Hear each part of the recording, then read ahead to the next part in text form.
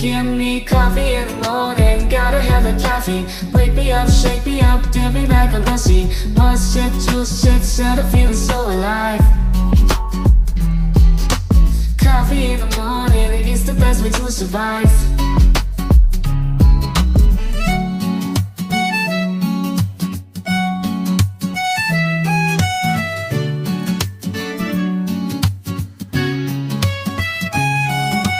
Woke up in the morning, sleepy eyes yawning. Jumped out of bed, started the day, opened the curtains. Felt the cool breeze, the sun shining on my face. But something was missing, I needed my job to chase. Give me coffee in the morning, give me coffee in the morning, gotta have the caffeine. Wake me up, shake me up, dip me like a pussy. One sip, two sips, and I'm feeling so alive.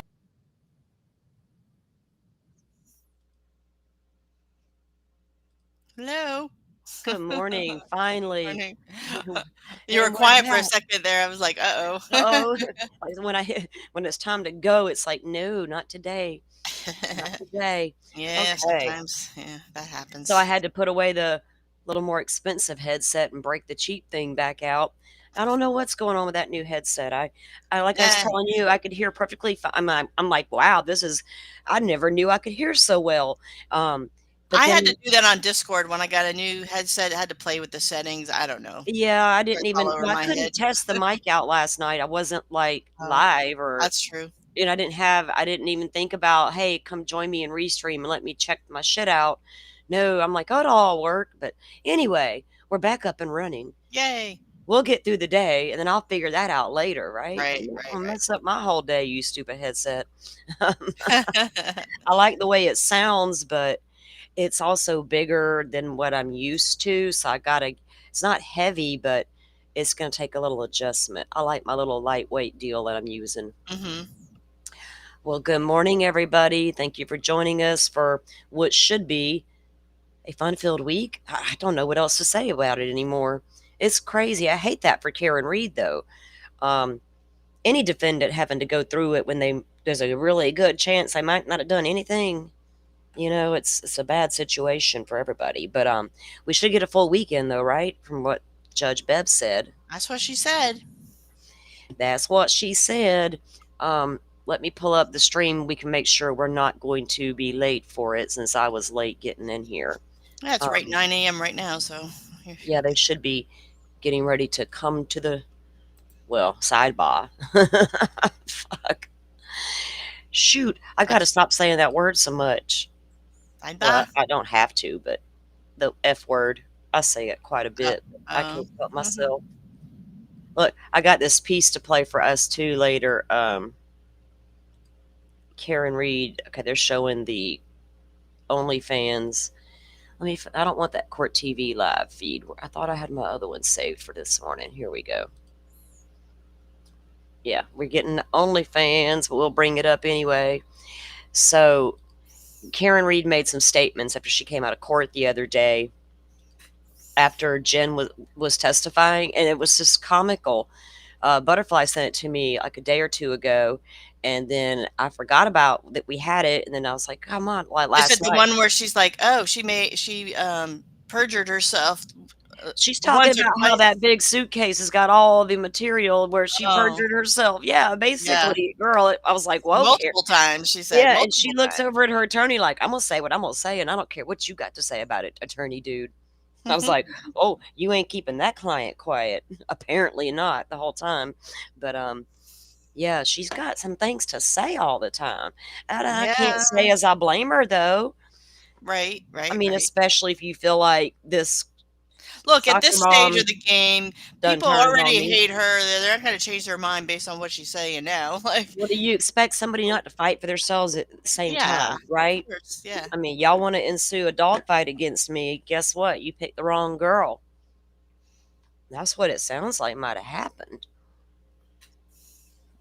I just Yeah. don't know, man. Y'all, this one's like a real mystery, isn't it? Or is it? it's looking like it may not be a mystery at all.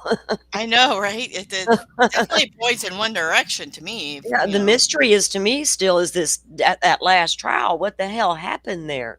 what Like were now I'm those sad. juries thinking? I I wonder if don't that, know. um, uh, lead juror, what do you call that? The head juror? I Oh, the forget. jury foreman. That's it. I wonder if they really were a plant because it was a retired ex-cop. And Bev picked How them. many? Oh, Bev picked him. Oh, no, we Yeah, don't now like that since when? judge. Is that do they always do that in Massachusetts, I wonder? Sometime I couldn't Because tell you what they do in it's like, "Oh, Massachusetts. jury number 1," or whatever, "Jury number 1, you'll be the Usually there's juror," a you know? vote, I right? would think so, There's but the usually a jurors jury figure vote. it out. Yeah, the jurors usually vote for their jury foreman. Um, 'Cause I think they Bev's do, over like, a there. drawing because they pick who's actually going to deliberate because they have the extras, Yeah. right? So, Yeah, the um, alternates don't get yeah, to deliberate if they weren't seated as a juror at, let's say, like one of the jurors got sick and had to leave early and they're mhm, out now, then you bring in one of your alternates, but they have to sit in through the whole trial so they hear right. everything, but they don't get to deliberate at the end. You're right, unless they're actually seated as a juror. That's why we have the alternates. It's just really crazy that that first jury got all wacky, and if Yeah, there's a plant, then that means the conspiracy would go much deeper than just those 4 right. people. Now that's all just a rumor, I don't know, but Mhm. I saw the rumor that yeah, Jerry Foreman could be a plant, and I was think there's going gonna to be make a sure it was gonna get yeah, deadlocked. well, I mean, you never know. you never know, but I think a lot of cases, lately, people say that at least about a juror Yeah. somewhere and look, we see what's happening in Lori Vallows because of the juror. Jury 15, But, man. yeah, we know the egg lady bullshit down there in Murdaugh's trial. It's like, jurors, this is what worries me, y'all. Some of them jurors may not have a lick of sense. That's what I'm saying. You know You what I can't mean? assume that they'll use common sense. Some people are just dumb, you know? Well, you would also assume that these attorneys would. That's why they spend so much time on jury They selection. would make sure they have people that were Yeah, that are intelligent enough to smart. look It, at yeah, stuff. people that Yeah. can critically think, that can think independently. Mhm. That all the things they ask these jurors. So part of that is on the defense and prosecution. Y'all are the ones seating the jury, not us. Y'all need to True. pick your people better. If you Yep. thought somebody was a plant, sniff their ass out. I don't know what else to tell you. I'd get It's weird to me how everybody looks at the same evidence, and some people are just like, "She's so yep. obviously guilty." Like she admitted it, and they even showed all the people said, What she admitted was, "Could I have "Really?" done it?" I And know. anybody who can't hear that with their own ears, That's what I'm saying. But I'm it's like, that's what crazy I'm to me. saying, girl. You can have 2 people see the same exact evidence and walk away with 2 different conclusions. Yep. I've seen what everybody's saying on social media. I've seen the people who go at the free KarenRead people. And I'm Mhm. like, well, y'all are a little harsh on these people. And I get it. Hashtag Karen Reed, free Karen Reed, or whatever may be a turnoff to the ones who think she did it and they think it's some kind of game. I don't know what they think, but you can't just go at, like, I try not to go at people who support Brian Koberger, but at least come with a decent argument and not some tunnel story. Come Yeah. with a decent legal argument. Come with, this cell phone shit's going to get real sketchy in Idaho. It's crazy. Yeah, I know. We can have a conversation about that. But all the other stuff I don't care about. Um, it's just, there's going to be a lot of things said in that case as well. You know what I mean? Yeah, About, and Judge Hippler is not biased. He's been very fair, and just because You this are next hearing unmuted. is closed, no. uh-oh, That's well, you know what? I like Hitler, but he said, Okay. calling All right, why don't I Ray a cancel it conspiracy over? theirist and oh, well, that was in the dot, a mistake. that was a little much, right? Judge, you're gonna make everybody side eye you now and say something about you, but do you, boo? They already having a sidebar. Yeah, of course. Yeah, I mean, yeah, he shouldn't have gone that far to say call him a conspiracy theorist, but it's true though. Don't make these accusations without That you being able can't to back back up. it up. Yeah, Well, no, you you said know. what Ray said. Well, I saw something one time, and now Well, I then believe. show it. You know, And like then he said in court, "Oh, I can produce the dates and the times in the FBI agent's name. I bet you that FBI come knocking on your door later that day and say, 'Excuse me, sir, you gonna right. do what? You gonna do what, sir?'" Good morning, Joe. Welcome in. Are you whistling while you work too? He's listening while he works. There's Gotcha. the mysterious Karen Read family member. Is she or isn't she? We Who? The need to. what? The The one lady? you said that she's The not, but blonde Dolphin and lady? I think No, that she somebody. is. I saw somebody asking him on Reddit. Her name's Etsy or Esty. Still, I don't know. She looks like E a S Karen T Read E family member Y. If you look up ESTEY on YouTube, she'll come up. I think. EST. because she favors Karen She's Read to me, and Dolphin no. I favors don't the think dad. so. She got the I don't same think so. nose as that dad. Is she like a cousin? Doesn't look anything like Karen Read. Not And to not her me. mouth. I mean, a little bit. Her profile does. Oh, I look, mean, she's had so tiny much chair plastic guy got surgery. Who replaced. knows? Tiny desk dude got replaced. What do y'all think, chat? Do y'all think that lady's related to Karen Read, or do y'all feel like Firefly? Nope, no resemblance at all. It I don't don't see matter. anything. Yeah, just weigh in on it. I'm curious. Like, who is that lady and why is she sitting there? Her name's, I'm pretty sure it's Esty. If I can I find think it. you told us that one time, and I tried to look her up, and I couldn't find shit on her. I was like, okay, I'll leave you alone, blonde headed lady.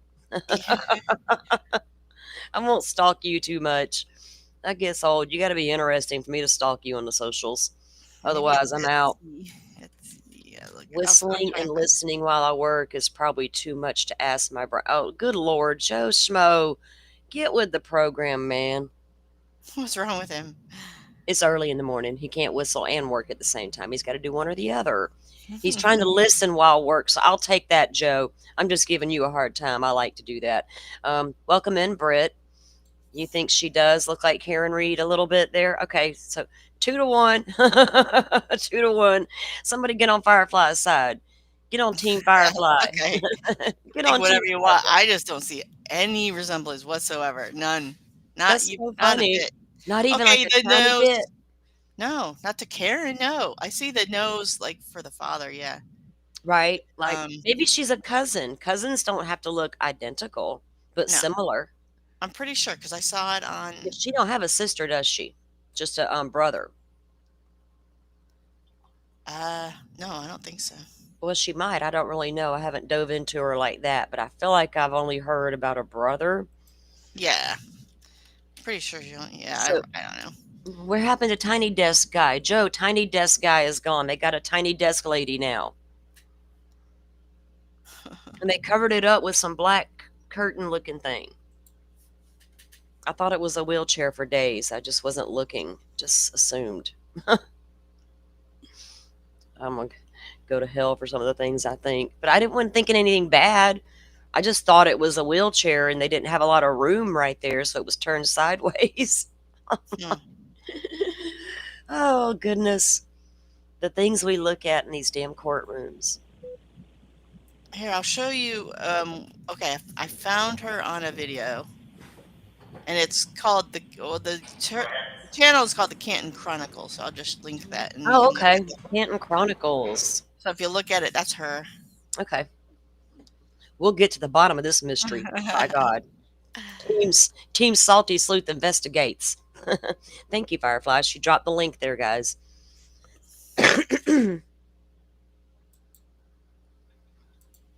It's a beautiful day here. Yesterday was pretty as well. I'll be loving this great weather. Kind of ready to go fishing, though, y'all. I'm feeling a fishing trip coming on. I am. I want to get on the river and just ride around the boat and just sit and look at nature.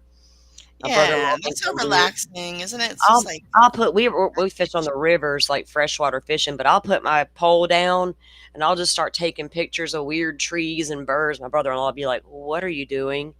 I'm like, "I'm in my own little world, dude. Turn around and go back to fishing. Leave me alone over here in my own little world off in Never Never Land. I'm in my happy place."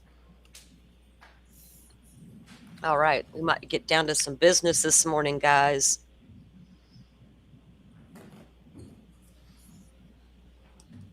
So, Firefly, I found a piece from Brian Enton, and he says that he's talked to Dr. Catherine Ramslin, and she's denying everything Bloom has said in Drunk Turkey. oh wow, really Yeah, pretty much. And we'll review it at lunch. I got a note here. interesting. Okay, Yeah, Mhm. yeah, I don't Yeah. know what I think about Bloom, you know? I don't think a lot about Bloom, to be honest. Mm-mm-mm, He's no no. authority to me. You got some sources, you got some sketchy sources, Yeah. you got your little, girl from the TikTok that's fed you a bunch of private messages, you got your sources. We know you do, dude, but can we trust them?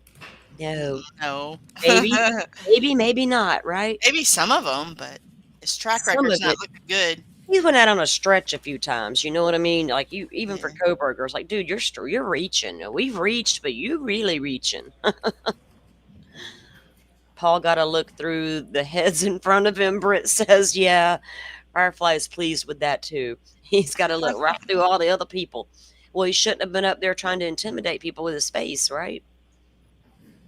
Looking at people all hateful and stuff. That's my job, dude.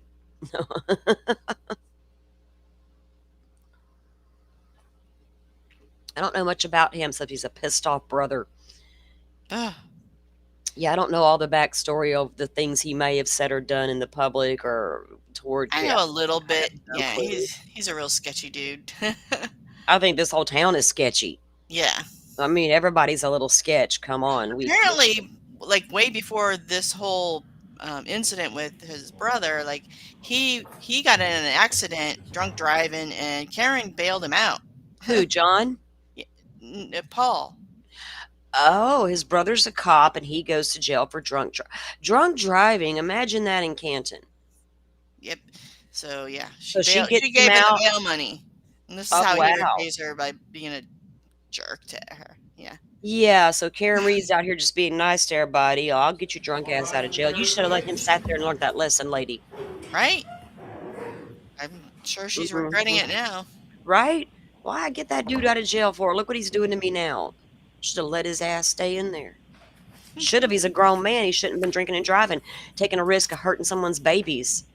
Right. I can't stand that drinking and driving shit. That'll piss me off and I'll rant for 8 hours about it. And every alcoholic in the town will run away from me. Seriously. They'd be like, oh, that lady crazy. But I can't put up with it. Sorry. I've had alcoholism in my family. I know exactly what it looks like. I don't want no part of it.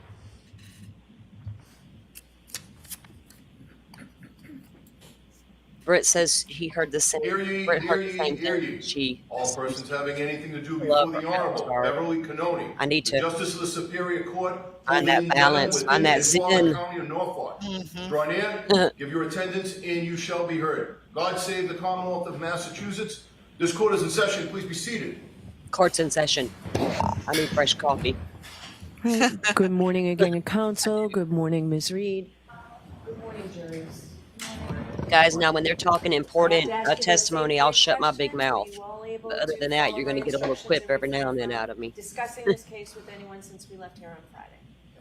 Everyone said yes or nodded affirmatively.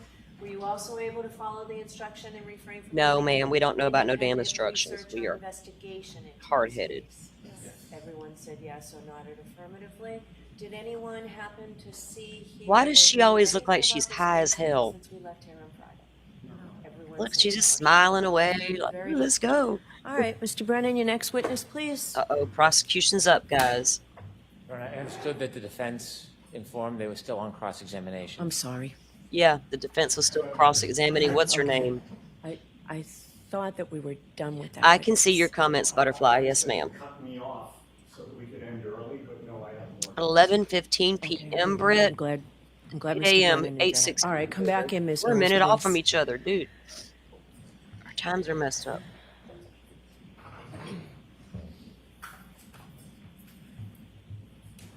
Day 9, guys. Day 9 of testimony. Ms. Knowles, I'll remind you you're still under oath. Oh, this is that boring lady. All right, Ms. Giannetti.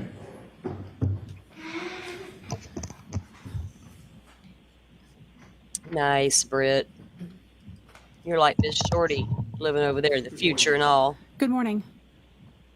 Ma'am, on Friday, you testified to this jury about the fact that the Mass State Police Crime Lab is accredited as a forensic lab, correct? Yes, I did. And you discussed the fact that as a forensic chemist 4, you help to ensure compliance with the lab's administrative policies, quality assurance, and control requirements, and making sure that you're complying with accreditation standards, correct? Yes, that's one of my job duties and responsibilities. You also acknowledge that in contrast to the accreditation standards of your forensic lab, the standards of a hospital lab may be different, correct? I have no direct knowledge of what the standards at a hospital are, and so I can't say whether they're the same or if they're different. I'm just unfamiliar with them. Okay. And you're unfamiliar with the standards at Good Samaritan Hospital, correct? Correct. I have no direct knowledge of their accreditation status or requirements or body. And you know that they were the ones to do the blood draw in this case, correct? That's consistent with the medical records I had available for review prior to preparing my report. And you cannot vouch for that ethanol testing, correct? Correct. I have no direct knowledge of the accuracy or reliability. My calculations are solely based on the results of the Good Samaritan lab. For instance, you don't know how the arm was prepared when the blood was drawn? Correct. I was not present, and I have no knowledge of the policies and procedures of blood draw at Good Samaritan Hospital, or this case specifically. I'm sorry, I didn't mean to cut you off. Excuse me. You can't vouch for the tubes and vials that Good Samaritan uses? Correct. I cannot. Are you aware that there was a recall on certain tubes and vials because there was a contamination determined by the manufacturer? Sustained. You can't vouch for how Good Samaritan stores, preserves, and assures the integrity of its equipment, correct?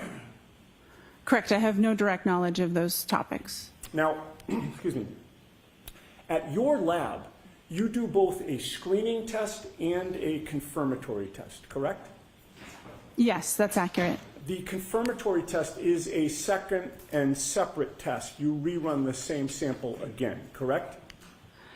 Depending on the type of samples that are submitted and the facts of the case, we will either use the same sample that screened positive or that sample as well as another to run duplicate analysis and compare them. It depends on the materials available and the nature of the case. Understood. So you do that to ensure that there's no error in the testing, correct?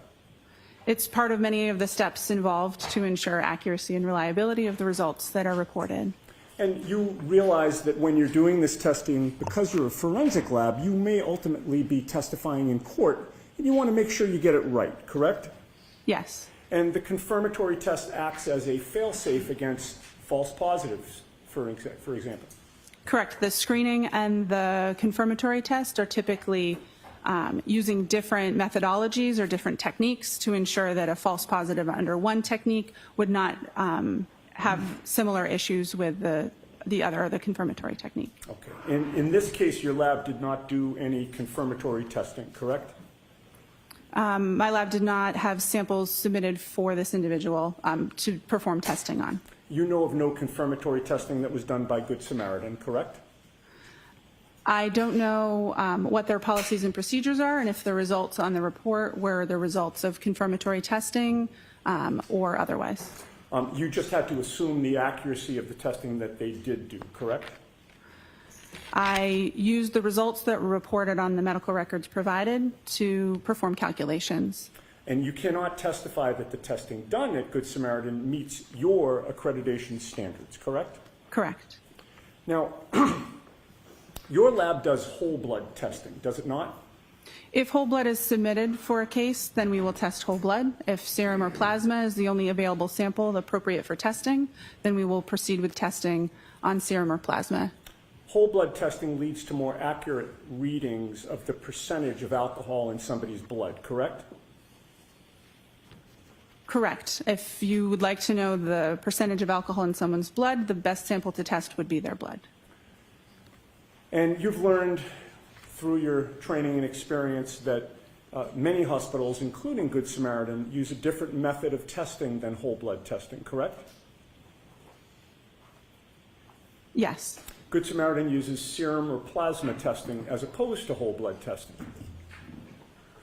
I'm not familiar with their specific technique or methodology. I haven't undergone training for their methods, but it is my understanding that the type of sample used for their method is serum or plasma. Now, whole blood includes plasma, but it also includes white blood cells, platelets, and red blood cells, correct?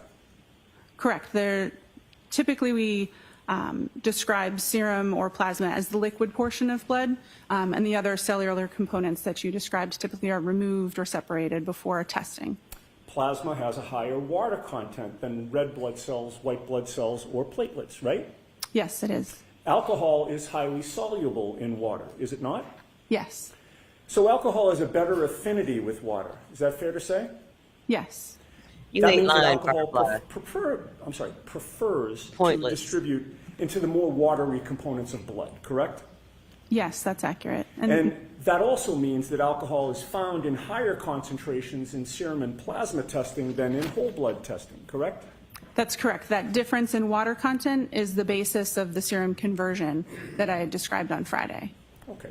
So a lab like Good Samaritans, that in this case did serum or plasma testing, will therefore provide results of blood alcohol concentration that are higher than what the true blood alcohol concentrations are, correct? The serum alcohol or plasma alcohol concentrations that they report on their medical records would be higher than the corresponding blood alcohol concentration. That's correct. So to translate the Good Samaritan results into a more accurate reading of blood alcohol content, you need to convert the serum and plasma results to what those results would be in whole blood testing, correct? I'll allow it. Can you answer it as stated? Yes. The accuracy of the value isn't changed by the reading. It's a different value. It's a serum or plasma alcohol concentration versus an estimated blood alcohol concentration. Blah, blah, blah. If it is helpful or relevant to know what the whole blood analysis would have been if the testing had been performed on whole blood, then that conversion, starting with the serum alcohol or plasma alcohol concentration, is helpful to do. But to calculate a precise conversion rate, you'd first need to know precisely the amount of water in somebody's blood, correct? The range of serum factors or serum conversion factors that are used in the preparation of my report and the calculations that I performed accounts for total body water variation from individual to individual. The reason I use between 13 and 19% and not just one single value is because I don't know the specific conversion factor that would be appropriate for an individual when I have medical records to review. I think that was a long way of saying yes to my question, right? My question was to calculate a precise conversion rate for somebody, you'd first need to precisely know the amount of water in that person's blood, correct?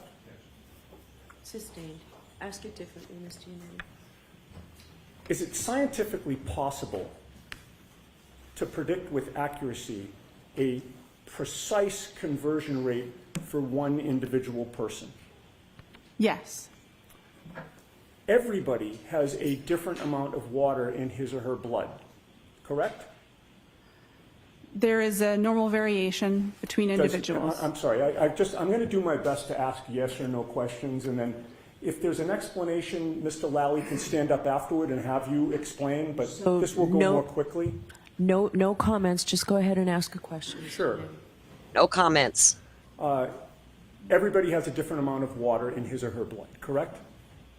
Yes. And there are a number of factors that influence the amount of water in somebody's blood, correct? Yes. Ain't no accuracy about this. hematocrit? This show was done hours later. Fuck, they're stupid. I don't know. Hematocrit is the percentage of red blood It's cells. just trying to show in she whole was blood never cells. drunk Do to you know start that? with, and she didn't even hit him even by accident. I get the gist of this whole Are thing. you It's aware that ridiculous. individual hematocrits Ridiculous. vary and that it affects the water content in blood? Sustained. Would somebody's age be a factor in determining the amount of water in their blood? I think the defense is spending too much time trying to prove Karen Read wasn't drinking that night. I don't know. Drunk. Could somebody's gender affect the amount of water in their blood? I know, right? We already understand that she was drunk, right? Yeah, but they're saying Yes. she didn't hit him at all. Was it not even an when accident? somebody So had therefore, she wasn't eaten as drunk as and y'all say what she was. somebody had eaten before the blood I'm way was over all drawn that. affect the amount of water in their blood. Her, she said she was ordering doubles that fucking night and mixing them together. Let's not sugarcoat it. It's possible, but I'm not aware of those factors being considered when performing total body water calculations. Would how frequently a person uses the don't need restroom a affect test the to tell amount me of when water somebody's in their drunk. blood? As it would relate to their state of hydration, it's possible, but again, I'm not familiar with performing precise calculations on individuals. It's not a routine part of my job, and it's not in the scope of my expertise. Would medications, some medications, Yep. potentially affect the amount of water in somebody's blood? Yep. It's possible, yes. It wouldn't And it, Firefly? conversion factors vary significantly between individuals, but they can also vary within the same Definitely. individual over time, can they not? I believe so, yes. And all of the factors that we've discussed that you've adopted can impact the conversion factor that is used, correct? Yes.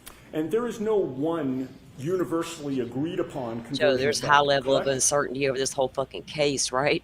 Correct. There is a range that is agreed What are we upon, but doing? not a singular conversion factor. Right, and the None of range this that matters. you used was Bring on the accident 1.13 reconstruction to 1.19, correct? Yes. You recognize, however, that with all the factors affecting the amount of water in somebody's blood, from person to person, How many of y'all even have within 2 drinks one and get person your over car and drive time, because you got this? some people can fall outside I'm not the throwing range shade, I'm that just you asking a real used, question. correct? Yes. And you recognize that some studies have shown a conversion rate from serum to whole blood can be higher than 1.19, correct? Yes. Are you aware of a study by Rainey, R-A-I-N-E-Y, reporting conversion rates as high as 1.59? Yes. And if the conversion rate is higher, that would mean that the actual blood alcohol concentration would be lower, correct? Yes. So if you're using a range of conversion factors that does not capture what the conversion factor should be for the individual that you're testing, you can't have confidence in the result, correct? Correct. The range that is utilized is looking at studies of large groups of people to try to capture as accurately as possible most individuals in the population, but it would not cover 100% of scenarios with all the factors that you've described. Okay, and you'd agree that your conversion of serum to whole blood here is imprecise, correct? The conversion was performed within the policies and procedures of the laboratory and the best practice recommendations for my field. But it is imprecise.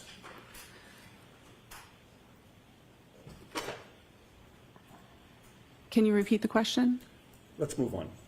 The conversion from serum to whole blood did not end the calculations that you needed to do in order to testify here today, correct? Correct. The The jury's going to conversion go for from a serum to sidebar. whole blood only translated what Ms. Reed's blood alcohol supposedly would have been, or was, I'm sorry, at the hospital at 9:08 a.m. That's on right, January butterfly. 29th of 2022, correct? Yes. You know what's You were up. asked to try to find out what her blood alcohol level would have been She looked confused. 7 or 8 hours earlier, closer to midnight or sometime between midnight and 1 a.m., correct? The time utilized for my calculations was 12:45 a.m. Oh, So you we started with already the get results home that by you then. obtained from your serum to whole blood conversion, right? Yes. Which was an imprecise calculation, Which was intending to cover the majority of population. but was it and imprecise? It followed the policies and procedures of my laboratory. What was the precise number then? Was there a precise number or was it imprecise? The range, I'm not talking about a range. I know that you'd like to say that. Was there a precise number, ma'am? All right. Enough of the that. results of my report was not a single number. It is a range of numbers. Let's move on, Ms. Giannetti. Yes. Then, once you get that range, you have to do an extrapolation on top of that to figure out what the blood alcohol concentration would have been at 12:45, 7 or 8 hours earlier, correct? Yes. But in order, in order to do that extrapolation, you need to make assumptions about things that you do not know, correct? Yes. In terms of processing alcohol, I ain't there never is an heard nothing absorption about this, phase, Joe. a I plateau, get it. and I an get the elimination whole phase, gist of what correct? they're doing. That's why Yes, I that's say accurate it's pointless. and The blood consistent with my alcohol part's understanding. not. And but during the their absorption bullshit phase, test is. blood alcohol concentration can be rising, correct? Yes. And to determine whether somebody is in the absorption phase or the Bring me the elimination evidence. phase, you need to know when their last drink was, correct?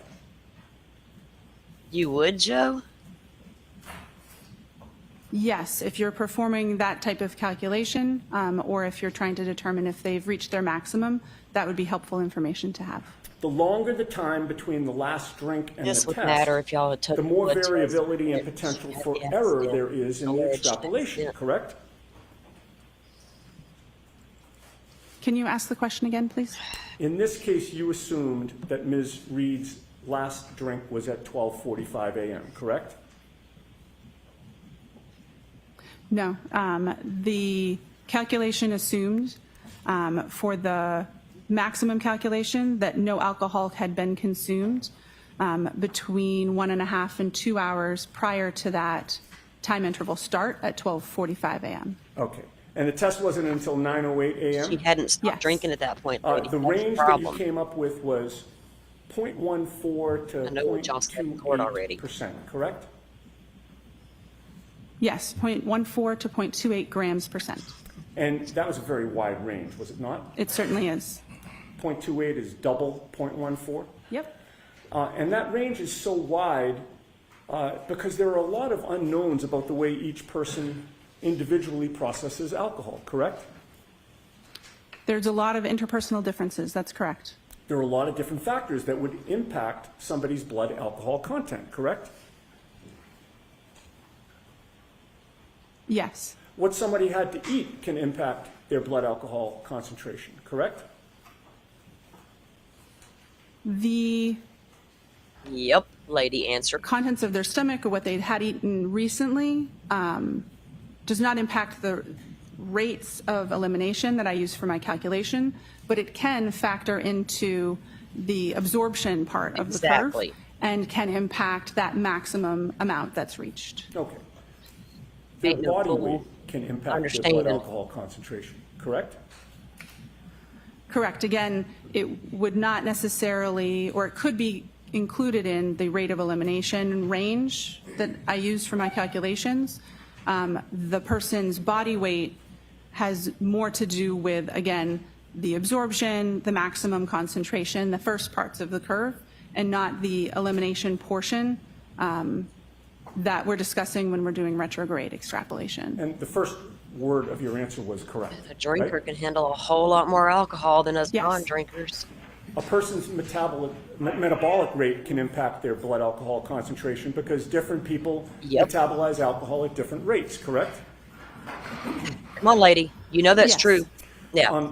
In addition, regarding the timing of the last drink, you were not with Ms. Reed on the late evening of January 28th or the early morning of January 29th of 2022, correct? Correct, I was not. You have no personal knowledge of when Ms. Reed had her last drink, correct? Correct.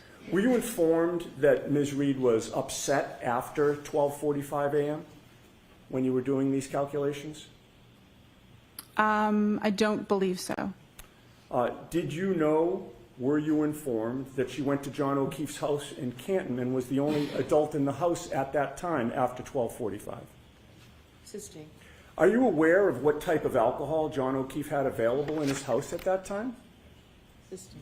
Were you aware that she was waiting for John O'Keefe to come home, but he never did? Assisting. Do you have any personal knowledge of whether Ms. Reed poured herself a drink during the hours of 12:45 a.m.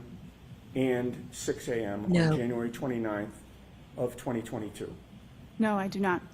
And do you know whether she had more than one drink during those hours? No, I do not. Assume that Ms. Reed did have something alcoholic to drink after 12:45 a.m.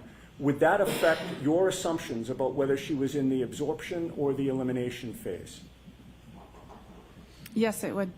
And if she did have something to drink after 12:45 a.m., what would that do to your calculations? The foundation of my calculations would be incorrect. I would need to perform different calculations or factor in the information as it would become available and issue a different report. Blah, bullshit. So if your assumption of when she had her last drink was incorrect, you would not have I confidence do that at your least. conclusions about which you testified Friday and today are accurate, correct? Correct. There is some parts of the calculation that are intended to accommodate for unknown drinking history, but with over 8 hour time span between the time of interest and the time that the blood sample was collected, that adjustment in the calculation intending to avoid overshooting the blood alcohol concentration may or may not be enough to address that. And if new, more accurate information was available, then I would need to incorporate that in the discussion and calculations. Right. So in answer to my question, if your assumption about when the last drink was consumed was incorrect, you would not have confidence that your conclusions are accurate today. Correct. I'll allow it. Now, The were you defense ever is asked going to to ask determine about the blood questions about her alcohol father level trying of to show Brian she Albert? wasn't drunk, or this No. lady has were you no ever idea. asked to determine the blood alcohol level of Has Brian no idea. Higgins? Sustained. Were you asked to determine the blood alcohol level of anyone except for KarenRead in this case? I'll allow that. To the best of my knowledge, my only involvement with this case in my unit was the request to perform these calculations on this individual. Thank you. All right, Mr. Lally.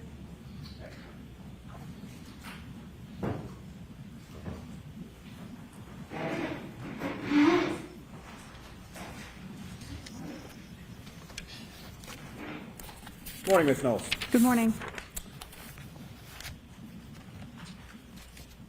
Now, again, how many serum conversions have you performed over your years at the lab? It's hard to know an exact number, but at least over 100. And the ethanol reading or the alcohol reading within Ms. Reed's medical records that you testified to previously last week, what was that reading again? 93 milligrams per deciliter. And that reading in milligrams per deciliter, is that typical for how you would see alcohol recorded in hospital records? Yes, it is. And specifically hospital records that you would then be asked to perform a serum conversion on? Yes. Now, with respect to your calculations in this case, did you perform these calculations consistent with how you have done in each and every prior instance within your work at the lab? Yes, the serum conversion factors have been adjusted since I first started doing these, but the same type of math was performed, and I'd used the approved conversion factors that are published in our protocols with each one that I did. Now, what is the difference between whole blood and serum? Whole blood is blood as we think of it, with both the liquid and the cellular components as it exists in our bodies. Serum is the liquid portion of blood after those cellular components have been removed. And how does the difference between them impact your testing or your calculations? Because of the different water content in whole blood versus serum, that means that if we would like to compare a serum alcohol concentration and a whole blood alcohol concentration, that we have to apply a conversion factor to be able to compare those two. The serum alcohol concentration is always higher than the whole blood alcohol concentration. And that difference, is that accounted for within the calculations or the conversion factors that you utilize? Yes. And how so? The conversion factors, by dividing by 1.13 and 1.19, can adjust for the difference between the water content and therefore the serum and whole blood ratio that's observed in studies. And that change in conversion factors, does that benefit the defendant in this case? Objection. I'll allow it. Or ask it differently, Mr. Chairman. Sure. The change in conversion factors recently implemented in your lab and your protocols, who does that benefit?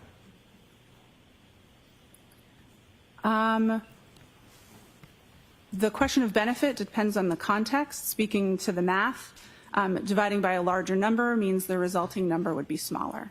So the whole blood alcohol concentration numbers would be smaller when using the current between 13 and 19% factors, as opposed to the previously used between 12 and 18% factors. Now, these conversion factors, where again do they come from? The conversion factors come from published studies involving individuals that consumed alcohol, had samples collected from them, and their whole blood and their serum alcohol concentrations were compared. Those conversion factors are present in the protocols in use in the laboratory where I work, and they're also consistent with best practice recommendations or consensus body documents in the field that I work. Now, you were asked on cross-examination about a number of different factors. Are those factors incorporated within the conversion factors in the published scientific literature supporting those conversion factors?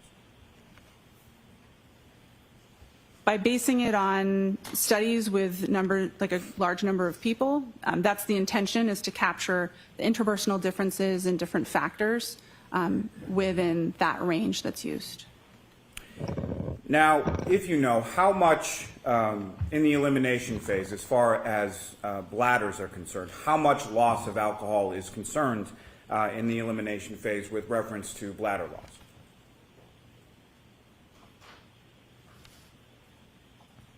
I'm sorry, can you repeat the question? I don't think I understood the Poor question. Let phrase. me rephrase. So you were asked some questions on cross-examination about how frequently someone uses the restroom in the elimination phase, correct? I believe I was, yes. Right. And do you have any idea from your training and experience as far as how much alcohol is typically lost by an individual during the elimination phase through the bladder? Objection. Do you know that? I do. Okay, you can answer it.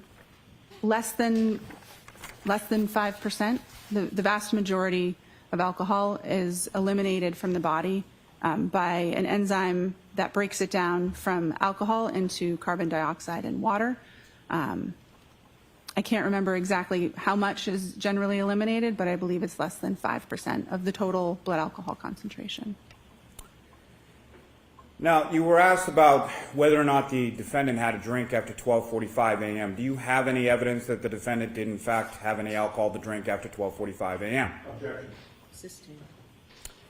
If there was a drink at approximately 1 a.m., what kind of impact would that have on your calculations? It would depend on how much had been consumed.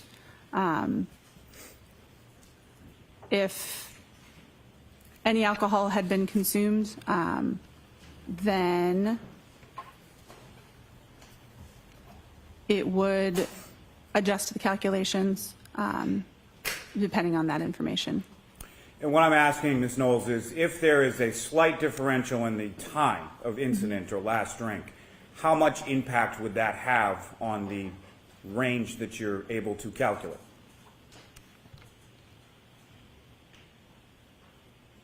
I'm not sure. Now, you testified as far as the range being on the retrograde analysis being between a 0.14 and a 0.28, correct? Yes, I did. Are you aware what the legal limit is in Massachusetts? Objection. Well, I'm going to sustain that, actually. Why is there such a varying range? Because there is such variation between individuals with their rates of elimination, the calculation used both a sort of extreme low and extreme high rate of elimination, and because we don't know the individual's rate of elimination, that range is intentionally wide to ensure that the actual blood alcohol concentration lies somewhere between it. It's intending to account for a lot of the factors that we've been discussing. It's intentionally a wide range because there are so many unknown factors, and it was so much time that had elapsed between the time of interest and the time of collection. And based on your calculations, as far as the 93 milligrams per deciliter, what does that convert to as far as the blood alcohol concentration for the defendant at 9:08 a.m. on January 29th?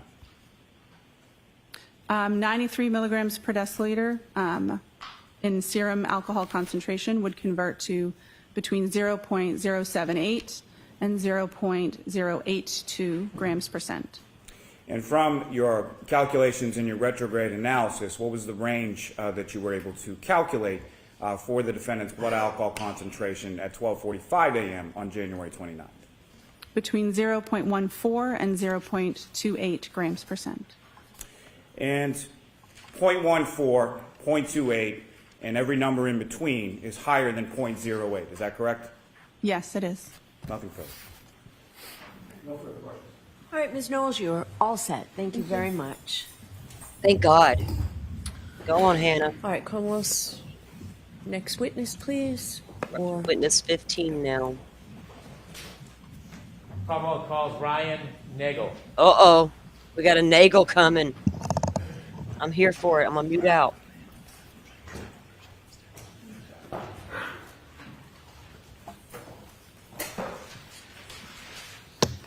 Now, isn't he the one Firefly that allegedly pulled up behind her that night? Him and his buddy in the pickup truck?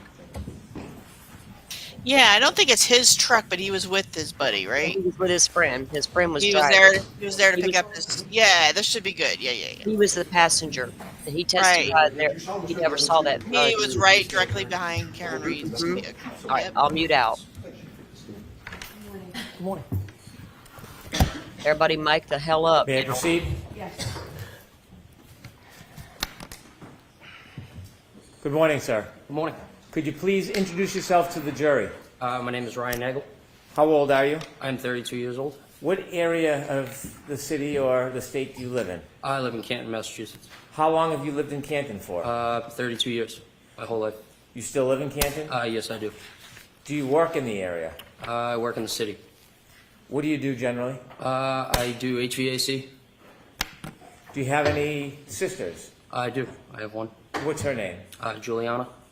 Is she older or younger than you? She is younger. I want you to take us back to January 29th, 2022.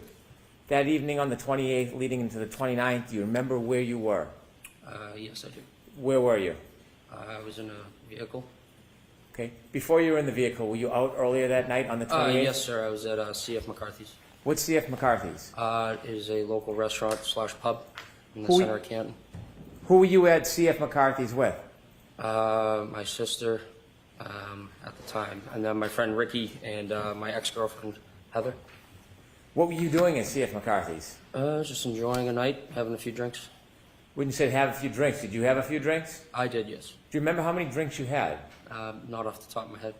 Do you remember whether the drinks you had, the alcoholic drinks that you had, it affected your ability at all? Were you impaired in any way? I wouldn't say impaired, but I only drank beer. Okay. Do you feel like you had any type of effect from the alcohol? I may have. Were you driving? No, I was not, sir. Do you remember the times that you were at McCarthy? Probably 8, 9 o'clock. What time did you leave? Probably right before midnight. When you left McCarthy's right before midnight, did you have a plan that you were going to do something? No, I did not. Tell us, after you leave McCarthy's, where do you go? I was going to go home, but my sister Julie texted me to be picked up. When you were going to go home, tell us, when you leave McCarthy's, what kind of vehicle were you in?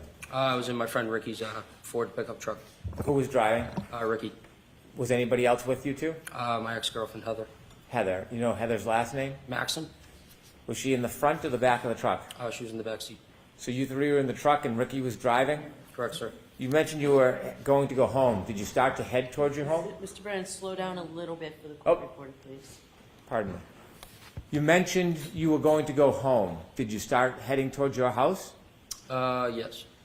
Do you remember what time you got the text from your sister? Around midnight. I can't remember that far back. You don't have a firm memory of it? No, I do not, sir. After you received the text from your sister, did your plan change?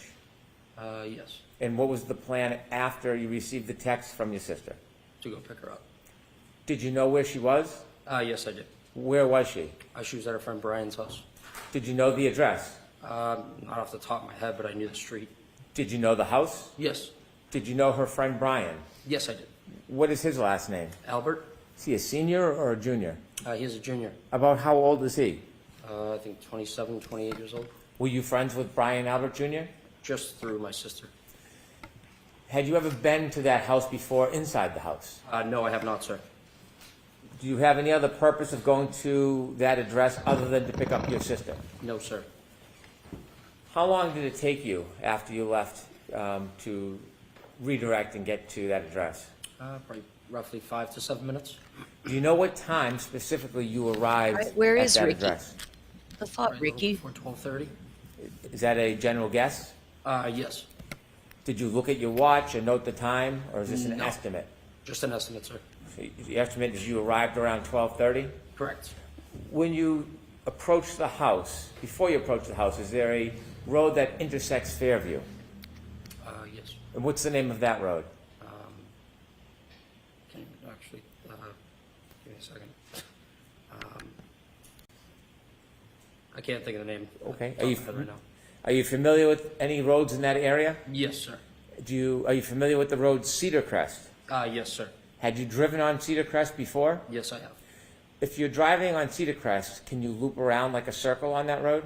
Yes. At some point, do the two parts of that circle intersect with another road? I believe so.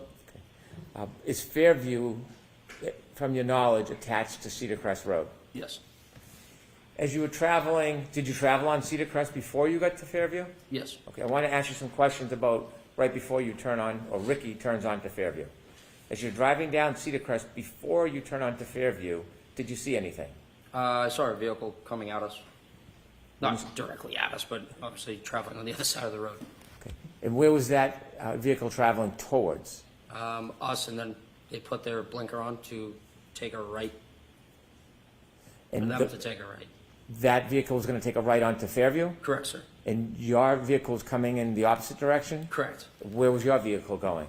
Taking a left onto Fairview. Did you both meet at that intersection? Yes, roughly around the same time.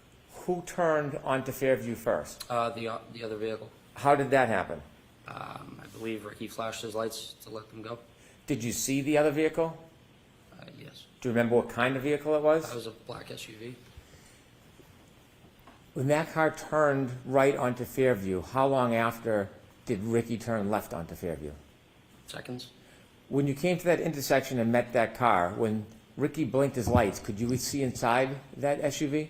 Say that again?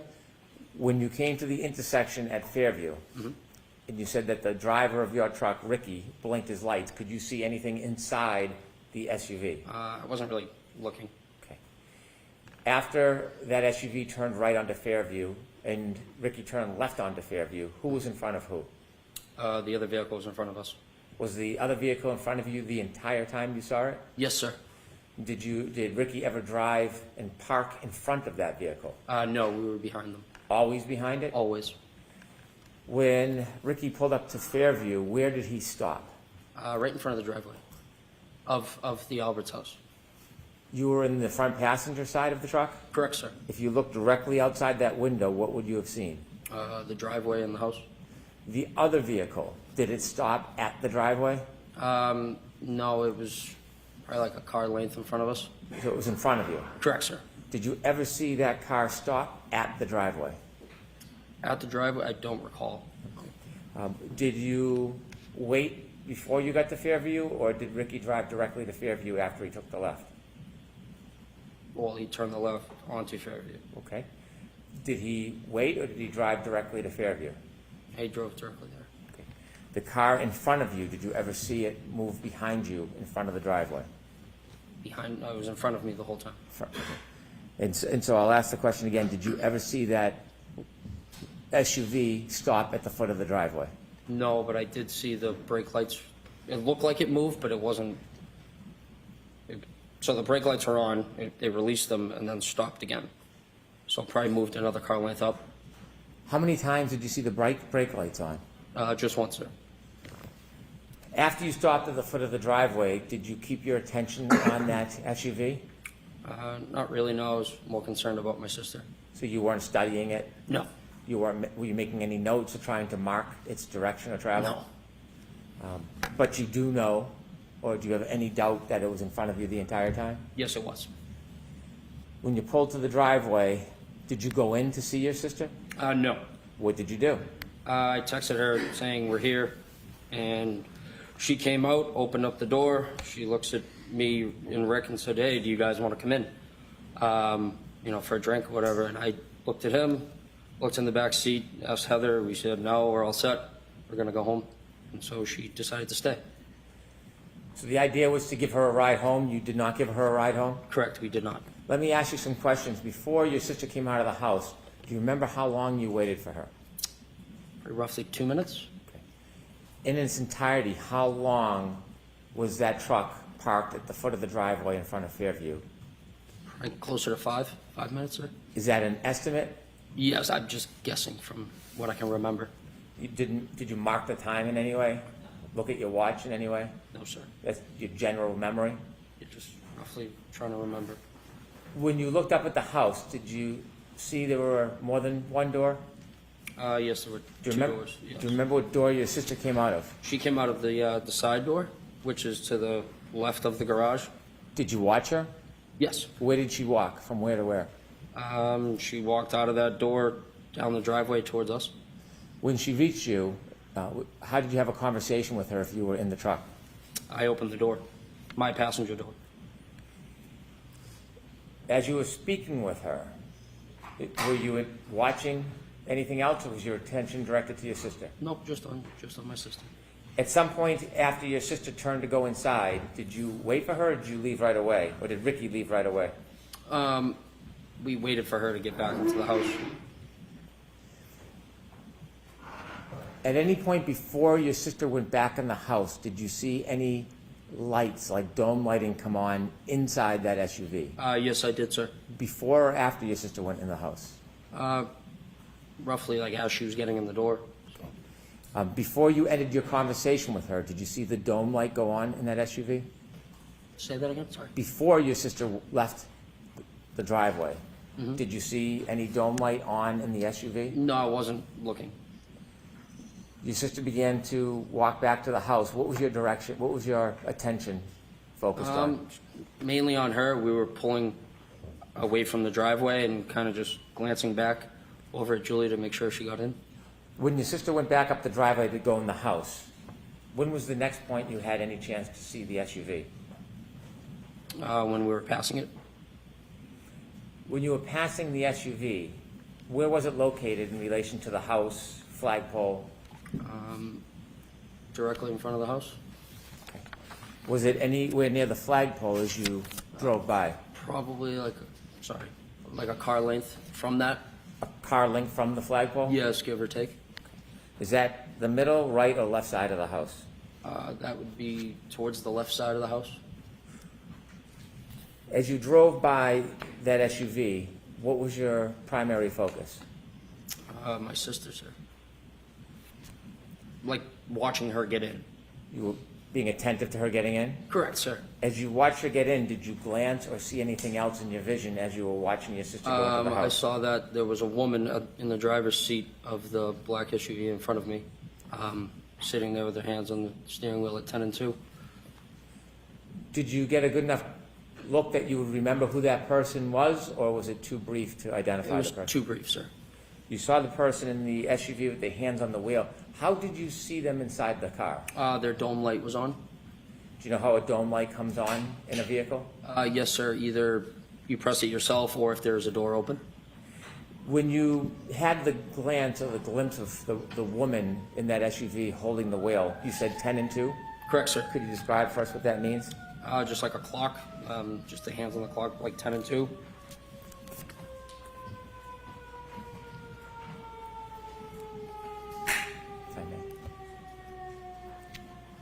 I was just waiting for the siren, Your Honor. If I could show Exhibit 3 to Mr. Nagel.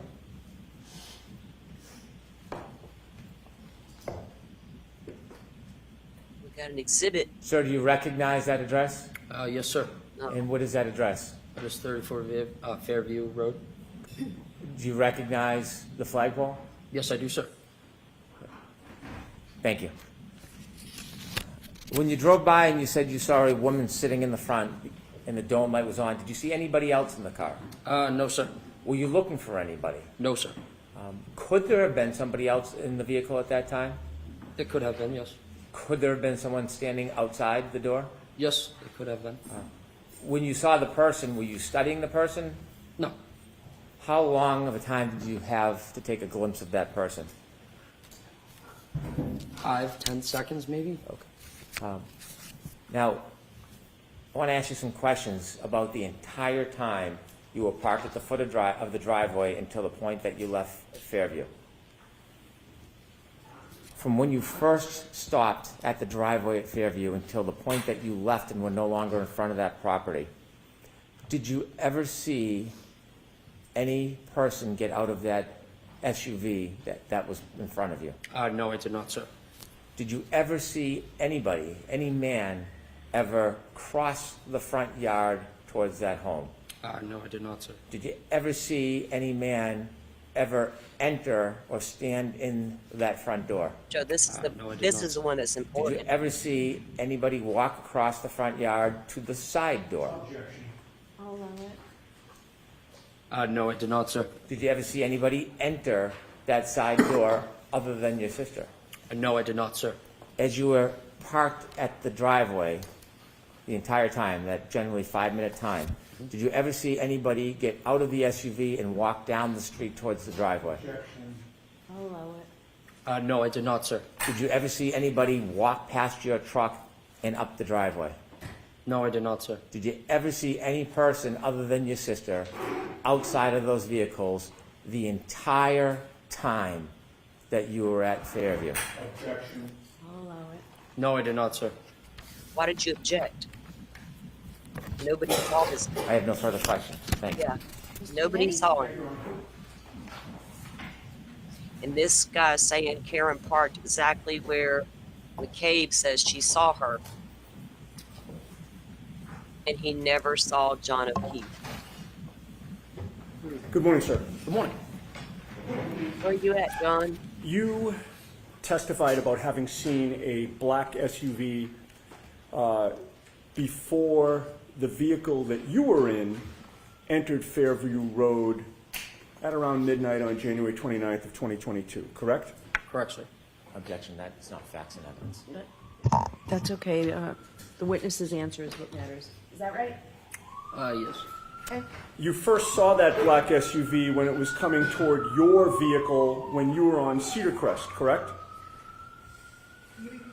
I'm sorry. Let me repeat that because of the siren. You first saw that black SUV when it was coming toward the vehicle that you were in on Cedar Crest, correct? Correct, sir. Your friend Ricky D'Antano was driving at that time? D'Antano, sorry. D'Antano? Yes. He was driving at the Hold on. time? Correct, sir. Mr. Unity, thank you. Yes.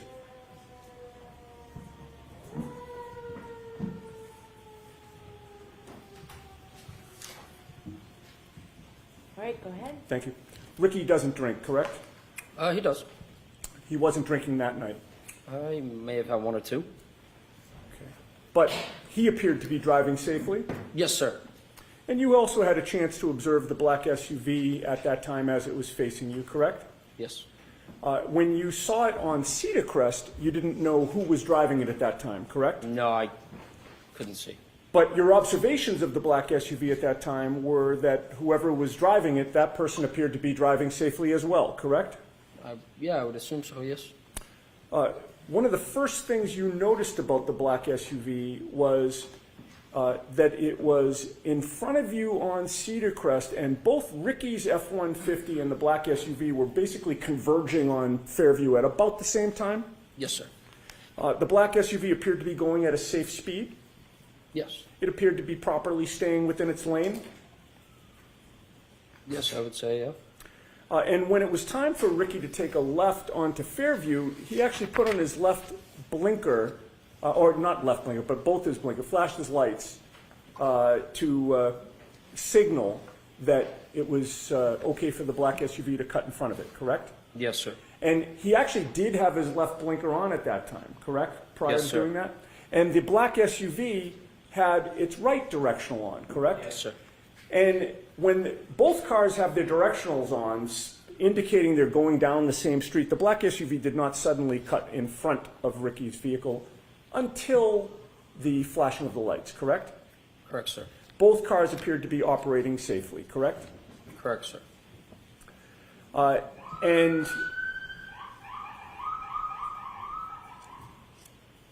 once the lights were flashed, there was nothing about the operation of that black SUV that told you that the driver appeared to be confused about what the flashing meant, correct?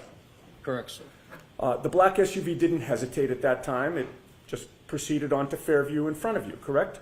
Correct, sir. And it did so in a safe manner. Correct, sir.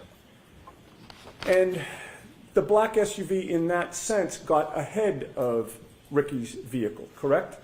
Correct, sir. And once you got to the Albert home, you noticed that the black SUV was parked outside the Albert home, correct? Correct, sir. And at that time, the snow had not yet started sticking to the pavement, correct? Correct, sir. You could see the pavement in both the driveway and the street. Correct, sir. You could also see the grass on the lawn. Yeah, for the most part, yes. The snow was only just starting to accumulate on the grass, correct? Correct, sir. And with that little snow on the ground, you saw no tire marks behind the SUV, correct? No, sir. In fact, you saw no tire marks in the street at all. Correct, sir. Oh, but Jen did. May I have the I'm map paying fucking attention. displayed, please? Is it in evidence already, Mr. Yannetti? May we approach? Okay. Okay. His testimony is incredibly important because he's an eyewitness to Karen Read's SUV in front of that home. And he still has not mentioned one time that he saw O'Higgins peacocking ass snowplow, whatever he was driving out there, Jeep. And the car appears to be parked where McCabe says she saw it, which does not line up with the phone data dude stuff.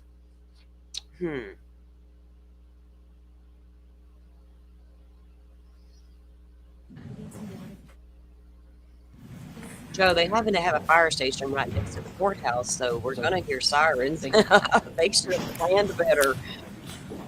They should have planned their shit better. Move the firehouse. Y'all build them a new one. They probably tired of y'all anyway. Y'all been their way and stuff. They can't get out to her. Uh-oh, exhibit time. Okay. Can you Mr. enlarge that, please? That's what she said, Bev. Actually, yeah, you know what? If we could enlarge it so you don't have to show Chapman, just show Cedar Crest and Fairview and maybe... Remember that pull it a little bit to the microdots right? video, The guys? other We'll way? look at it again during lunch. See if It that shows this whole interaction Okay, go that's down. much better. Or, you know, little video. I don't know how your eyes are, sir, Intertwined but are you able to purposes. read the street names on... To be honest, no, I can't see that far. Okay, if I suggested to you that the top street horizontal going down from right to left was Cedar Crest, and that the street where the red arrow is Fairview Road, would that orient you? Yes, sir. And would it be fair to say that before you actually were coming down Cedar Crest Road as you look at this map from right to left, correct? Correct, sir. And in that sense, you were traveling west on Cedar Crest, correct? Yes. You turned south onto Fairview, correct? Correct, sir. And you were still facing south when you parked in front of 34 Fairview, correct? Correct, sir. And that means that when you're sitting in that vehicle on Fairview Road, if you were going to walk to the house or look to the house, you would be walking or looking in a westerly direction, correct? From where I was in the vehicle? Yes. Yes, so to my right, yes. Okay, and so when you were looking for Julie to come out, you were looking to the west? Correct, sir. All right, Your Honor, I would offer that into evidence. We're going to have a hard copy printed out for the jury after this examination. Okay, so we need something for the court. Why wasn't that already done? Sure. All right, we will take care of that. Thank you. Jesus And you can put the lights back on, and you can take that down. All right, so it will be, go ahead, madam. 49, thank you. And sir, it took a couple of minutes for Julie to come out after Ricky parked the F-150. Yes. When she did come out, you opened the door and you had a conversation with her while she stood between the door and the passenger compartment of the F-150? Repeat that, please. Sorry. Sure. When she did come out, she approached the F-150, correct? Correct, sir. And you were in the passenger's compartment, right? Correct, sir. You opened up the passenger's door, correct? Correct, sir. And she you stayed in the vehicle, right? Correct, I never left. And she came sort of into like the crook of the door and the passenger's compartment? Yes, sir. All right. You had a chance, how close did she get to you? I could have popped her on her nose if I wanted to. Okay. And you had a chance to observe her and size her up, correct? Correct, sir. You spoke to her for maybe about 5 minutes was your best estimate? I wouldn't say 5, I'd probably say 2 or 3. Okay. But in any case, you did have a chance to observe her, correct? Yes, sir. And it was clear to you that your sister Julie seemed like she had had a few drinks, correct? I mean, yeah, it was 12:30 in the morning, so yes. And she called you for a ride, right? Yes, she knew that Ricky was driving. Right. And when you arrived there, there was a discussion about whether she'd actually take the ride, right? Correct, sir. If she was just going to come out and take the ride, there would have been no need for the conversation, correct? Correct. But do you recall previously testifying that you were out talking to Julie for over 5 minutes? I would not say over 5 minutes, no. Okay. Yeah, you did. Do you deny that it was about 5 minutes? Objection? I'll allow it. Do you deny it was about 5 minutes? Could have been. Okay. I'm not. Fair enough. And you talked with her about whether she wanted to go in the truck and leave with you, correct? Correct, sir. You also talked about whether instead you, Heather, and Ricky would go into the house to join the gathering there. Correct, sir. There was a back and forth that you really felt was unnecessary, correct? I wouldn't say it'd be unnecessary. It's just a common question if you want to come in and have a drink. But you have testified in the past that Julie can be kind of a pain in the ass, correct? Oh. I mean, all siblings can be, yeah. Oh. In any case, Julie decides to go back inside and you decide to leave, correct? Correct, sir. Ricky did not speed up the street at that time. No. He just gradually pulled out. Correct, sir.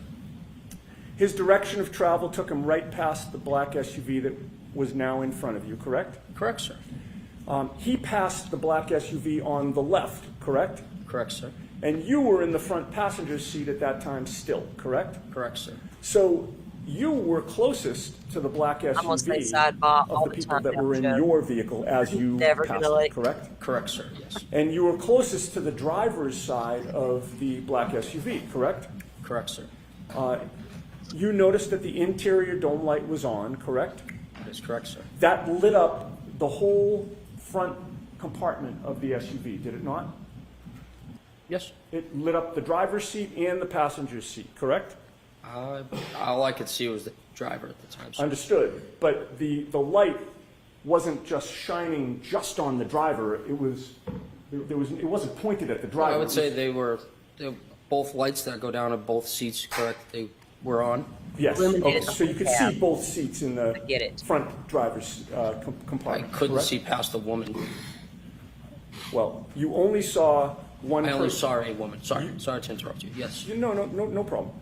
Yeah. It allowed you to see into that front compartment. Yes. All right. And you saw one person inside the car at that time. Correct, sir. It was a woman with long hair in the driver's seat, correct? Correct, sir. And she looked like she was alone. Yes. You didn't see anybody else in the SUV. No, I did not, sir.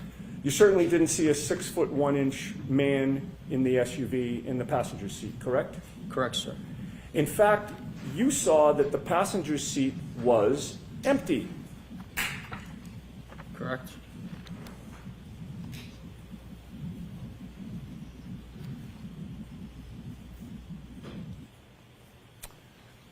The woman in the passenger seat was staring straight ahead, correct? Not in the passenger seat. She I'm was sorry, in the driver's seat. thank you for catching that. The woman in the driver's seat was staring straight ahead. That is correct, sir. You didn't see her lips moving as if she were talking, correct? I wasn't looking for that. But Just you happened to didn't- see a woman figure with her hands like this. Okay. Facing straight. Correct, sir. You had no music on in Ricky's truck at that time, correct? No, sir. Ricky had turned the music down when Julie came out so that you could actually speak to her, correct? That is correct, sir. And when you got close to that SUV while you were passing it, you didn't hear any arguing there, correct? Correct. You didn't hear any yelling, correct? No, I did not. You didn't hear any screaming? No, I did not. You heard no noises within that SUV at all? No, I did not, sir. No man and woman fighting.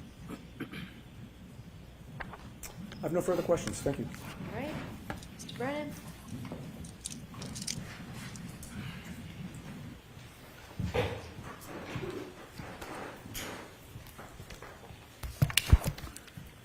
Sir, you mentioned you were at that address around 12:30, That is correct, sir.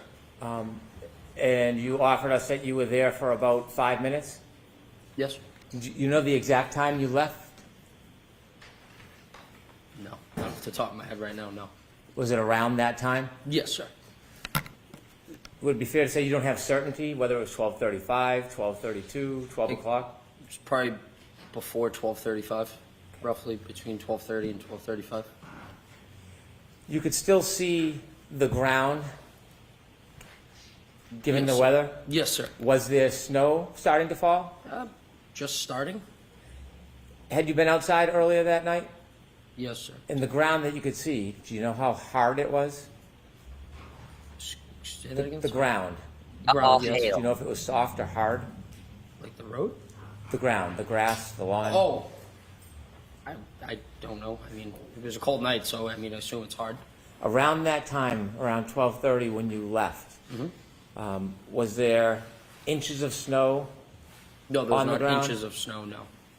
I could still see the grass coming through the snow. I mean, it's just like a coating. You could still see the bare ground. Correct, sir. When you saw that SUV in front of you for the time that you were there, that 5 minutes, did you ever, and you said that you saw brake lights at times, did you ever see at that point missing parts of its taillights? No, sir, I wasn't observing the vehicle like that. When the taillights were on, when the brakes were on, what color was the glow? Red, sir. Did you ever see a missing piece where it was white instead of red? No, sir. Over near the flagpole where you saw this SUV, did you see any human being, any person lying on the ground near the flagpole? No, sir. When you drove by the SUV, you said you couldn't see past the woman. Could you see inside the SUV when you drove past? Repeat yourself. When you drove past the SUV, you saw a woman in the driver's seat. Yes, that is correct. You didn't see anybody else. No. Do you know if anybody else was in that SUV? Could have been. I'll allow it. It could have been. From when you were driving by the SUV and you could see inside the driver's seat and saw the woman, could you see on the other side of the SUV if there was anybody standing on the other side of the SUV? No, sir. Was there anything obstructing your view as you drove by and saw the woman to prevent you from seeing on the other side of the SUV? The woman and the vehicle itself. You mentioned that there was a dome light on in the SUV. Yes, sir. Was the driver's side door open No, when you sir. drove by? No, sir, it was closed. Could I have Exhibit 16, please?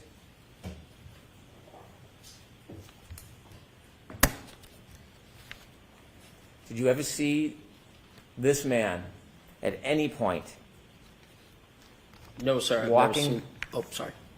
walking across the yard, going to a door, or entering the house the entire time you were there? Objection. Sustain.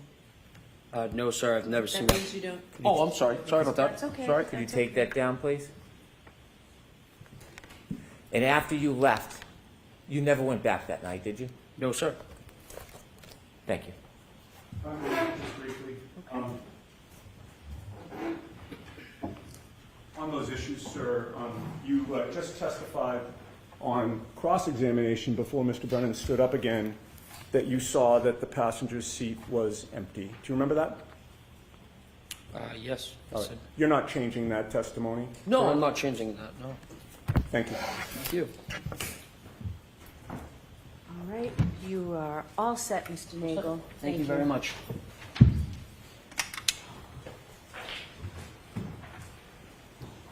Your next witness, Mr. Brennan. Thank you, Your Honor. Commonwealth calls Heather Mason.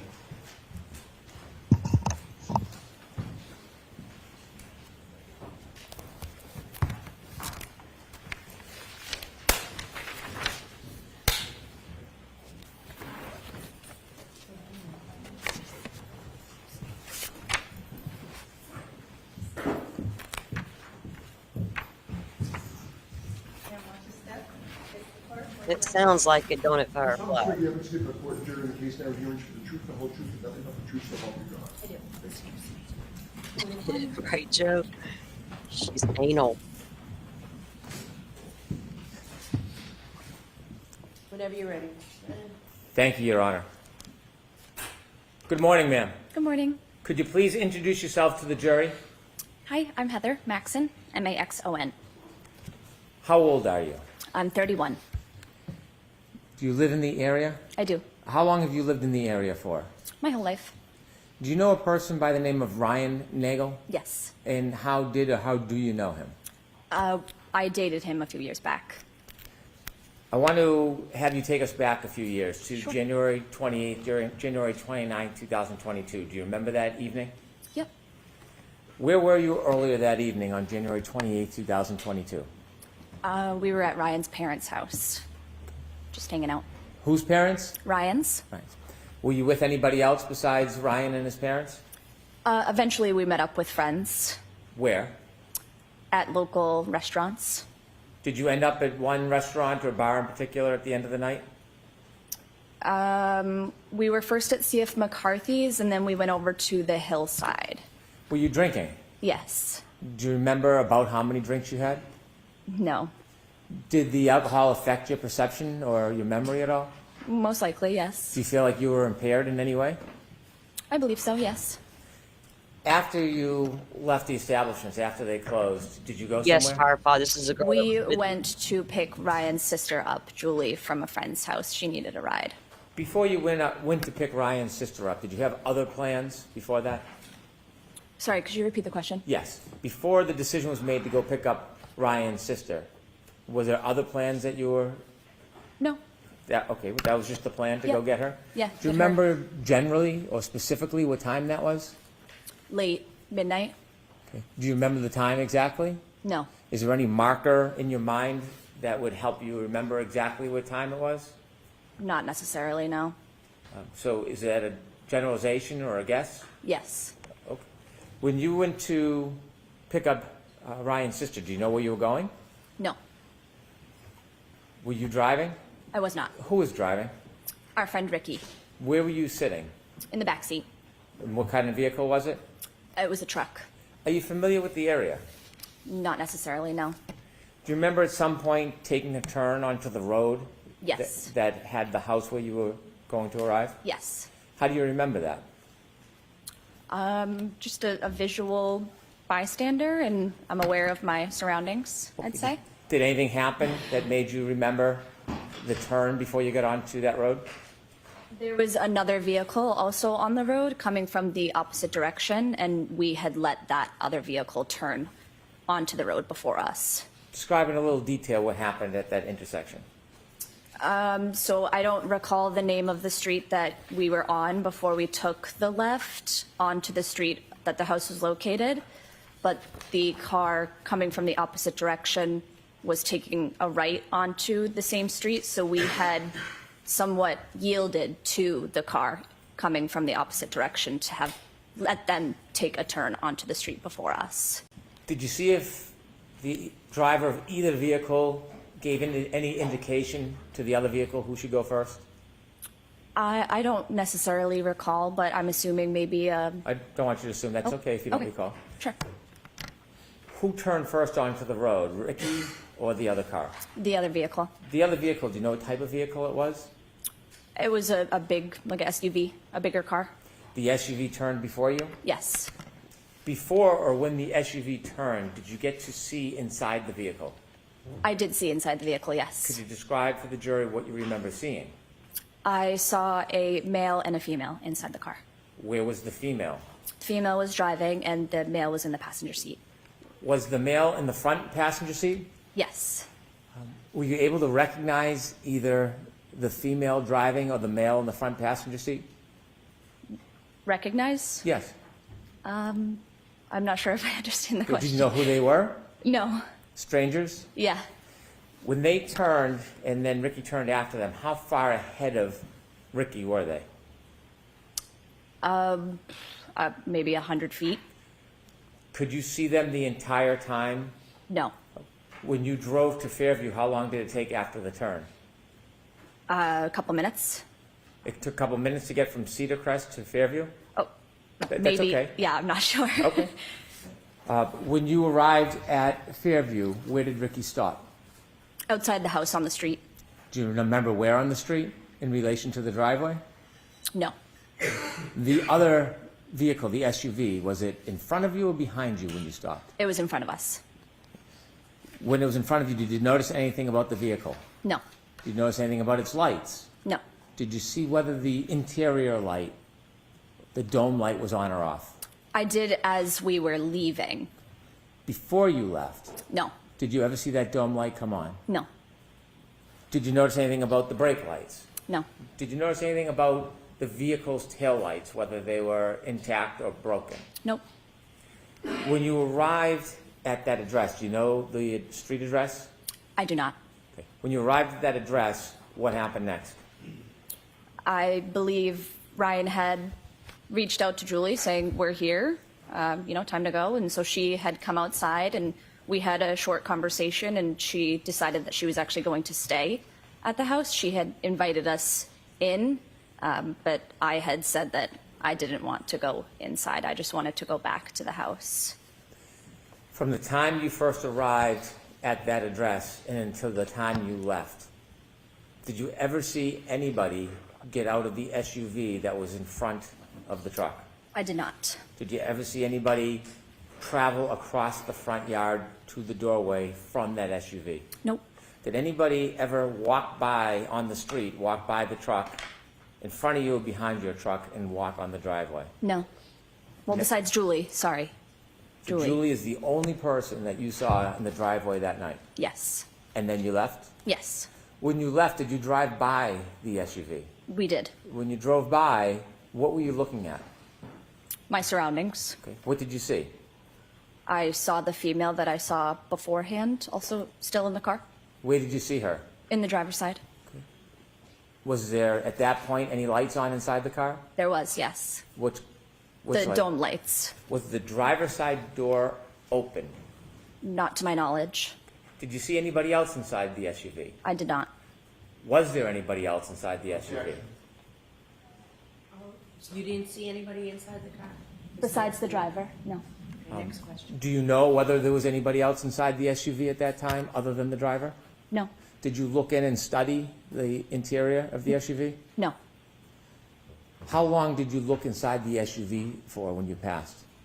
It was just passing, so I don't know, a couple seconds. Did you see if there was anybody or a man standing outside the door of the SUV? I did not.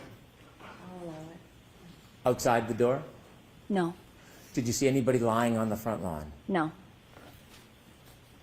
Thank you. I have no further questions.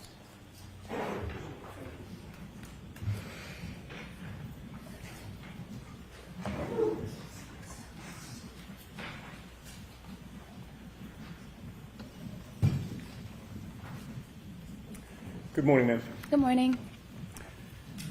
Before Ricky turned onto Fairview Road, you saw the SUV in front of Ricky's truck, facing it, taking a right-hand turn in front of you, correct? Correct. And at that point, you had an unobstructed, good look at the driver and the front passenger, correct? Correct. And you could see that there was a female driving and a male in the front passenger seat at that time. At that time, yes. Now, ultimately, Ricky's car took a left after the other SUV took a right, correct? And eventually, when you reached the house where Julie was, you saw that that SUV was in front of that house, parked now further down ahead of you, correct? Correct. And it took Julie a couple of minutes to come out of the house? I'd say so, yeah. Do you recall whether there was any conversation at that time between you, Ricky, and Ryan? Possibly. I don't recall or remember what, but most likely, yes. And you don't remember whether you were participating in a conversation or what was discussed? Not necessarily, no. You had your cell phone with you that night? I did. Like many of us, is your cell phone something that you tend to check when you're bored or there's a break in a conversation or you're not actively engaged in a discussion? For sure. And while you were waiting for Julie to come out of the house, do you recall whether you were checking out any web page or Instagram or text message or app on your cell phone? I don't recall. Can you testify with certainty that you were not checking your cell phone during that period of time? Not with certainty, no. And so you can't say for sure how long, if you did check your cell phone, you would have been looking at it while waiting for Julie, correct? Correct. And no one's asked you for your phone so that they can analyze what you were doing during that period of time outside 34 Fairview, correct? Correct. All right. Well, you testified that you didn't see anybody get out of the SUV or approach the house, correct? Correct. You obviously don't know what did or didn't happen before you, Ricky, and Ryan arrived there, correct? Correct.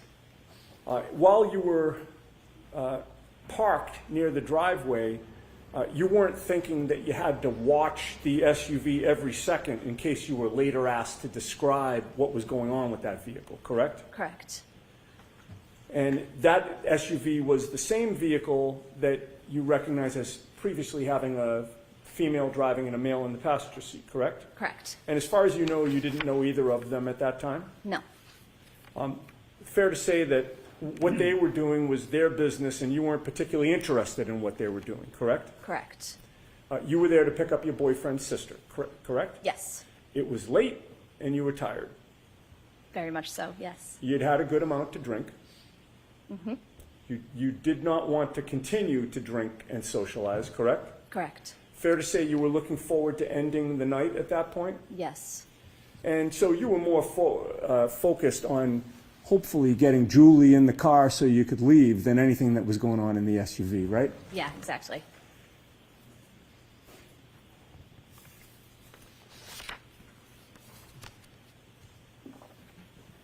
Then Julie came out, and it wasn't as simple as her just jumping in the vehicle and leaving, correct? Correct. There had to be a discussion, Right. right?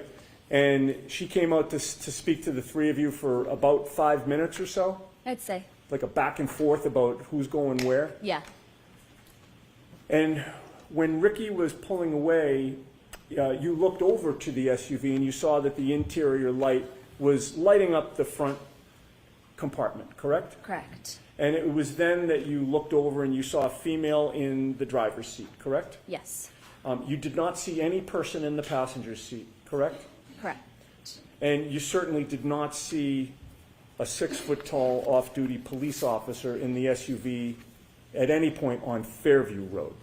Correct. I have nothing further. Thank you. Thank you. Anything, Mr. Brennan?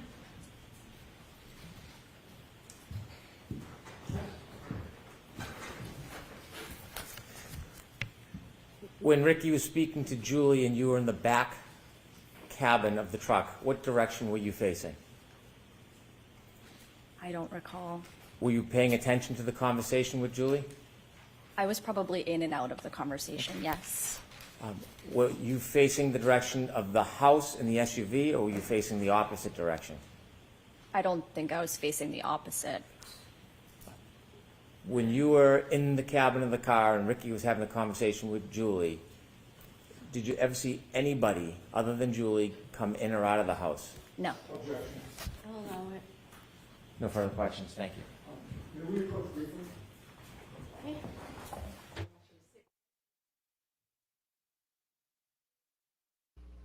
Well, I see what they're trying to do there. Y'all see it? Anybody out there? Okay, I'm gonna tell you what I think they just did. With those two testimonies alone, nobody sees John O'Keefe still to this day. But was there obstruction? Ms. Maxon, you are all set. Thank you. Thank you so much. He didn't get out of that SUV to naggle. Mr. Brennan, your next witness. The Commonwealth calls. I'm not saying that happened either. They're safe. Sorry, Kristen.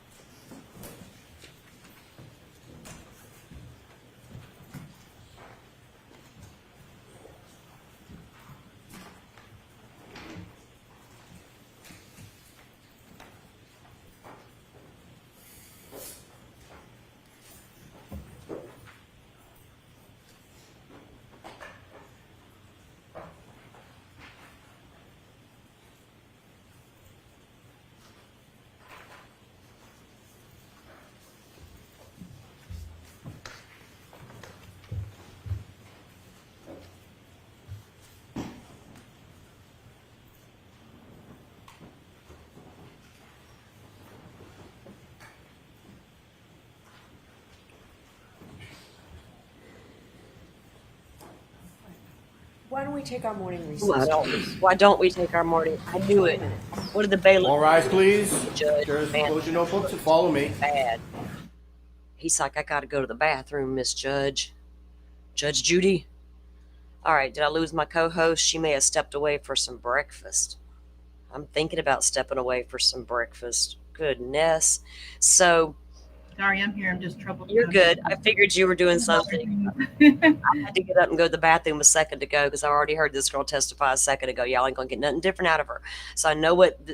So do you remember the microdots video we watched the other day? And it shows this intersection exchange happening where the truck pulls up. I'm gonna play it during our lunch break. I'll find it and we'll show it again. But because it's a great visual. So what the prosecution's trying to establish here, because here's the way I understand it. Julie texts brother, come get me. Brother arrives. Julie's changed her mind. Why did Julie change her mind? Because John O'Keefe had already entered the home and been knocked unconscious, and they got to figure this out real quick. So she's got to stay now. So she sends brother away. But brother arrived at the same exact time KarenRead was arriving.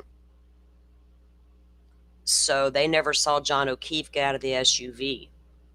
Even if his door was open when he spoke to Julie, it did not obstruct your view that much. I understood where you were trying to go with the door open business, sir. I'm too smart for you. So if they don't see John exit the vehicle, then the prosecution's alleging John didn't get out of that vehicle until Nagel left the scene, which would mean he had not entered that home yet, had not been harmed, and Julie told him to go away because I got to figure this situation out, is out the door. But not in my mind yet. You know what I'm saying? Do you feel like that's where they were going with that whole thing right there? And he never sees. Now, remember, he just testified and he doesn't even bring up Higgins' Jeep. So what do you think? It seems to me that's what they're kind of leading to, too. Well, that's all they could be. Yeah, where the hell is Higgins? That's what I want to know. Like, get to this part, you know?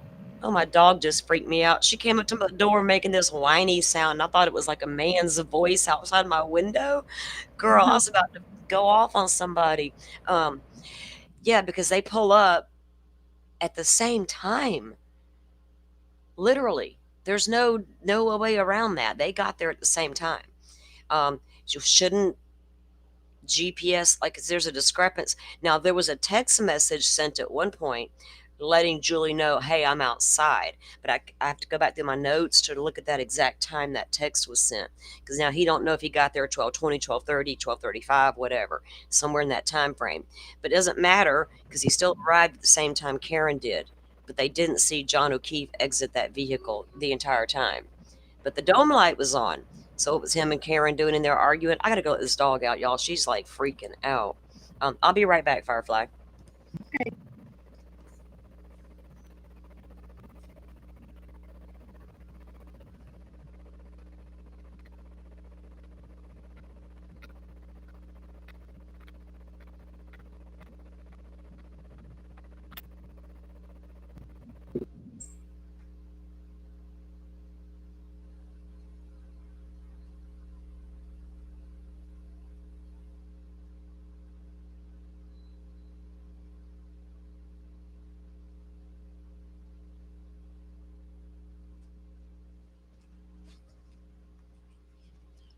Okay, sorry about that. I had to go let the dog out. She was getting crazy acting. Because that's really all those two could testify to, right? Was what they saw when they pulled up. And let me see if I can find that video real quick. Because we just showed it a couple days ago. Or last week sometime.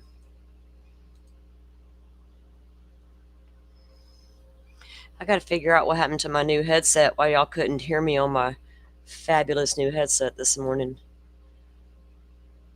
Okay, let me see. Which one was it in?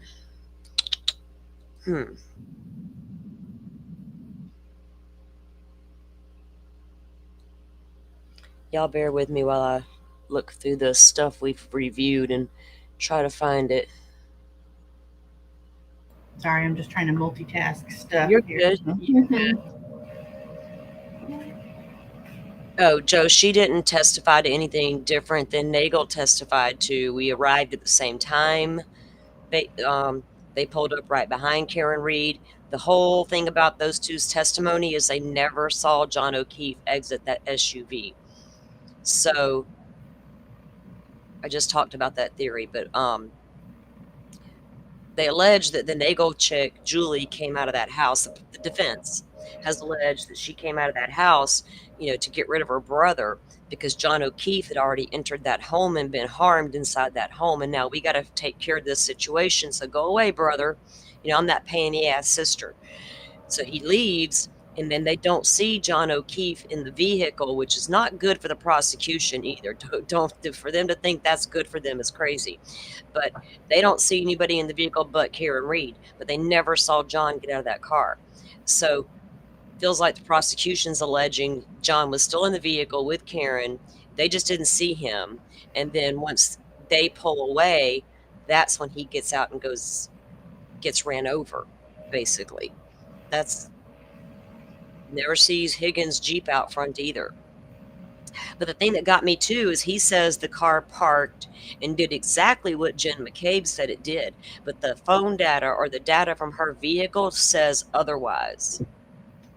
All right, they need to start explaining about Higgins, though. Where the heck is Higgins? Well, we'll get to Higgins eventually, but that bothers me that the data doesn't match what two eyewitnesses state about what her car did.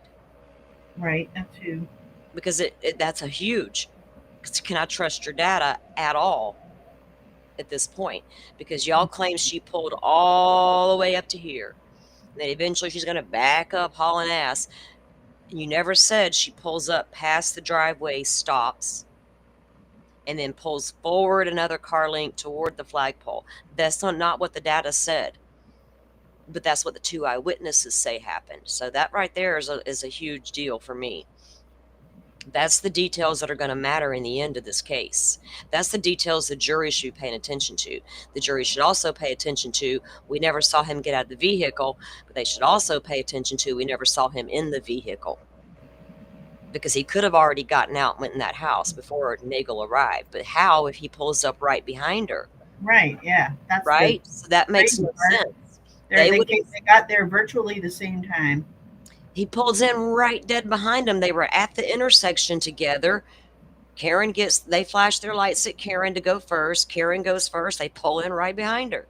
And that guy seems pretty credible too. Like I'm not. I He's not haven't. really Yeah, somebody. I didn't get any sideways feelings about No, him at all. no, I not at watched all. his last testimony for shits and giggles because I was curious. I didn't pick up anything there, and his testimony did not change. Nope. Unlike Miss Roberts and Miss McCabe's grand jury testimony versus now, he didn't change his. Yeah, he saw the brake lights tap off and back on real quick, and it pulled up a car link. But I can't believe there wasn't. Yeah, I didn't. Well, because that matches what McCabe said, though, Joe. But I was kind of surprised by that, but it kind of not, because they want us to believe those two eyewitnesses, the defense do, and not that data. Because I'm following along to the details. That's the shit that matters the most to me. And it's going to trip them up in the end. You know, that blood alcohol bullshit was just that. The test was not taken at the time of the alleged incident. It was hours went by. All kind of factors went into that BS. Give somebody with some sense a break, please. You know, if they had taken that test like right after John O'Keefe was found, it'd be different. Come on, we do a blood alcohol test all over the country constantly. You know, all of a sudden it's no good. No, it is. It's used all the time. Let's not pretend it's not. Poor lab lady went through their hell, but whatever. It doesn't matter to me because it's irrelevant. She wasn't arrested when she took it, right? It was a request. And she was there to get evaluated. Made the comment, you know, Karen's got some bills in her purse and she's acting crazy. Get her purse. I need to know what was in that purse. Is that Well, one thing about Peg's testimony, John's mother, she said she was like, she asked the nurse or hospital employee, what's she doing here? And she said, oh, she's here for a psych eval. That can't be true because there's no way. That's a HIPAA violation. So I don't know who said. A hospital employee will not say that to you. No, a hospital employee shouldn't say that. I don't care. Here's the thing about his mom making that statement. It means nothing to me as far as this case, because I don't know the backstory on her relationship with KarenRead. It doesn't sound like it was pretty good if she's already asking, what is she doing here? Well, honey, your son just disappeared and she let everybody know he was gone.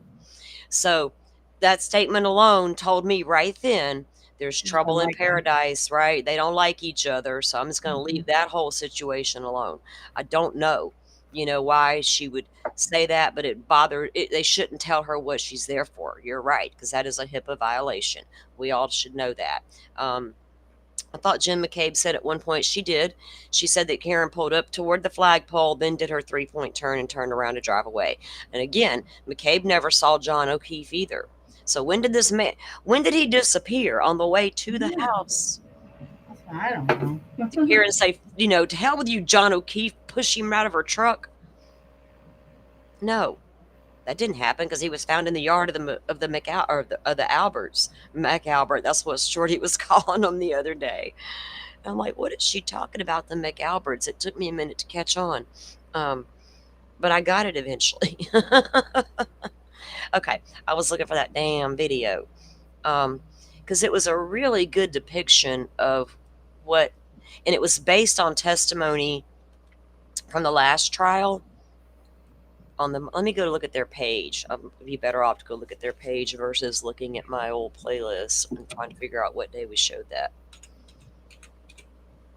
And I need to bring the feed up on the side so I can watch out for it. Okay, let me pull 2 things up at once here. Get this shit going. Go back to here. Hang on, guys, 1 second.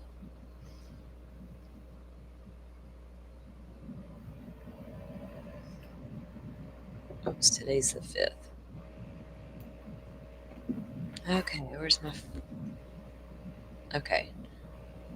All right, I got the stream pulled up on the side. All right, microdots, let's go. Let's go. All right, the drop off. I don't know if that's the one. Let me see.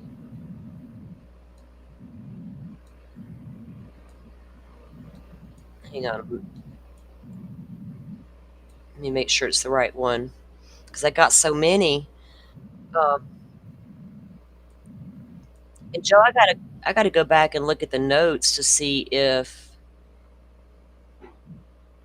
that 3-point turn's in the data. Come to think of it. Okay, this ain't the one. Oh yeah, it is. It is. It's the one. Okay. Let me pull the screen up. Oh wait, wrong button. Duh. I'll get me shit together eventually. All right, here we go. So this is a little short by Microdots, guys. Entertainment purposes only. All the things. We'll get their link dropped into chat. If I can speak, good lord. All right, let me let this play. I said play. All right. Oh, maybe it's. I gotta get Side for the evening to consume alcohol together. Right, they'll get on in celebration of a in a birthday. second. While the elders choose to venture out to a local bar named the Waterfall, where they meet acquaintances John O'Keefe and KarenRead. All are drinking.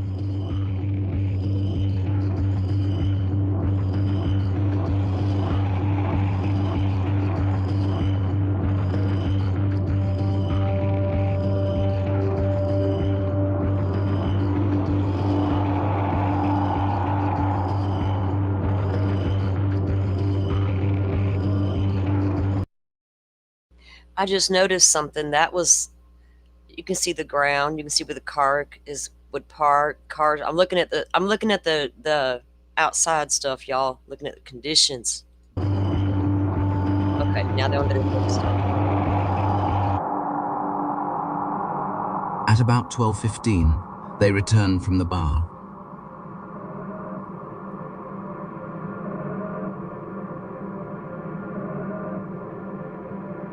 Jen calls John at 12:14.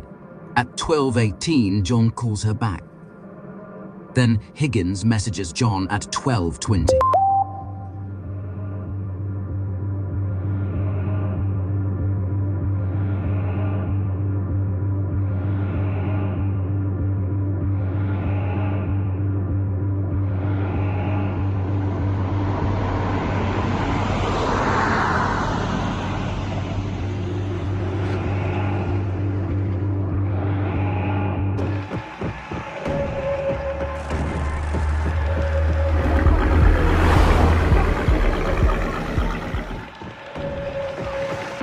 See how they're coming together? He flashes his lights for her to go first. Puts him right freaking behind her coming in. Same time. Between 12:23 and 24, Karen and John arrive.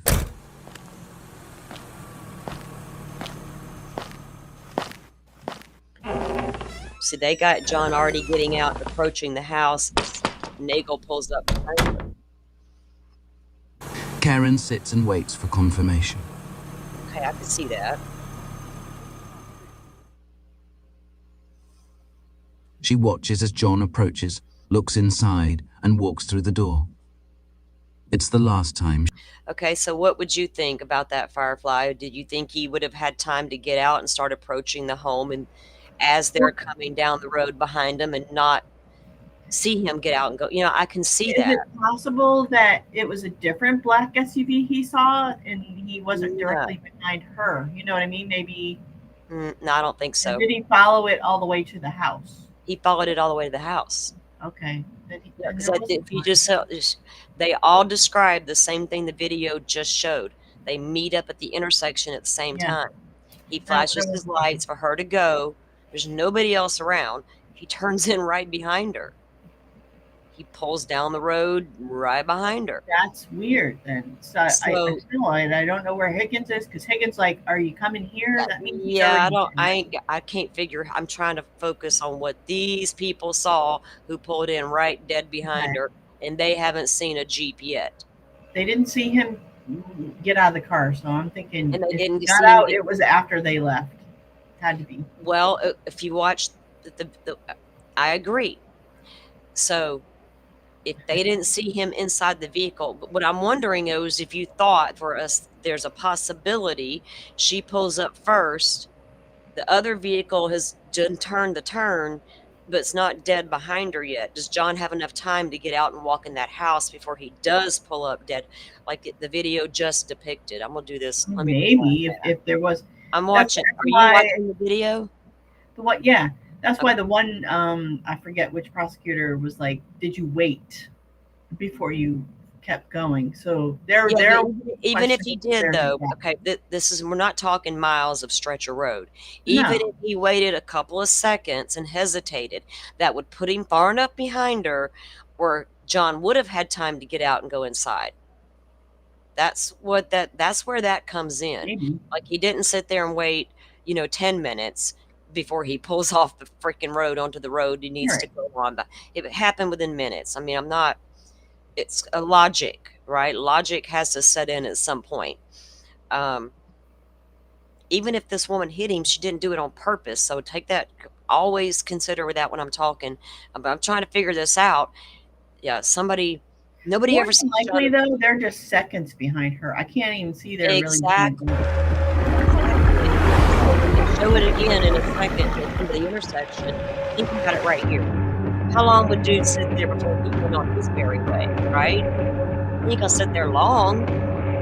Is it long enough, or to get just ahead enough for John to get out? Another car behind her going straight. No, there's no other car though. Here's the thing, I'm going by what Nagel says. There's no other cars on the road driving but these two cars.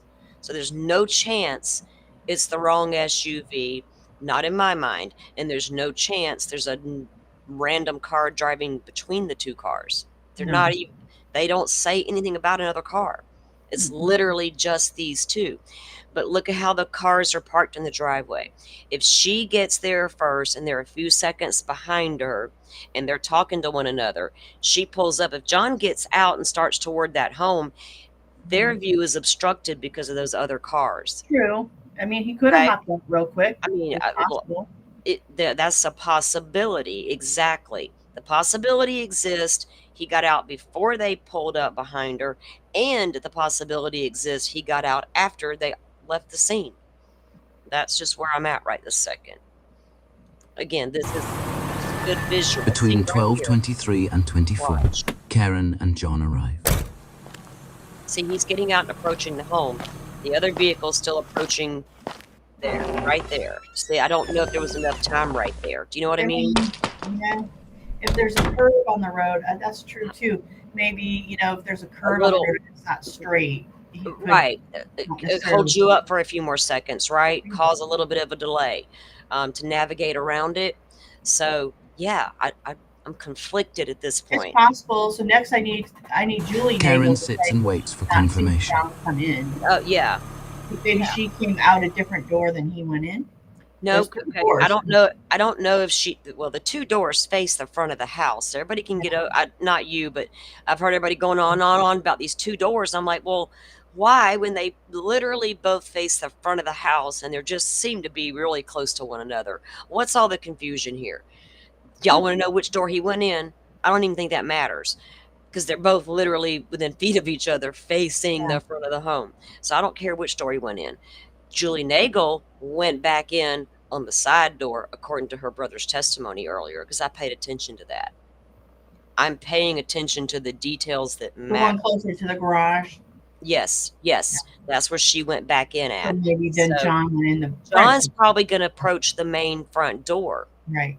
He doesn't go there. He didn't even know how to get there, without a little help.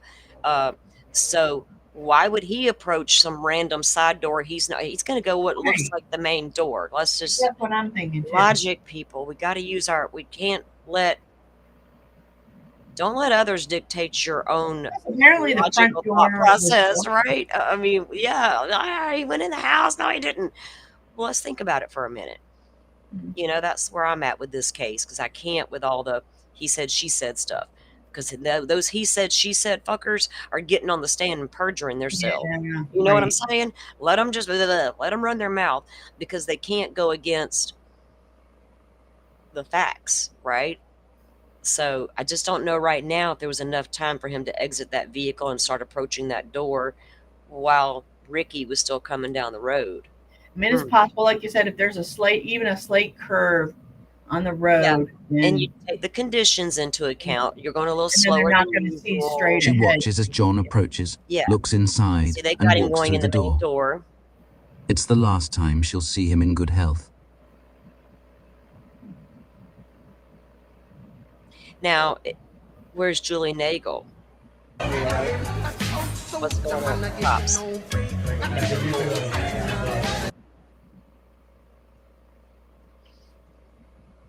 At the same time, Ryan Nagel, Ricky D'Antano, and Heather Maxson arrive in Ricky's 2018 Ford F-150 to pick up Julie Nagel at her request, causing the Lexus to move forward. See? The first time. The first time. Right here is where Jen McCabe says she saw that car, right? Dead for straight view, she said. Bringing it straight in line with the front door. Just right outside the front door, though. Within Straight outside, See, yes. the hand and all. I believe that. Yeah. Data system. The vehicles remain in these positions for a number of minutes while they both wait. And then she's going to let off that brake pedal enough to ease up a We little don't bit know more in a what minute. John encountered upon entering the home, or where he encountered it. Yeah, we were all sitting in like the kitchen table. It's like a square table, so we're all just hanging out around there. Some at like the island in the kitchen.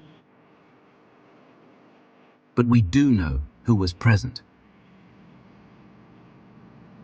As soon as John walked in, he would have been standing in the living room, directly under the open doorway that leads into the dining room and kitchen, where he could have been easily seen by anyone in the 3 main rooms on the first floor. So much. Stepping into the dining room, he'd encounter some combination of the Alberts' close friends and family. Matt McCabe, Intelligence, Joe. Jennifer McCabe, Caitlin Albert, homeowner Brian Albert, and nephew Colin. I want to hear from this Brian Albert dude. Oh, yeah. Did you see his testimony? I haven't watched any of his testimony. Yeah. He's the one I've he's avoided. very evasive, too. I figured he was. He strikes me some kind of way, right? There's just something about Uncle Brian's look I don't care for. All 4 of them, and I'm talking about the 2 couples, the McCabe's. The 2 couples. They're all Right. like very evasive. Sketchy ass mofos. Sketchy ass. You know, my sister's keeper kind of thing. Well, we got here sisters, but yeah, and one's a cop and one's a data forensic specialist. Wow. Go figure. And what do we got here? A cop and a data forensic specialist. And there's a dead man on a cop's lawn and data dumps on the other man's wife's phone with sketchy timestamp shit happening on when I'm like, he does what for a living again? Red flag to someone like me. I'm sorry, it just is what it is. And Brian Albert, I'm not sure. He's a police officer. I don't know what his rank there at the police station or anything. I never looked into that also or paid destroyed attention. his phone the day before the order came in. So you got Higgins, Brian. You got Brian and Brian. Well, they're both good buddies too. Apparently. Oh, I know. Well, you saw them peacocking in the bar together. Yeah. They're both Grabbing like. on So each other's tell me asses. they didn't get a heads up that order was So coming. they to both preserve your destroyed phone. phones, though, right? Yeah, they did. They must have got heads up. How Yeah. red flaggish of them. Very. Both of y'all damaging phones. You couldn't just took them to Jen's husband, like Well, Jen did. Honey, you got to do something with this phone. Just let Celebrix take care of them. They'll delete stuff for you. Let me call my buddy at the Celebrite company. Apparently, it's like. Oh, Matt calling up his buddy. At the Brian Celebrite. Albert Jr., his friend Sarah Levinson, homeowner Nicole Albert, friend Julie Nagel, I got questions for you, and Nicole. one What Brian husband you got Higgins, there? who minutes ago Got sent thoughts a about message him. to the victim asking, "Are you coming here?" And the aggressive Look at him German bitch Shepherd. feet. It appears that whatever happened to John inside the home unfolded rapidly, ending within just a few brief minutes. Uh-oh, we gotta go. Okay, we have to come back to these people. But y'all got the Okay. gist of the drop-off, the intersection, how that happened. Yep. Right? That's what I really wanted y'all to see and refresh our little memory. Okay, sorry, let me grab they got somebody on the stand. Some chick. Ah. No. Okay, here we go. She's just coming up. She is My name is Sarah Levinson. Sarah For the court Levinson. reporter, would you mind spelling your last name? So it's Sarah with an H and then Levinson. Miss Levinson, do you mind if I ask how old you are? I'm 26. I'll be 27 next month. Do you work? Yes, What do you do? I'm a nurse. How long have you been a nurse for? About 4 years. Before you became a nurse, did you go to school? Yes. Tell us a little bit about your educational background, please. I got my bachelor's at Regis College. Do you know a person by the name of Ryan Nagel? Yes. How do you know him? He's one of my good friend Julie's older brothers. You mentioned Julie. What's Julie's name? Juliana Nagel. Are you friends with Julie Nagel? Yes. To this day? Yes. Were you with Miss Nagel back on January 28, 2022? Yes. I want you to take us back to that day, the earlier evening hours of January 28, 2022, maybe around 5 or 6 p.m. Did you have a plan that day? Yes, we as in myself and Julie, were going to Brian Albert Jr.'s house to celebrate his birthday, which was the next day. Who was Brian Albert Jr. to you at that time? One of my good friends. How long had you known Brian Albert Jr. for? At that point, probably 8 or 9 years, I would say. Did you attend school with him? Yes, high school. Is that when you met Brian Albert Jr. in high school? Yes. Who was going to Brian Albert Jr.'s house with you? Just myself and Julie. Did you have a general plan for that evening other than to visit your friend and celebrate his birthday? It was kind of up in the air if we were going to stay there or go somewhere, but we were definitely going and celebrating with him. Do you know the address where Brian Albert Jr. lived? Yes. Could you share that with us? 34 Fairview Road, I believe. Road? Had you been to 34 Fairview Road before? Yes. Did you know Brian Albert Jr.'s family? Yes. Had you met them in the past? Yes. How often had you met with them before? Well, I was friends with him for, like I said, about 8 years, so I knew his older sister, Caitlin, pretty well. We went to high school together, but the younger siblings, I don't believe we overlapped in school. And then his mother, I had met, a good amount of times, and then his father, too, I would say. How many times would you estimate you had been over 34 Fairview prior to the night of January 28, 2022? Over the years, maybe like 20. I don't know. Do you remember what time you arrived at 34 Fairview Road on that evening? It was between 7 and 8 o'clock at night. Who did you go with? Myself and Julie Nagel. Could you tell us how both you and Julie Nagel got from where you were living, your home, to 34 Fairview? Yes, Julie's dad drove us. Julie ain't got no car? When you first get to 34 Fairview Road, before you walk in the front door, what's the weather like outside? It was cold, but it wasn't raining or snowing or anything. No snow on the ground? No. When you walked in the door, did you go in the side door or the front door? The side door. Okay, take us through walking into the house. What do you see? So we walked through the side door, and then it's their like family room, they call it, with like the TV and everything. And then at the back of the family room is like a sliding glass door out into their porch. And then if you turn left, it's like the kitchen / dining room.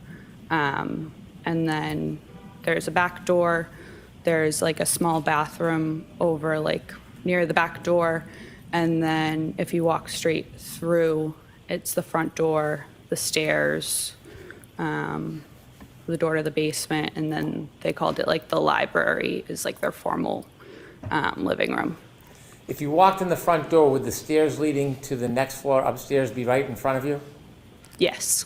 If you were going to go downstairs, would you walk around that staircase to the back side of it?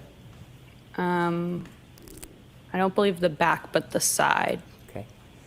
You mentioned you walked in the side door near the garage. When you walk in the side door, you're in a living room, did you say? Yeah, their family room, they call it, yeah. Can you walk into the garage from the family room, or do you need to go back outside to get into the garage? No, you would have to go back outside. So there's no door in that family room that leads directly to the garage? No. After you walked into the family room, did you stay there or did you go somewhere? We stayed there for a little bit, like 10, 15 minutes probably. Tell me who's in the house when you get there. It's Brian Jr., his mother, Nicole, his sister, Caitlin, and then his aunt, Julie. What do you do? I think we were just sitting on the couch, hanging out, waiting to see what the plan was, to see like when other people were going to show up. Did other people arrive or did people leave before other people arrived? Brian's mom, sister, and aunt left before anyone else arrived. Do you know generally around what time his aunt and mother and sister left? We got there, like I said, between 7 and 8, and they probably left within 20 minutes of us getting there. Okay. So I can't say for sure. When his sister and mother and aunt left, was there just a time when it was you, Julie, and Brian Albert Jr. alone? Yes. Were you doing anything other than watching TV? Were you eating, drinking? I don't think we were eating yet because we ordered later on food, but we might have been drinking. Tell us what happens over the course of the next couple hours. So at some point, probably between like 8 and 9, 4 other girls showed up. So Courtney Alba came by herself, and then Catherine Duty, Emily Fabiano, and Mary Kent all came together. Are those friends of Brian Jr.'s? Yes. Did you know who all of them were? Yes. Were you friendly with them? Some of them, yes. We were all friendly, but not friends. If that makes sense. So what's the atmosphere like when the visitors come? Celebratory, light, joyful. It was fine. Were people drinking alcohol? Yes. Okay. And at some point, did you order food? Yes. And did anybody else come at that point? Any other friends or family? No. Did one of Brian Jr.'s cousins come at some point? Yes. Is that later? Yes. So over the course of the next couple hours, eating and drinking, anything significant happen? No. Any arguments, any tension, any problems? No. Was it a positive night? Yes. At some point, did anybody else come to the house? Later on, yes. Okay, about what time? Around midnight. So before midnight, it's a group of young people having a party? Yes. Any trouble? No. Did the friends of Brian Albert Jr., the 4 women, did they leave before midnight? Yes. What time did they leave? Between, I would say, 11 and 11:30. Did they arrive and leave as a group, or did they arrive and leave separately? The 3 girls that I mentioned that came together, Catherine, Emily, and Mary, all left together. And then Courtney left, I believe, before them separately. I want you to tell us generally where were you spending most of your time that night, the eating and the drinking and the party? In the kitchen/dining room area. Is there a table in the kitchen? Yes. Were you sitting at a seat at that table? At that point, we were more around the island, but later on, yes, I had a seat at the kitchen table. If you're in the kitchen seated at the table, can you see outside? Not really. If I looked through the windows above the sink of the kitchen, I guess I could if it was light out. And then the windows to the front of the house had a little half curtain, I don't know what it's called, thing on it. So I could see above that, but not. If you were to walk to the windows in the living room area, what area was it, did you say, the half window through? The dining room. If you were to walk to those windows, could you see outside? Yes. Would you be able to see the driveway? Yes. Flagpole? Yes. Street? Yes. The door, do you remember the front door, if it was solid or glass? They have a storm door that's glass and then a solid regular door. If you opened up the solid door and looked, could you see through the glass door to the front yard? Yes.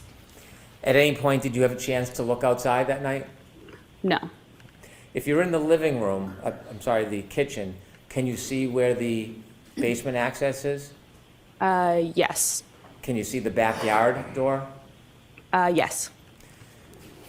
You mentioned that the visitors, the young woman that came to see Brian Jr. left. After they left, did somebody else come to or arrive at Fairview? After they left, yes. And who was that? It was Brian's father. His name is also Brian. Mr. Higgins. Brian's mother came back, his sister Caitlin, and then his aunt Jennifer and his uncle Matt. If I can just step back just a little time before the adult group showed up. Yes. Did any other of Brian Jr.'s cousins come to Fairview? Yes. And who was that? Colin, but he showed up before the girls left. He showed up before the group of young women left? Yes. How long did you see him stay for? Probably half an hour, 45 minutes. Did you get a chance to speak to him? Yes. Did the mood change at all in the house? No. When the adults came to the house, do you know about what time that was? Around midnight. You mentioned that you saw Brian Albert. Is that Brian Albert Jr.'s father? Correct. And his mother's name? Nicole. You also mentioned a person by the name of Brian Higgins. Did you know him from before that night? No. Did you meet him that night? Yes. Are you now familiar with who he is and what he looks like from that night? Yes. There was somebody else you said? Brian Jr.'s aunt and uncle? Yes, and then his sister. His aunt and uncle, what are their names? Jennifer and Matt McCabe. Did you know Mrs. McCabe from before that night? Somewhat. Had you ever socialized with her? I don't believe so. I knew who she was. I don't know if she knew my name, but I think she knew I was Brian's friend. Had you seen her before? Yes. Was that in relation to spending time with Brian Jr.? Yes, I believe so. Had you ever seen her or spent time with her outside of Brian Jr.'s presence? No. How about her husband, Matt McCabe? Did you know who he was? I knew who he was, but I don't believe I had ever met him in person before, no. Anybody else, any other adults come with that group? No. Do you remember who came into Fairview first as far as the adult group? Yes. Who? Mr. Albert, Brian's dad, and Mr. Higgins. And who came next?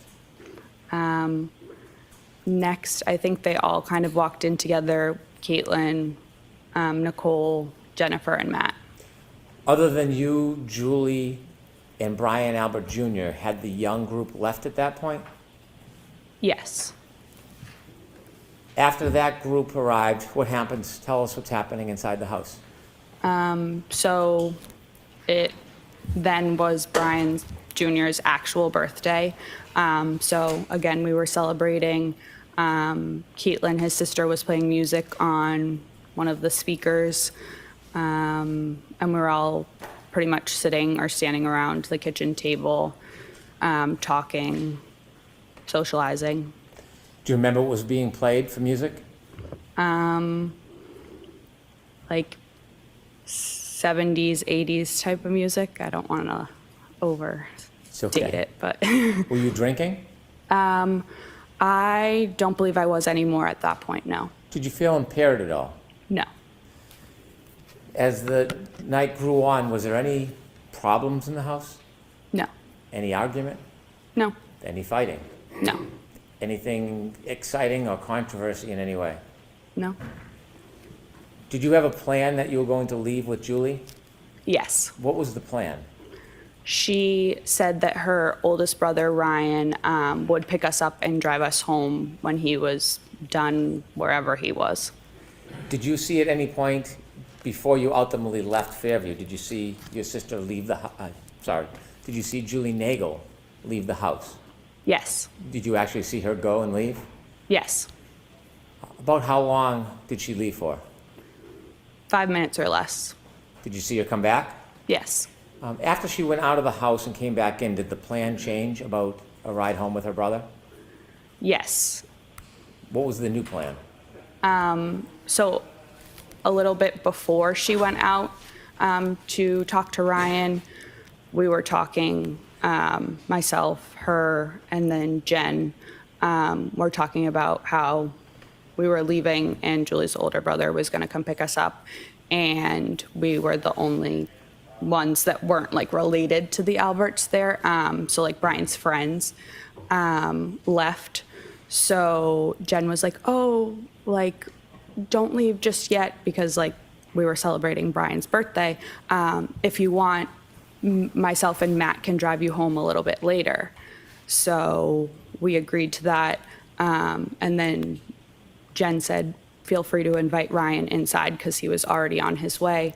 So Julie went out to tell Ryan, like, hey, we're not coming with you. But You weren't outside for the conversation, so you just heard this secondhand from Julie. Yeah. So from what you saw, Julie went in and out? Yes. For about 5 minutes? Yes. Okay. Why did you decide to stay? Did you want to stay? Yeah, I didn't mind. Did the night continue after Julie came back in and spoke to her brother? Yes. Was the mood any different than it had been the entire night? No. Anything extraordinary or remarkable happen inside that house? No. After Julie went out and spoke to her brother and came back in the house, did anybody else come inside the house other than everybody who was already there celebrating Brian Jr.'s birthday? No. Did you ever see another man or woman you didn't know come into that house? No. At some point, there was a decision that you would leave, I suppose? Yes. What time do you think you left generally? Between 1:30 and 2 in the morning. Do you have a specific time? Did you look at your watch? Did you know a certain time you left? No, I believe it was closer to 1:30 because I believe I was home by 2, but I can't say for sure. When you left, tell us what the weather was like when you went outside. Was it the same as when you came in? No, it was snowing. What was the conditions like? Had they changed, the wind or temperature? Yes. Yeah, it was colder. How much snow was on the ground at that point when you left? Like, I don't know, a dusting, or I could still see like some little pieces of grass like sticking out of it. But it was pretty much like the walkway and everything was white. Did you leave by the front door or the side door? The front. You remember that? Yes. Was there any type of hazard or difficulty with you walking? Julie and I walked out together down like the front stoop stairs.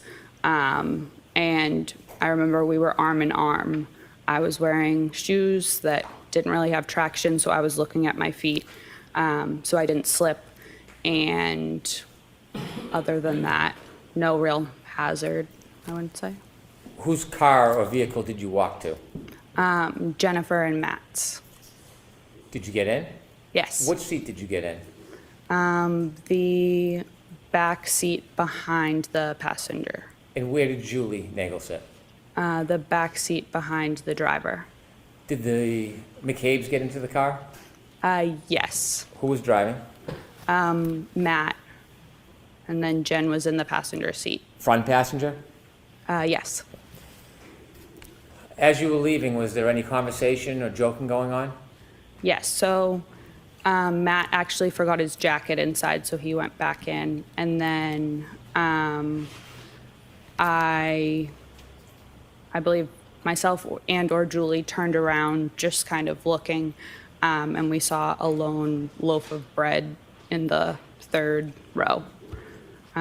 So one of us said something to Jen about the loaf of bread, which she had gotten because of the storm. And I believe Jen was turned around looking at us and said something along the lines of, "Does anyone want a peanut butter and jelly?" Joking around. Do you remember that moment, having the conversation about the bread? Yes. It stands out? Yes. As you drove out of Fairview, you were in, the McCabe vehicle was in the driveway? Yes. Did it back out or go out forward? No, backed out. When it backed out and began to drive away, what side of the vehicle was closest to Fairview? You mean the house? Yes. Was it Okay. I'm sorry. Was the passenger side of the McCabe vehicle closest to 34 Fairview, the house, or was it the driver's side? The passenger. When you drove, did you drive towards the flagpole? Yes. And during those moments when you were, or Mr. McCabe was driving towards the flagpole, was that the time you were having conversations about the bread, or was that a different time? That was a different time. What was happening as you were driving past that area in front of the house? I believe maybe I was on my phone, and then Julie said something. Did you ever look out the window near the front yard, near the flagpole area? Not like at the front yard, but a little ways up the street, yes. Next to 34 Fairview, up the street, is 32 Fairview? I believe so, yes. When you looked out the window, the first time you looked out the window, what were you facing in relation to 32, 34 Fairview? What could you see? There's like a little bit of woods in between the two houses, so it was the trees. Did you notice anything that stood out? No. Ultimately, did you get home that night? Yes. Thank you. I have no further questions.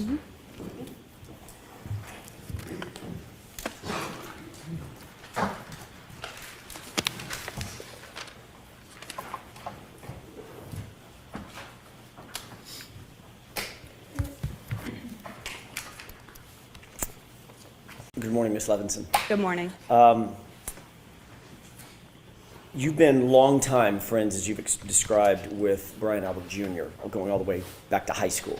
Yes. And that high school friendship has percolated into a friendship into adulthood. Yes. You obviously know much of the entire immediate family, Brian Albert Sr., his wife Nicole Albert, correct? Yes. You know his uncle Chris Albert. Yes. You're familiar with his wife, Julie Albert. Yes. Obviously, Brian Albert and his cousins, by the way, which cousins are they? Last names? Do I know? Right. There's the Alberts, and then there's the Galvins, the Reardons, and the McCabes. Okay. You indicated that you've been to the Albert home probably at 34 Fairview. That's the home I'm talking about. Yes. Probably you estimated at least 20 times, correct? Over the years, yes. Over the years. And you've known Brian Albert since high school. I mean, in the last 8, 10, 12 years, you've been to the house to and from. Yes. You've never met, or you had never met, going into January 29th, 2022. You had never met their dog, had you? Their dog? Their dog. I'm not completely sure. Didn't you testify about a year ago in another proceeding that although you had been to the Albert home many times, you had never actually met the dog? If that's what it says I said, then yes. Is that because the dog was not really good with Oh, strangers? no. Another one of them. Sustained. Do you know why you hadn't met Chloe? By the way, did you know the dog's name was Chloe? Yes. Okay. Do you know why you hadn't met Chloe in all those trips to 34 Fairview? No. Just wasn't out and about among the folks that were in the house when you were there. Yes.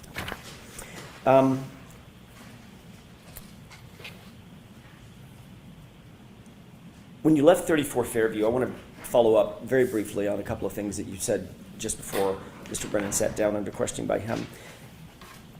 When you left 34 Fairview to join Jen McCabe at her invitation to take you home, you left through the front door, correct? Yes. As opposed to the side door, it's a little confusing. The front door has the brick stoop and the stairs, correct? Yes. Okay. Is that the door that you normally would leave through, or did you normally leave through the side door, come and go through the side door? What was your more ready habit and practice? Probably the side door. Okay. When you left through that front door, there was nothing obstructing your view as you walked out, correct? Correct. You could see to the left, the driveway, you could see to the right, over toward the flagpole, nothing obstructing anything, correct?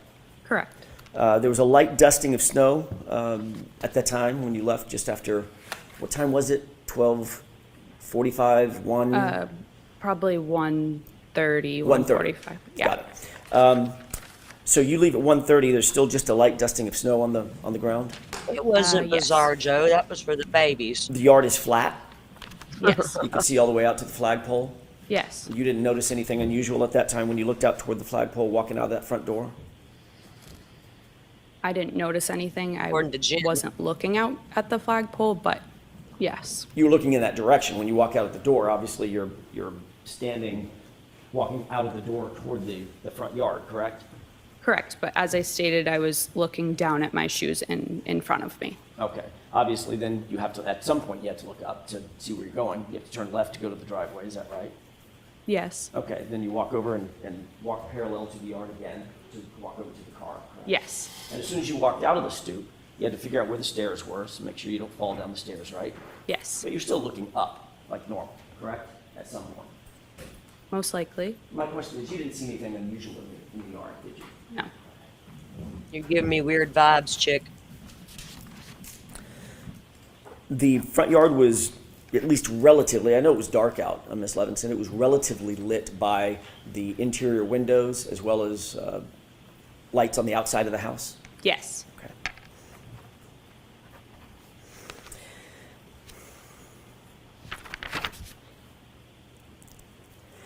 You indicated that you did, in fact, get the ride home with Jen McCabe and Matt McCabe. Who brought up giving you a ride home? Was it Jen? Yes. Okay. And she also mentioned it, did she mention it in your presence to Julie as well? About the ride home? About the ride home? Yes, in my presence. Okay. You said that Matt McCabe was driving, but before he got in the car, he realized he had forgotten his jacket and went back in, correct? Yes, I don't know if he had gotten in the car and then got out, or he just opened the door, but yes. He was at the car at least. Yes. So he had exited, by definition, he had to have exited, pardon me, the house through the front door as you did to go out to the car the first time? Yes. And then he got to the car, then realized he forgot his jacket, walked back toward the front door, went back in the main door? Correct, yes. And you saw that? Yes. Then once he retrieved or fetched his jacket, he then walked back out that same front door, down the stoop, looking out over the lawn, and then over to the car, correct? I didn't see him walk back out, but I mean, probably. I don't want to say yes for sure because I wasn't watching him at that point. Understood. No reason to believe that he would have used a different door. Correct, yeah. Okay.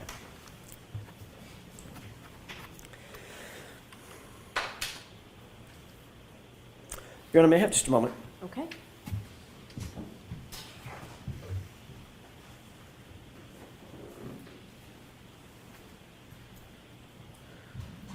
They need a moment, y'all. They need a moment. Oh, something was tickling my foot, and it was my headset cord. Better that than a lot of other things. Joe says, when I'm walking along a freshly powdered walk or drive, I also pay way more attention to where I'm placing my feet. You'd think, Joe. Yeah, I'm so scared of slipping on the ice. For real. I was terrified to walk out my back door when our 3-day snowstorm hit. I'm like, what's going to happen to me if I walk out there? Yeah. I don't know what's happening. I'm from Florida. You were contacted ultimately by law enforcement to provide an interview, correct? Yes. That was not until October of 2022. Is that right? Yes. A couple of quick questions about that.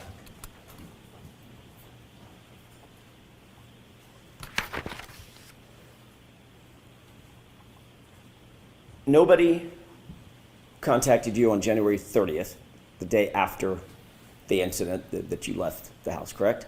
No. And when I say nobody, I mean from law enforcement. Nobody contacted you the next week, No. the next month.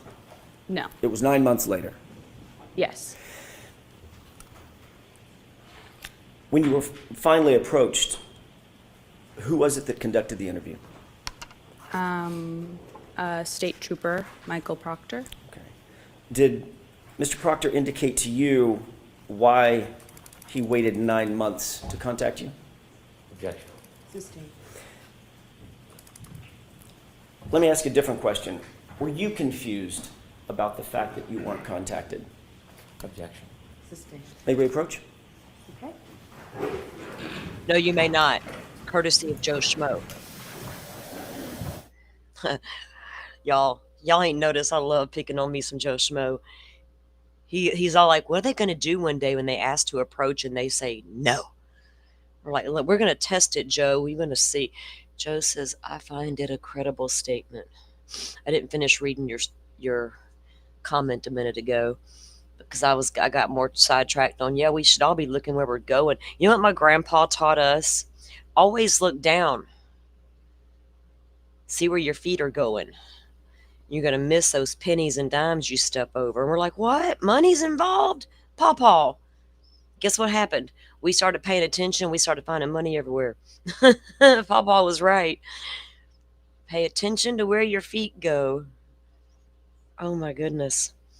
Y'all, I had to sneak in my kitchen a minute ago and make me an egg sandwich. I was like, I gotta have some brunch. I don't want to go all hangry.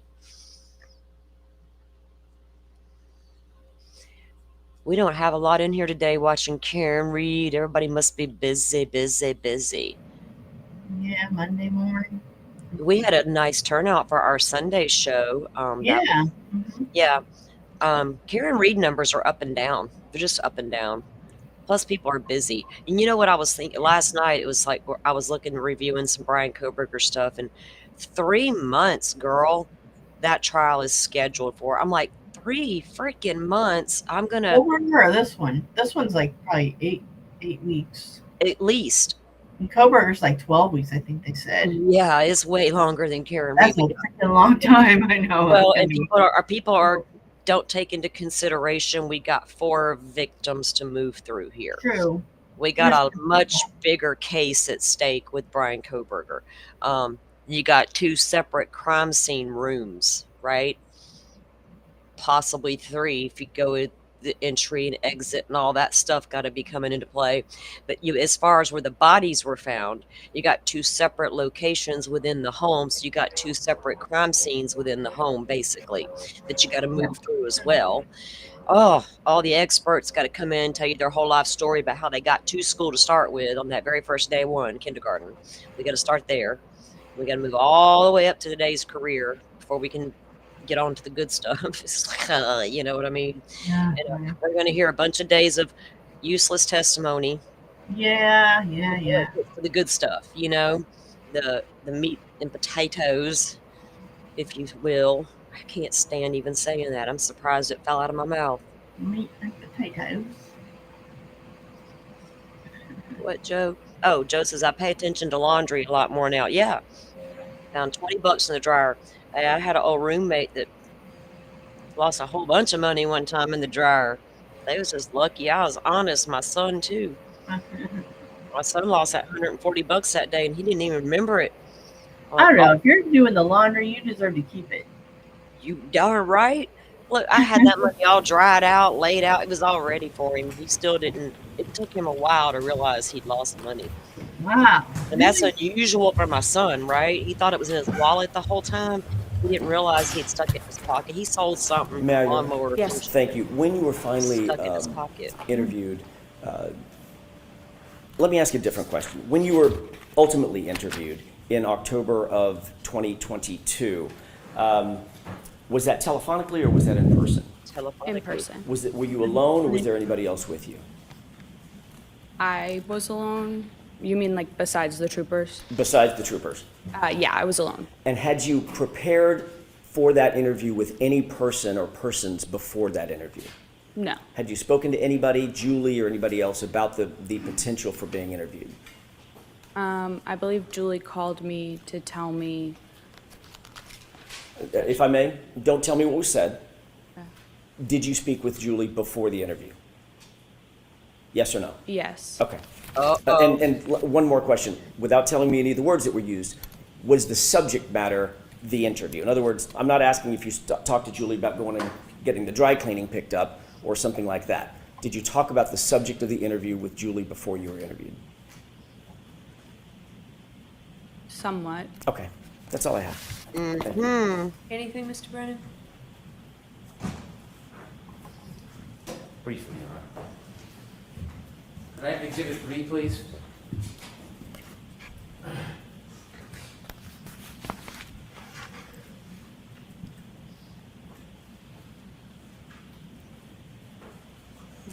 Do you see the windows on that house?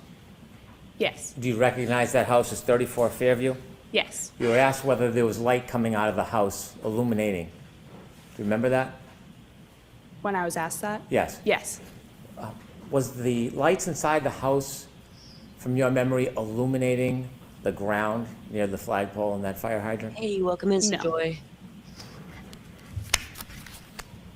When you came out of the house and went to the car, were you looking at or studying the flagpole area or the bushes or the fire hydrant in that area? No. Do you have any reason to be looking over there and studying anything? No. Thank you. I have nothing further. All right, Ms. Levinson, you are all set. Thank you. And your next witness, please, Mr. Brennan. Thank you, Your Honor. The Commonwealth will call Katie McLaughlin.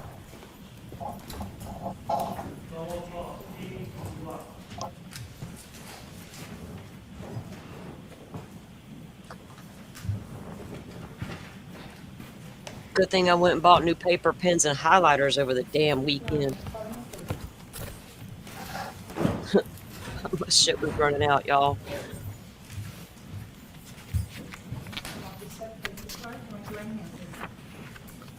You solemnly swear to be able to give the court and jury in the case now and hearing the truth, the whole truth, and nothing but the truth to help you God. Good morning. Oh, I'm sorry. Whenever you're ready, Mr. Brennan. Thank you. Ma'am, could you please introduce yourself to the jury? My name is Katie McLaughlin. I'm 29 years old. I work for the town of Canton as a firefighter paramedic. Did you study to become a paramedic firefighter? Yes. Why did you become interested in becoming a paramedic firefighter? I enjoy helping people. I have some family members who work in the healthcare field, and I just always thought it was interesting, and I wanted to do something meaningful with my life. Did you have to have any special training or education to become a firefighter and paramedic? Yes, you do about 2 years of schooling. It's divided in between a didactic portion and then a clinical portion in the hospital and ambulance, so it takes about 2 years to finish. You completed that? Yes. Did you become a firefighter at the same time you became a paramedic, or were those separate educations? They're separate. I became a paramedic first before I became a firefighter. Did you work as a paramedic before you became a firefighter, actively in the field? Yes, for a few years. Do you remember about when you first started working as a paramedic? That's what I'm saying, Joe. Pointless bullshit. 2006 16 or 17. And when did you first become a firefighter? 2017. Do you remember when you first began working for the Canton Fire Department? I believe it was May of 2017. Are you still employed by the Canton Fire Department? Yes. In your paramedic training, did you learn how to provide care for people who are in need? Yes. Had you, before 2022, responded to different events or people's homes or public locations to help people? Yes. About how many calls? Could you estimate how many different calls you had been on as a paramedic or firefighter leading into the beginning of 2022? Probably hundreds. I want to ask you some background as a paramedic firefighter, your role as you see it. As a paramedic firefighter, are you part of law enforcement? No. Do you investigate crimes? No. Do you write police reports? No.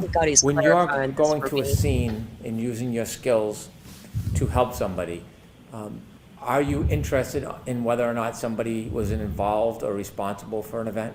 No. What is your focus when you go to a scene to help somebody? What's your priority? To help the patient, to save someone's life. Do you have a chance, or do you try to assess the patient, speak to them if they can speak to you? If we can, yep. Is there times when the person can't speak? Yes.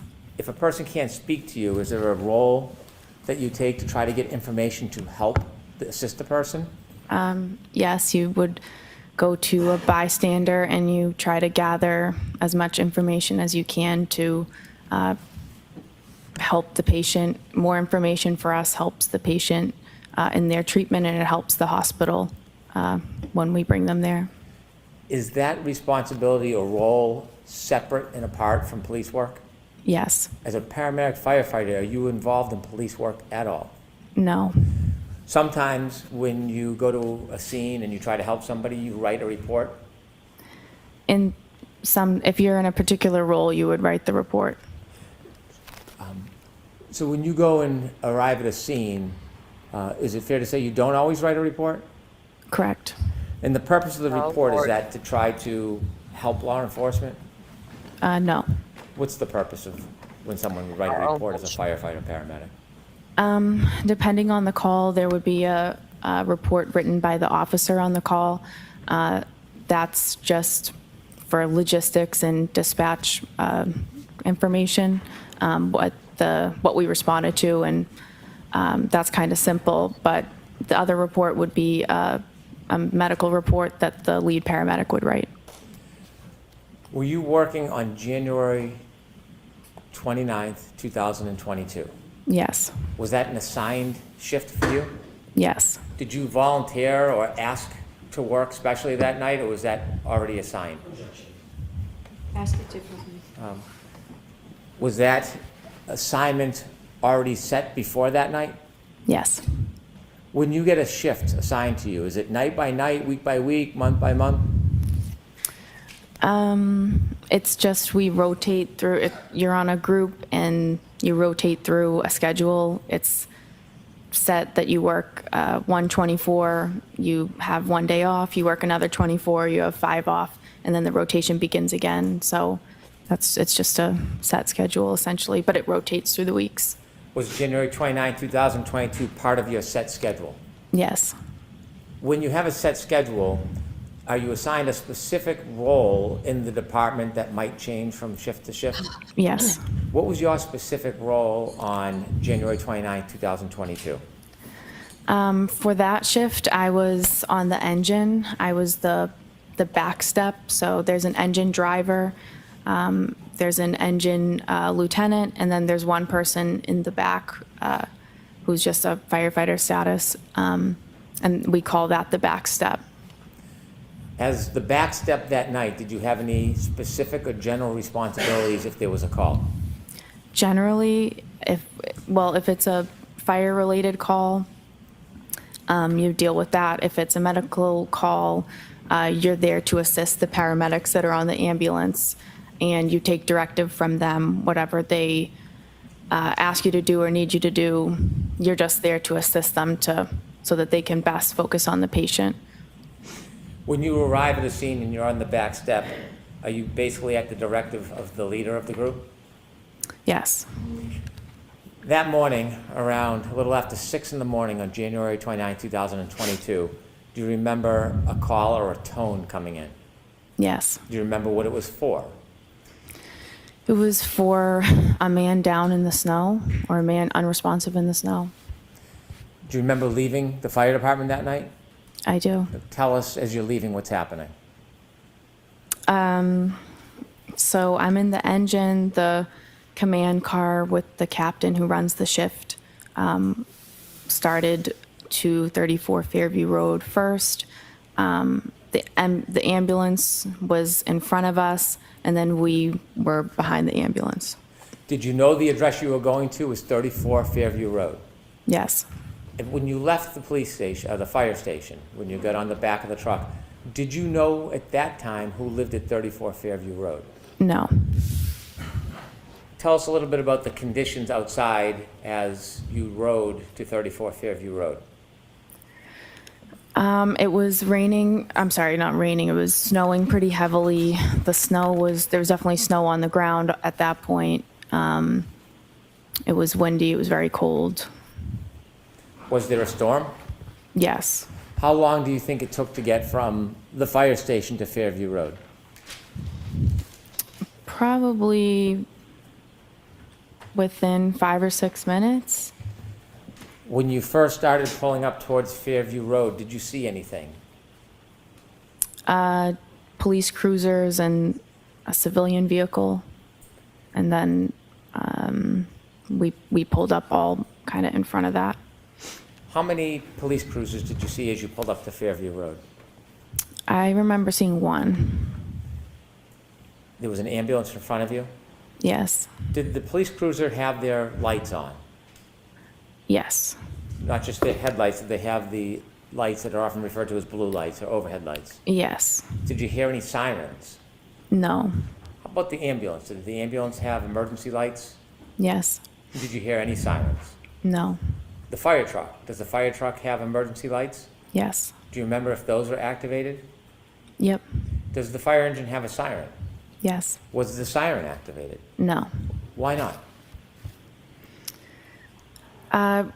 We only use the sirens to kind of clear cars out of the road. So there's no need to use a siren when there's no cars on the road. So we're not just doing it in the middle of the morning to wake everybody up. It's just unnecessary. Thank you, ma'am. When you first arrived at Fairview Road and you saw the emergency vehicles, did you see any people? Yes. While you were still in the fire truck or after you got out of the fire truck? Probably after I got out. After you got out of the fire truck, where do you go? So I knew that they were working on a patient, so I knew they're going to need the stretcher. So myself and firefighter Walsh went right to the ambulance and retrieved the stretcher and brought it as close to the patient as we could. At some point, did you see the patient? Yes. Was it a he or she? It was a man. Where was he when you first saw him? He was lying supine on the side of the road, up off the curb, like into a lawn. How close to him were you when you first saw him? Well, I only made it to the curb where I brought the stretcher. He was maybe from here to that table, maybe. When you stood on the curb and you saw that man lying, was his feet closest to you, his head, or his side? His head would be closer to me. Did you lift the man from the ground? No. Did some of your colleagues? Yes. After you brought the stretcher or the bed to the side of the road, did you remain there on the side of the road? They lifted him on the backboard, they put him on the stretcher, and then they pretty much immediately started moving to bring him in the back of the ambulance. Around the area where you first saw this man lying supine on the ground, Was there anything other than ground?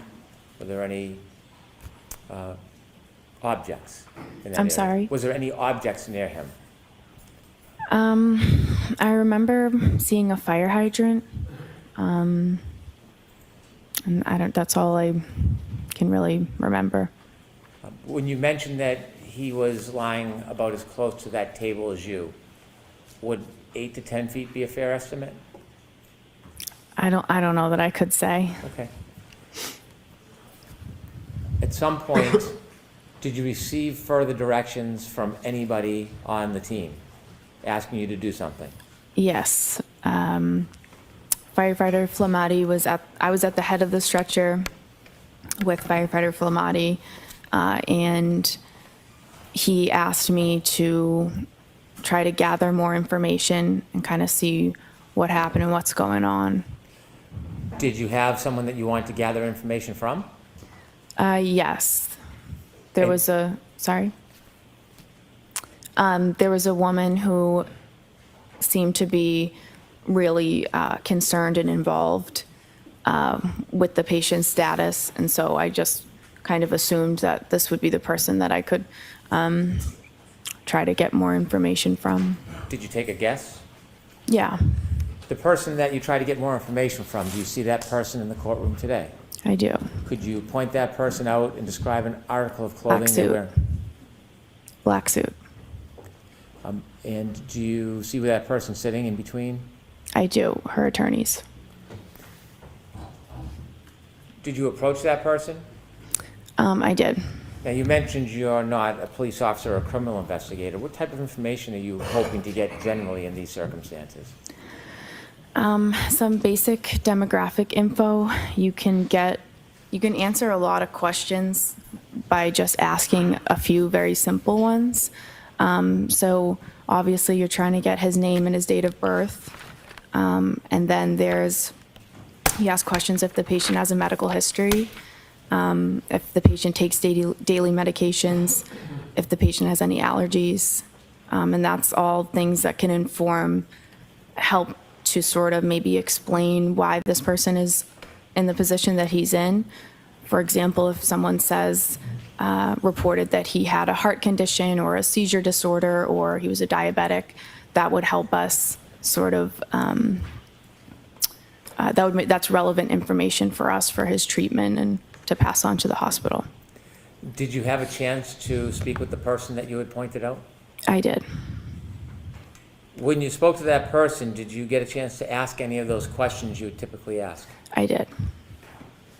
When you spoke to the person, what did they tell you?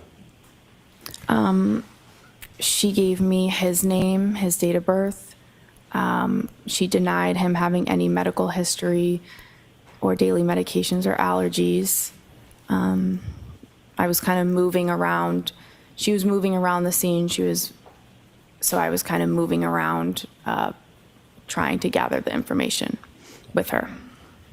Did she say anything to you in addition to the typical background information that you would try to obtain from somebody? Yes. What did she say? Well, I asked another question. Once we had come to a stop, I asked if there had been any significant trauma that happened that preceded this. And she answered with a series of statements that she repeated. I hit him. I hit him. There was a woman next to us who told her to calm down, stop talking, calm down, you're hysterical. So she repeated, I hit him. And a police officer asked her, said, you what? And she repeated it again, I hit him. And the officer then signaled for his sergeant to come down to the scene or down to where he was. When she first told you that she had hit him, you said there was another woman next to her. Did you know who that woman was? Not at the time. Do you now know who that woman was? I do. And who was that? Miss Jen McCabe. Did you know Miss McCabe at that time? No. Do you know her personally now? No. Are you friendly or friends with her in any way? No. You mentioned that when The defendant said, I hit him. Ms. McCabe was trying to intervene? Yes, it appeared that way. What did it appear she was trying to do? Trying to get her to calm down, to stop talking. It appeared that she was... Sustained. Jurors disregard that comment. Did Ms. McCabe interject verbally? Yes. After Ms. McCabe interjected and the defendant made those statements about hitting him, did you persist in getting more information, asking to clarify what she meant by I hit him? No, I did not. Why not? A few reasons. I felt at that point, given the situation and how disturbing, and it was a very emotional situation, the woman was very upset. I didn't feel comfortable pushing and asking for more. I just didn't think that it was the right time for that, and it was also really not my place at that point, and I feel like that was something that the police that's more their role. Asking follow-up questions about what she meant by I hit him, would that have helped your diagnosis and treatment of the man in any way? It could have. But you made the decision to stop asking her questions? I did. Did you ask her any more questions after she said I hit him? I decided not to.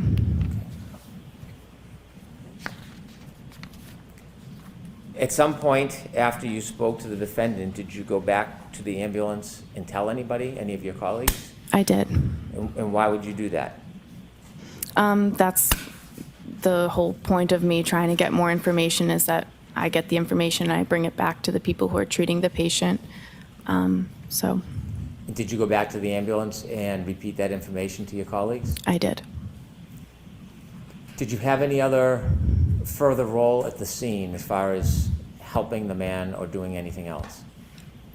No, other than I drove the ambulance to the hospital. With the gentleman in the ambulance? Yes. Did you learn who that person was? Yes. Did you know at the time who it was? No. When you got to 34 Fairview, did you recognize the home when you got there? No. Did you later learn who lived at that home? Yes. Did you know somebody who had lived at that home? Yes. Did you know that person lived there prior to that night? I learned that she lived there. Okay. And that person that you knew lived there, what is their name? Caitlin Albert. Oh. How did you know Caitlin Albert? We went to high school together. We're in the same grade. We have mutual friends, and growing up we had different friend groups, but those groups would often get together in bigger groups and hang out. I see her in group settings. I socialize with her occasionally. I don't have a personal relationship with her. I wouldn't consider her to be a friend of mine, but I do see her occasionally because of social events. I don't have a one-on-one. I don't have a close personal relationship with her. Was she a friend on social media back at the time? Yeah. Since this event, have you been on any outings or trips with friends of hers, or in a group setting where she was present? I don't remember ever seeing her since then. Had you ever talked to her about your role that night? Never. Did the fact that somebody you knew lived in that house that have anything to do with your treatment and care that morning? Not at all. When you saw the man in the back of the ambulance, did you make note whether he was missing any clothing items? He was missing a shoe, a sneaker. I'd like, with the court's permission, to play Exhibit 4, part of it. Okay. Ms. Gilman, if you can start at 6:13:45.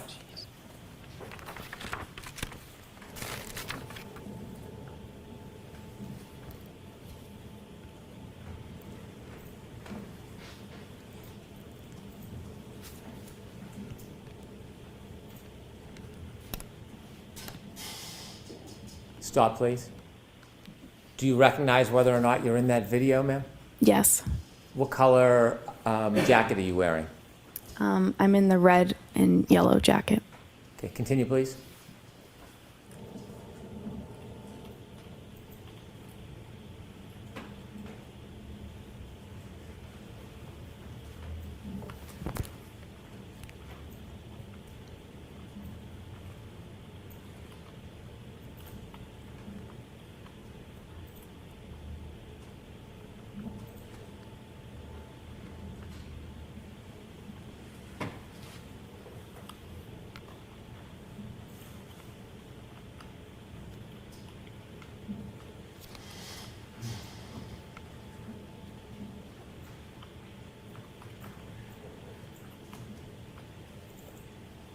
Stop, please.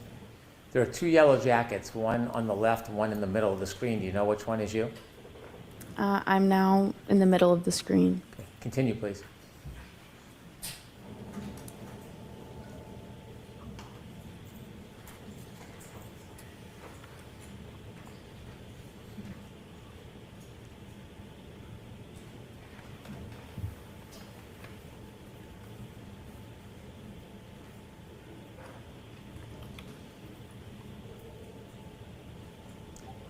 Stop, please. Do you know who that is on the left of the screen near the flagpole? Which one?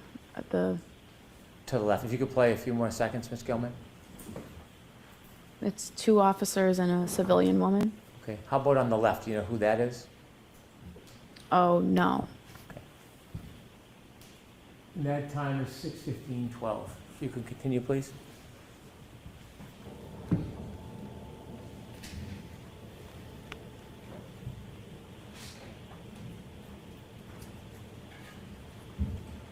Stop, please. Is that you, ma'am, in the yellow?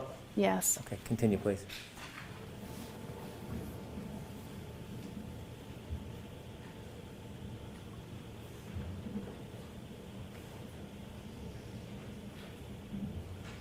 Why do we have to keep watching this same Exhibit 4 over and over and over?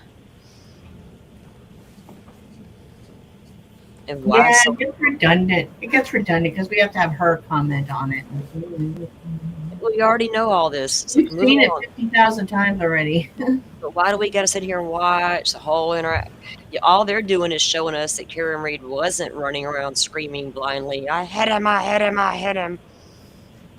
She's talking to people. Is she Stop, saying, please. could I? Does look Do you a see little yourself on that frantic. screen? That's to be Of Yes. course she is. You know, What I would color expect her to jacket? be if she didn't The red break and down in yellow. cold And blood. who's to your left? I'd expect her to react panically. Miss Reed. Across from you, Is that a word, panically? with the blue or black jacket with the hood. Do you know who that is at this time? Miss McCabe. And you didn't know her at the time? No. You see the officer that's turned away from you? Yes. Do you know who he's speaking to? No. Do you know the exact moment that the defendant told you, I hit him, I hit him, I hit him? I think it was just prior to that. Okay, continue.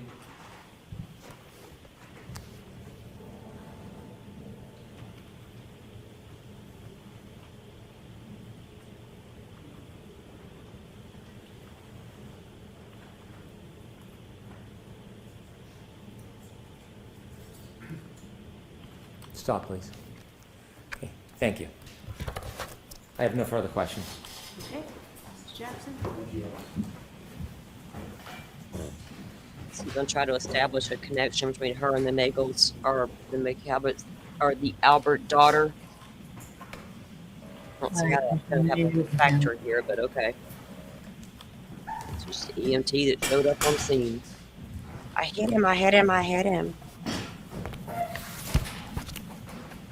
Did you change that statement? Good morning, from Mr. Blackman. could I have hit Good him? morning. I hit him because you're. You indicated that one of the things that is paramount to the life-saving effort or the medical assistance that you and your colleagues provide is to determine what the cause is of the injury, correct?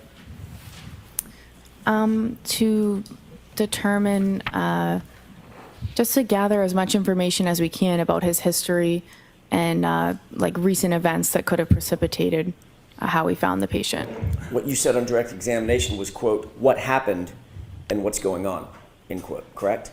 Yes. So for instance, the what happened, you want to find out and to differentiate what happened. Is it a gunshot?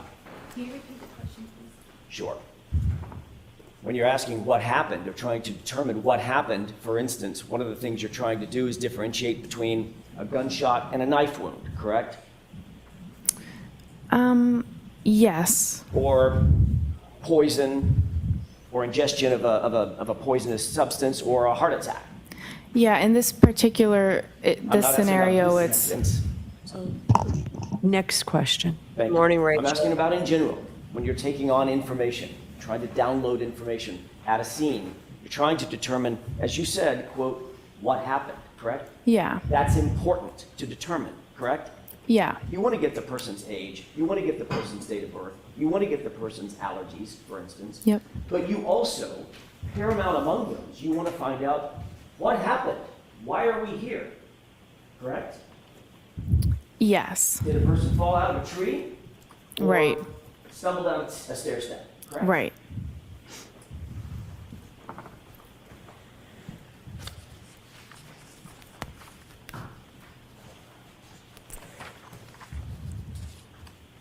In doing so, it's important to relay that information to others as well. You would agree with that, correct? Yes. That's the whole point, Ms. McLaughlin. You want to gather the information and then let others know exactly what happened and document that as best you possibly can so that the life-saving efforts or the medical assistance can continue for the patient, correct? Yeah, you have to share the information that you got with the people who are providing care. And one of the ways you do that is by writing it down, correct? No. Can I ask you, who did you speak with before your testimony today, in anticipation of your testimony today? I met with the DA's office a few times. Who at the DA's office? Mr. Brennan, a witness advocate, and Why? there were different troopers there at different meetings. What did you and Mr. Brennan discuss What? at these? Well, let me ask you first of all, foundationally, how many meetings were there? 3. 3. When were they? One in maybe January was just a meeting. One a few weeks ago, we reviewed the testimony from the last proceeding. And then yesterday, briefly to say that I'm getting called and I'm going today, and if I had any questions. Let's talk about the one a couple of weeks ago. Where was that meeting held? At the DA's office. And you said you reviewed testimony with whom? I watched the testimony from the first trial. Wow. It was Mr. Brennan, myself, a witness advocate, and perhaps Trooper Tully And at you that and Mr. point. Brennan went over your testimony at the last proceeding, correct? We just watched it. Okay. Yeah. There obviously were questions about that testimony once you finished watching it, I'm guessing, correct? I guess so. Discussed certain aspects of the testimony, is that right? Why does a yeah. paramedic need to go Mr. through Brennan told this? you that, for instance, he was going to bring out on direct Red flag. examination, his examination, your relationship with Caitlin Albert, correct? He said, I will ask you about the relationship. And that was in anticipation Oh, of yeah. things about that relationship, correct? Get to that. Sustained. Did Mr. Brennan tell you that he wanted to make sure that he brought out that information so that it wasn't brought out on cross-examination by me? Objection. Sustained. Oh, What did Mr. Brennan say about the reason he wanted to bring out the relationship with Caitlin Albert on the examination? There was no reason that he gave. But he did tell you that he wanted to make sure that y'all covered that on direct examination during his examination, correct? Objection. Sustained. Did he say something like that? No. Did you say something like that? I would like this information brought out so it's not brought out on cross-examination? No. At the last hearing when you testified about a year ago, that wasn't brought out on direct examination, was it? Objection. Sustained. Maybe approach. Okay. Knew that was coming. I'm surprised that they had a sidebar on that one. Whoa. That was pretty telling. First of all, why does a paramedic who arrives on scene that's only taking care of a patient need to go through that much that much prep for a new trial? Why do you need to go and review your old testimony? Oh, because we need to bring out and clarify that connection you have to the Albert's daughter. I see what you're doing there. I see you. But is there really, I mean, yeah, there's a connection, but does it mean anything? Not really, not at this point. not. They got approval, Miss Katie, or yeah, this is Katie, that Katie's up there lying for the Alberts. Because why would you have all these meetings to discuss your prior testimony? And then they're going to bring out the fact that there's a connection between you and their daughter. Did they prep? They're like, okay, we need somebody else who out there heard Karen saying that stuff to corroborate what me and Carrie are sitting here saying that she did him. So now let's make friends with this little EMT girl. You know how Jen works. Oh yeah. She gotta make friends with her, right? So let's get her to also say, she hit him, she hit him, she hit him. Like, which one is it here? Are we coaching her on what to say because we have a connection to her? Now, see, they done laid that reasonable doubt. You go defense. But will it stick? I don't know.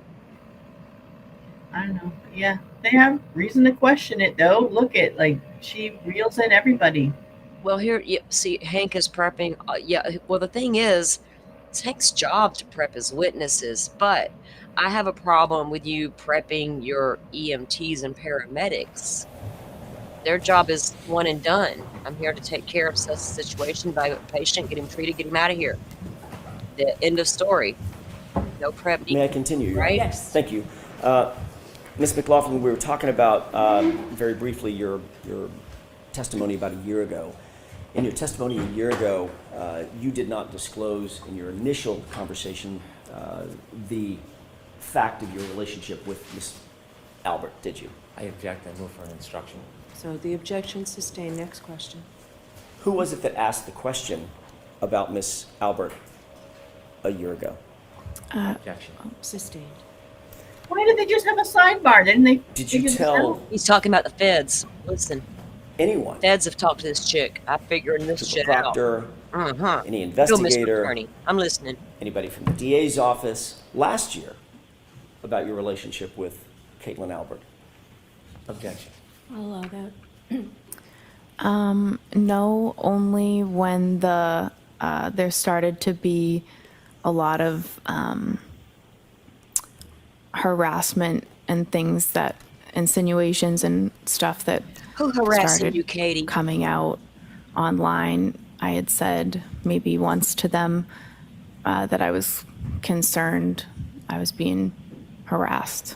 My question, Who Ms. harassed you, McLaughlin, Kate? was before the information was disclosed, which was during the first proceeding.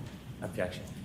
Let's hear the question. Before that information was disclosed during the first proceeding, Fuckers. in any of your interviews, Michael Proctor or anybody else from the DA's office, did you disclose, I'm sorry, from the Massachusetts State Police or anybody from the DA's office, did you disclose, did you volunteer that you had a relationship with Caitlin Albert before the first proceeding?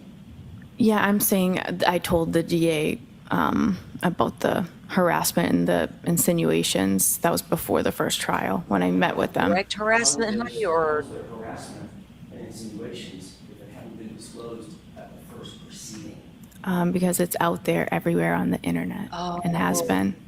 How do you know? Before the first proceeding, Ms. McLaughlin, It's- before you ever testified. That's my question. Do you understand my question? Yeah, her credibility's shot. It's been going on Sorry. since before the first proceeding. If you hadn't testified at the first proceeding, at which point it was revealed, how could you have ever suffered any harassment for it? It wasn't disclosed yet, Ms. McLaughlin. Do you understand? I don't think you understand what I'm saying. Oh, shit. Who did you tell at the DA's office? The relationship that I had with Caitlin Albert had been out there. It had been published and proliferated on the internet. So that was before the first proceeding. And who did you tell at the DA's office about this before the first proceeding? I don't remember who it was or the meeting, but Was it Mr. Lally? it could have been. Not researching, Joe. Do you have a memory of that? Not specifically. I don't remember who it was. Was it Miss McLaughlin? Like I said, I don't Yeah, remember not you, specifically. obviously, Miss Laura McLaughlin, no relationship. Like I said, not specifically.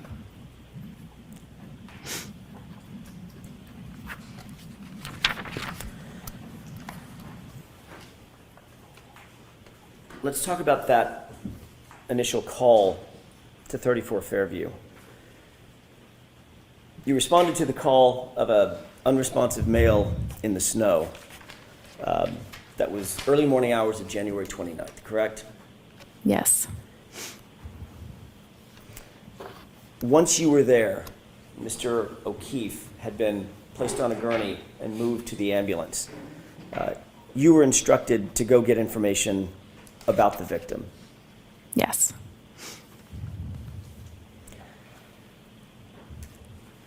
You've described in a video the basic scene where you claim that this statement was made by my client, correct? Yes. That was a situation in which you're standing there, Ms. Reed is standing there, Ms. McCabe is standing across from you, and there's... fuck was that, y'all? Miss Reed was on the right, Miss McCabe was on the left, and then there was a officer kind of diagonal across from me. Okay, first witness. Yes. Just a still shot. Thank you. It did me too, fire or butterfly, or Tell me if you firefly. recognize- Y'all gonna be confused. That scared me. I was about to run. I recognize me in it, yes. And when is that approximately, does that approximate what you're describing? Is that time in which you're standing there, I'm guessing in the yellow jacket, Ms. Reed's to your right, Ms. McCabe's to your left, and there's an officer standing directly across from you? Yes. Is this the time that you indicate that that statement was made? Around this time. Yeah, I'd like to have that marked as next in order, Your Honor. Court of Commission. Any objection, Mr. Brennan? None, thank you. May I retrieve? Yeah. 50?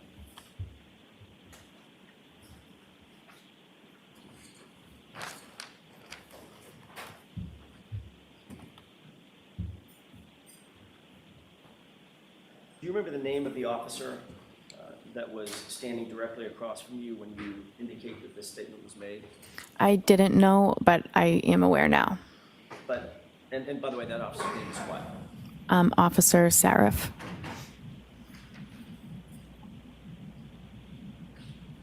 You were describing a situation in which you're standing there, Miss Reed is next to you, within earshot is a uniformed police officer, and she said, I hit him, correct? Correct. Then he said, what? Is that right?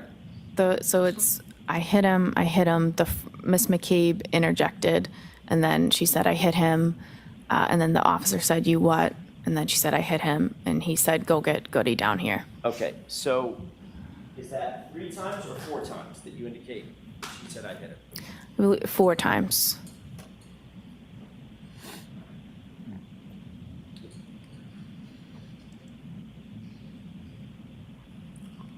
And you, according to you, you indicate that at the time that Ms. Reed made these statements, she was hysterical and somewhat out of control. Is that right? She was upset, I would say hysterical, yeah. Did you describe her last year as obviously upset, overly frantic, and almost hysterical? Yeah, I believe it. I remember that. Okay. If we could play Exhibit 4. Okay. Starting at 9, Court Commission, starting at 9:15, about 9:46. Oh my God, again.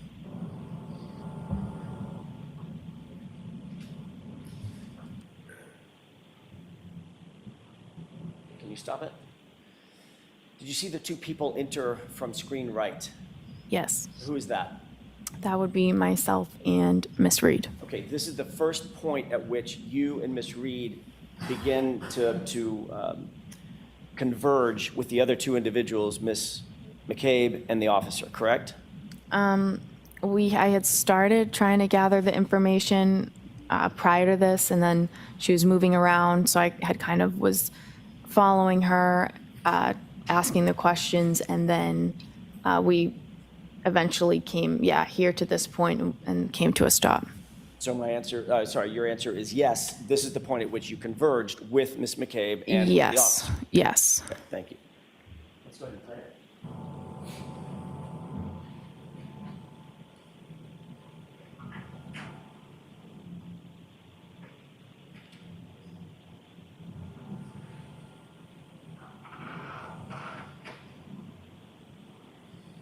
Pause it. You see yourself sort of in the foreground in the bright jacket, Yep. and Miss Reed's just on the other side of you, correct? Yes. Standing there. Yes. Okay. Go ahead.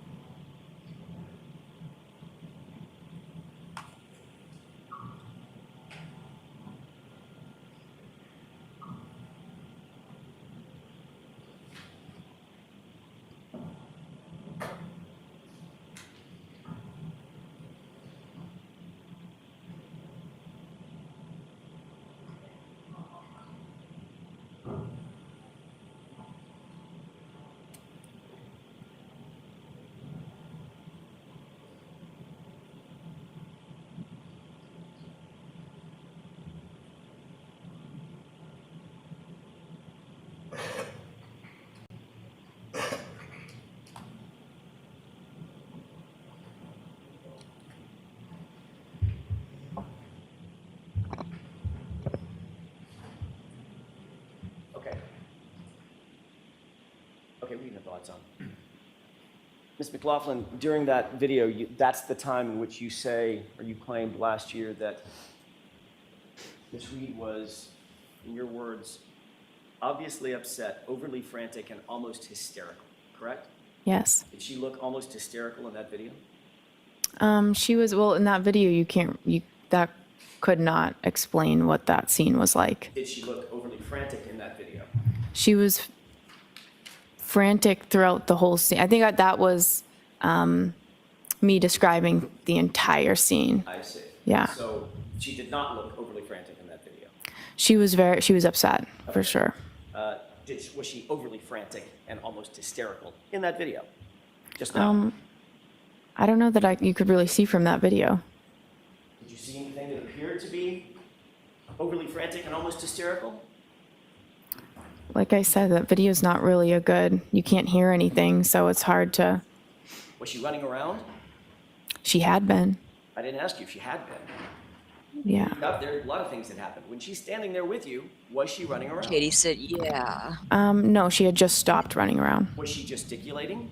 Yes or no, heifer? I don't know. Do you know what that means? I don't. Was she using her arms and going crazy? Was she with her arms and running in circles? She had been, but like I said. Yeah, but I think. I'm asking you about what happened before you got there. I'm asking you what happened when. I'm sorry. Katie. Getting a little salty on stand. I'm not asking you what happened before we got to that video. All right? I'm asking you about the video in which you described her previously as being overly frantic and almost hysterical. Did she look like she was just gesticulating and moving her arms and spinning in circles? Not in that video. Okay, thank you.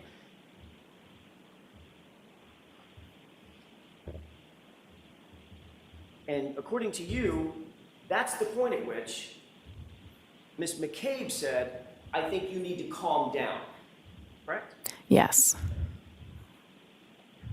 And according to you, that's the point at which Ms. McCabe said, you're hysterical, correct? Yes. Okay. Just so I'm clear, who in that video, Ms. Reed or Ms. McCabe, appeared to be doing most of the talking? You cannot see from that video. Who in that video I don't know. appeared to be gesticulating with their arms? My client or Ms. McCabe? I think Miss McCabe was doing that, saying you need to calm down. Aw. You're hysterical. Oh, the whole It time was she's throwing away gesticulating, she's Jen's saying, behavior. calm down, Karen, you're being hysterical. Calm down, you're hysterical. And just repeating that? She was trying to get her to stop and to calm down because of the statement she was making. Oh, well, you were And she was assuming. trying to get her to stop, calm down. Wasn't because So of what she during that was entire saying. video, You that was liar. probably 40, 50 seconds or so, maybe it's a minute. That's what you're saying now. Ms. McCabe is Objection. gesticulating and saying, calm down, Karen. You need to stop making statements. Calm down. Right? That's what she was doing. Yes. Okay. Well, you'll agree that Ms. Reed was standing relatively quietly to your right. You're hollering objection to the defense. saying The defense is pointing shit out. No, what she had just said, she had seemed upset when she said that. And what she said was obviously Miss McCabe was trying to convince her that that was not, you need to calm down. Stop saying that. Right in front of a police officer who never said he heard her say it. Objection. Sustained. That's true. That cop doesn't say he heard her say that, y'all. Katie says he did. You were standing 18 inches, 2 feet from Officer Seraph, correct? I don't know exactly. Well, give me an idea. I mean, 2 feet, I- 3 feet, whatever. He was standing near me. And he was standing even closer to my client, wasn't he? Yes.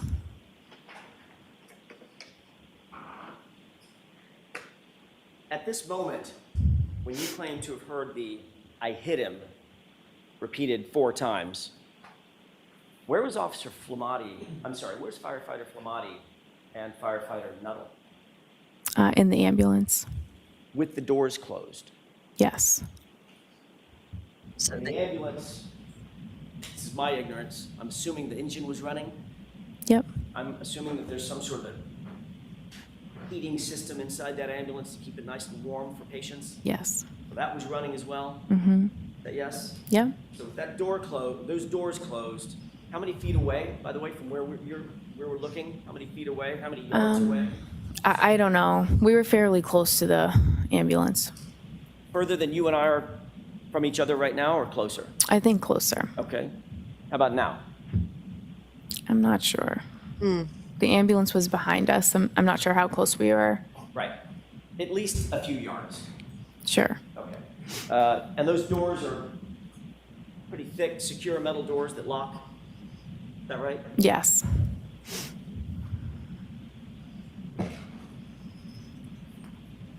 Obviously, when you saw them, I know you don't know what was happening inside the ambulance, but when you saw them, Firefighter Nuttall and Firefighter Flamati were engaged in life-saving measures with Mr. O'Keefe, one doing the bag, one doing chest compressions, as they entered into the ambulance, which you did see, correct? Yes. When those doors closed, would you presume, from your experience, that those life-saving measures and their focus was on John O'Keefe, that continued? Yes. You testified that you went back to the ambulance at some point and you told Firefighter Flamati and Firefighter Nuttall what you claim to have heard. You've told this jury, correct? I went back to the ambulance after that and I told them what was said and gave them the demographic information that I got. Okay. So in other words, Firefighter Flamati and Firefighter Nuttall heard it from you. You didn't say it to somebody else, they reported it to those two. They heard it directly from you, correct? I went back and I said, I gave the demographics and I said, she's saying I hit him. Right. So in other words, they heard that from you. I gave them. Objection. Is that yes or no? Objection. She answered the question. Next question.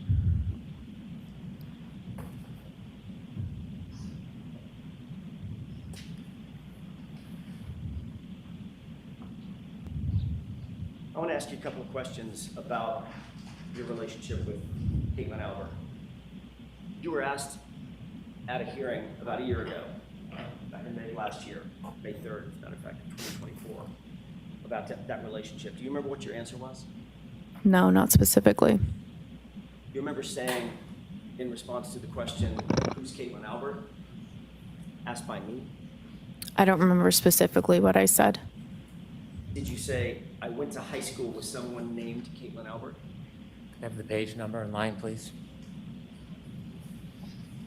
May 3rd transcript, 10-24, lines 2 and 3.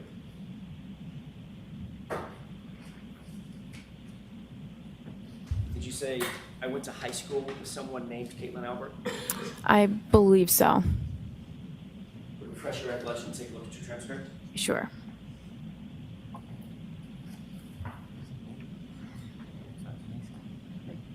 No, May 4th.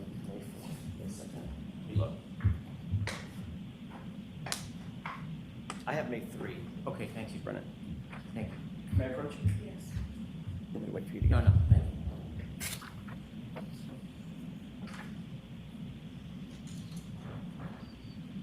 You see that?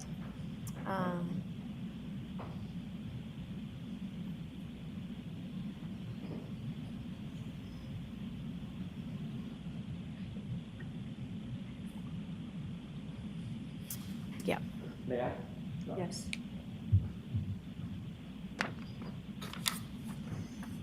Did that refresh your recollection as to what your answer was to the question, who's Caitlin Albert? Yes. Did you say, quote, I went to high school with somebody named Caitlin Albert? Yes.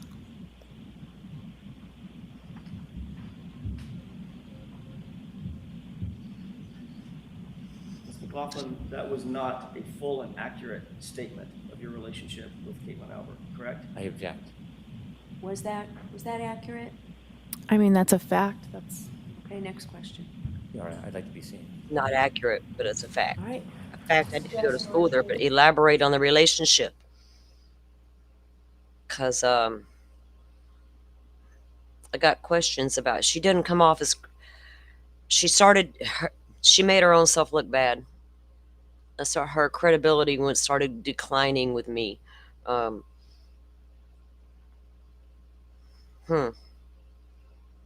Trying to remain open-minded about that one, but it looks a little sketchy, so I'm gonna have to put her down on the uncredible list. Like, I don't know, you should have disclosed. When did she... This was all happening in a matter of days with each other, y'all. Within days. Are they just on a sidebar? Having a meeting? Yeah, I don't know. I hear noise again.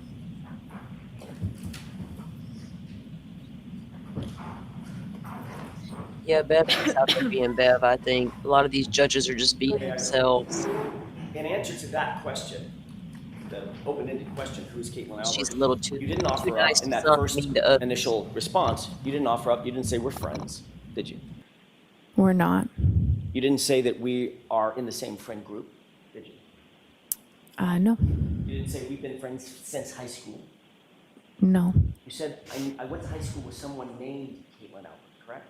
Yes. Almost as if you just saw her name in a yearbook. No, I don't agree with that. That's not true, is it? I mean, that wouldn't be true, correct? Because you did know Caitlin Albert. That is true. And you asked me if I knew her, and I said yes. And you asked me if I'm friends with her, and I said I wouldn't say friends. You wouldn't say friends. Right. Even as you sit here today, you would not say that you're friends with Caitlin Albert. No. You wouldn't say that you've been friends for years. We've known each other for years. That wasn't my question. We've known each other for years, but we are not close friends. We don't have a relationship, just her one-on-one. It's just group settings. You grew up in the same town together, correct? We did. Went to the same middle school together. Correct. Went to the same high school together. Yes. You socialized with her. Yes. You've taken day trips with her and others. Yes. You've taken beach trips with her and others. Yes. Taken 4th of July weekend getaways with her and others. I don't remember that, but One of your best friends named Michaela actually lived with Caitlin Albert at college, didn't she? yes. And you visited Oh, hell. Your best friend. Mm-mm. Firefly. They know each She lived other. with Caitlin Albert on more than one occasion, didn't you? Yeah, occasionally I would go to visit like- the friends that I had Not there. friends, You but would they spend know the each night other. In the apartment with them, correct? Maybe a handful of times, Trips and yes. shit together. Come on. With Caitlin Albert, correct? I'm in pictures with her, yes. You've been to baby showers with Caitlin Albert over the years. I have attended a baby shower with her, And yes. celebrations with her over the years. Yeah, we know each other. Yeah, we socialize, like I said, group settings, social events. I will see her.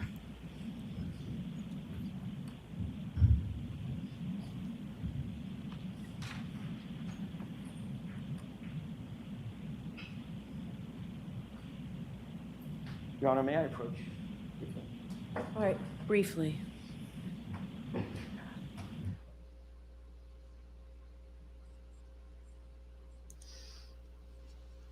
Sorry, guys, I was writing a note. Well, they may not have been besties, and they may not have hung out and, went and got their nails done and stuff, but they definitely knew each other for a long, long time, since at least middle school. Well, does she? Firefly, where are you at? If she has no allegiance to her, she got sketchy about some things she shouldn't have. Well, I think she doesn't like the social media presence, the free KarenRead stuff. Yeah, I get it. That's she's why on that side for sure. I understand that, but that means that she was very well aware of all things on social media. Then she's read more than I have. Yeah, and I get it if she's telling the God's honest truth, and she heard I hit him. That's end of story. But okay, I can buy that. I don't doubt that she heard I hit him, but they're taking it all out of context. I think most of us here feel that, right? We totally get it. Is the jury getting it? This chick, this is why this thing's turned me off. She does turn me off. I'm not saying she's sketchy. She knows all about the social media. She knows all about. She had to be prepped. She's very biased. Testimony because of the because of the connection to Caitlin Albert. Mm-hmm. How far and deep is that connection? Are you willing to come out and change your statement, or not change it? Are you willing to come out and say the statement from Karen was I hit him versus could I have hit him type of situation? So they're saying, in the defense's theory, they're laying it out. This girl is part of the cover-up. You can't deny it. That's exactly. I think Rachel's right. The issue is that she didn't disclose that she's part of the friend group with Caitlin. Well, the problem is the Alberts are suspect. Yeah, you need to. Right. The defense just put her into the conspiracy theory. Mm-hmm. So that's why these witnesses. I'm listening to what I know. What the defense told me in opening statements. I know the burden's on the freaking prosecution, but he's told me a lot of things in that opening that he also has to prove as well. So far, he's laying that foundation now. He already did it the other day with the group messages that he showed me, and did he tell him he didn't go inside? What's up with that? Okay, that's sketchy. Now we got Miss Sketchy Paramedic on board. I'm like, okay, there's another reason, How is she lying about her close friendship with Caitlin Albert? I don't know if I can trust this girl to tell me the whole truth, nothing but the truth. So if she's got a good, did they talk her into going along with what needed to be said so Karen can pay for what she did to John? I don't doubt that because she's very biased. She already let it out that all the online presence is being very, Yeah, I'm sure. Don't read it. I'm sure that your witness advocate probably advised you not to read that bullshit you're looking at on social media. Now, if you were getting direct threats, take it to the police. That's different. Nobody should be out here harassing anybody. I don't care which thing they did. Nobody's got the right to physically or real world go after that girl and through social media threats or whatever. That's crazy. Put her on the witness stand, poke holes in her damn story, and let's get on with it. So, but she just did all that. She was just a little evasive for me. She was a little combative. She didn't want to explain her relationship with Caitlin Albert. She didn't feel like that was relevant. Maybe it's not. They're not done with her yet, right? They're still. I don't know. The only reason why Katie's up there is because she heard the statements, I hit him, I hit him, I hit him. Yeah, he's just really trying to push that to the jury. Like, she's so guilty. Of course they are. They can't get That's a all murder we got. charge. They cannot get a murder charge without I hit him, I hit him, I hit him on purpose. So if they can establish through these multiple witnesses that saw or heard those statements, reiterate that, they think they can drive that home. And they ain't got to explain shit. The prosecution don't got to explain nothing about the alleged dog stuff. You know what I mean? They're there to prove to you, KarenRead absolutely did this. Whether I believe it was accident or not is up to me in the end, I guess. Because he doesn't seem to be trying to drive home murder charges in this trial. He seems to be trying to really drive home his lesser charges, still that she hit him. No, but nothing else happened here but that. So that's what the whole point of all these witnesses are. I can't win with you know what though? What it'd be telling is when the prosecution's done with bringing in all their witnesses, and when the defense brings up theirs, how hard are they going to go then, right? That's what I want to know. Because there's a lot of witnesses still to come that the defense is calling witnesses that the damn state's planning to call too. So it's going to be crazy. They're supposed to call Jen McCabe and her husband and the McAlberts, all from the defense side. It's storming there, making you butterfly. Stormed here the other night. We got a pretty good day here. You know who else is going to be coming on today? Huh? You know who else is going to testify today? Today, I don't know. I got the list I do have the witness list, but I don't know who else.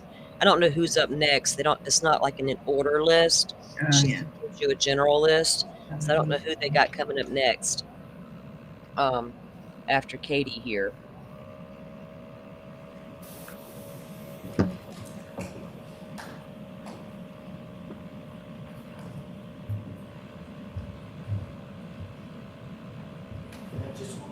Yes.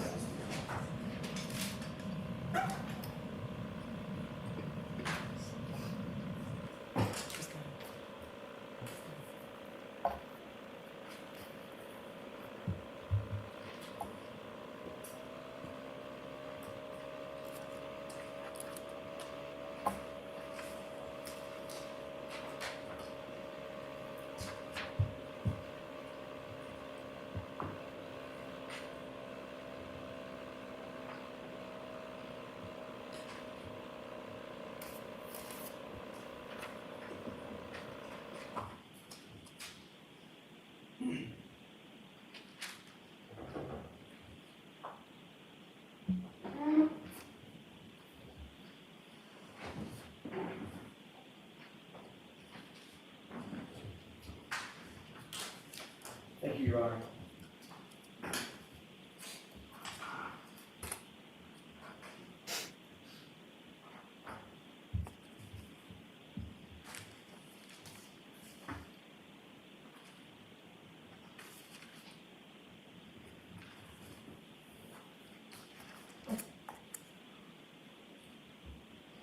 May I approach briefly? Yes.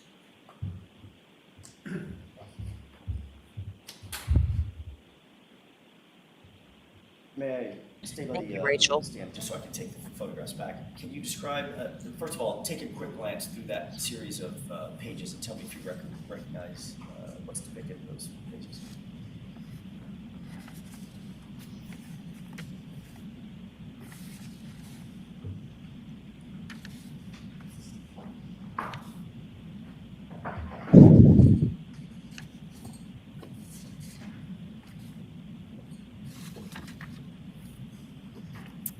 Yes. How do you recognize, generally, how do you recognize those documents? What are they? Objection. The objection sustained. Are those photographs? Yes. Oh. Objection? Good. Depicted in your first photograph. Myself. You mean see, a prig. Does every one of those photographs include you? Get to the mic, dude, so everybody can hear that objection Does every one shit. of those photographs include Caitlin Albert? Objection, I'd like a curative Sustained. instruction. Oh, God. The reality is, Ms. McLaughlin, your relationship with We'd Caitlin object Albert to goes back not objections. just weeks or months or years, it goes back a decade or more. Matter of fact, more than a decade. I grew up, we live in the same town, so we went through all the same school systems and everything. May I approach? Yes. If I can have this, please. The reality is, you did more with Caitlin Albert than simply go to the same school system, is that right? Yes, One of these photographs has you on vacation with Objection. Caitlin Albert drinking, correct? Sustained. You've been photographed. Mic up, dude. You've been photographed with Miss Albert on many occasions at many celebrations with your girlfriends, correct? A sidebar, please. I'm going to allow that. Is that right? Been photographed on occasions. on occasions, yes. That wasn't my question, Your Honor. Go ahead, ask My it. question was, you've been photographed on many occasions and many celebrations with Caitlin Albert and your girlfriends, that group of girls that we just looked at. Yeah.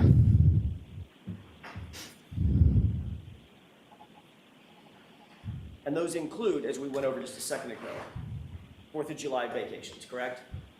I'm not sure the dates on them. I didn't ask you about the dates. I don't know the dates either. Well, I don't know that was a 4th of July celebration. I'm not sure. Do you see a beach photo with American flags in the background? I'm objecting. Sustained. So you've had, those photographs represent some of the celebrations that you have had with Caitlin Albert and others in your friend group, correct? I'm objecting. Sustained. You've gone on overnight vacations with Caitlin Albert, isn't that right? There was one that I can remember, one overnight that I can remember with a big group of people. Who was that? Where was that? That was in Maine. It was in Bethel, Maine, wasn't it? Could have been. It was in Maine. Have you been to more than one vacation in Maine with Caitlin Albert? No, I don't know. That's the name of the town. I don't remember. You've indicated that you've had baby showers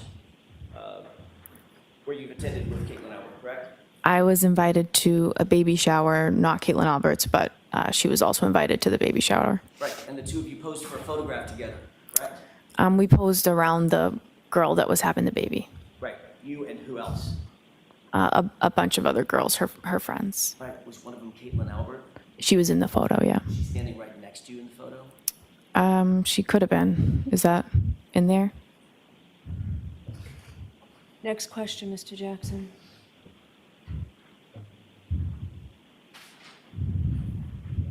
May I approach? No. Next question. You just looked at a photograph of you. I just glanced through them. It's asked to Sorry. approach and get told no. Objection is sustained.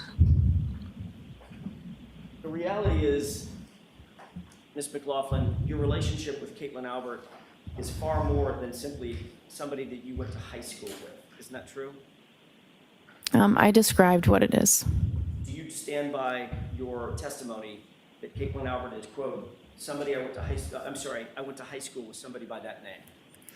I said that, and I described the relationship numerous times throughout that testimony to clarify it. And you clarified it under questioning by me, correct?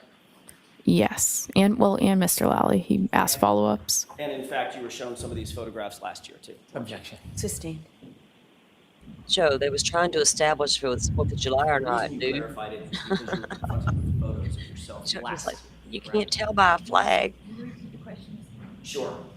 The reason you clarified it, as you just testified, your relationship, is because you were confronted with photographs of you and Caitlin Albert last year, correct?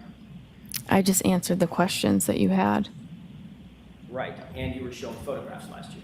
I was, yes. There's also another member of the Albert family I see. that you've spoken to about this case, isn't that right? No. January 30th, 2022, you were contacted by a member of the Canton Police Department to set up an interview, weren't you? No, I was not. You remember being contacted by anybody to set up an interview with Michael Proctor? The state police called me, and I met with two state troopers. I don't know which one of the troopers called me to set up the interview. Isn't it true that it was actually a Canton police officer who coordinated that interview with you? I have no knowledge of that at all. Isn't it true that the Canton police officer who set up the interview with Massachusetts State Police and coordinated that interview was a detective named Kevin? Do you remember that? I have no knowledge of that.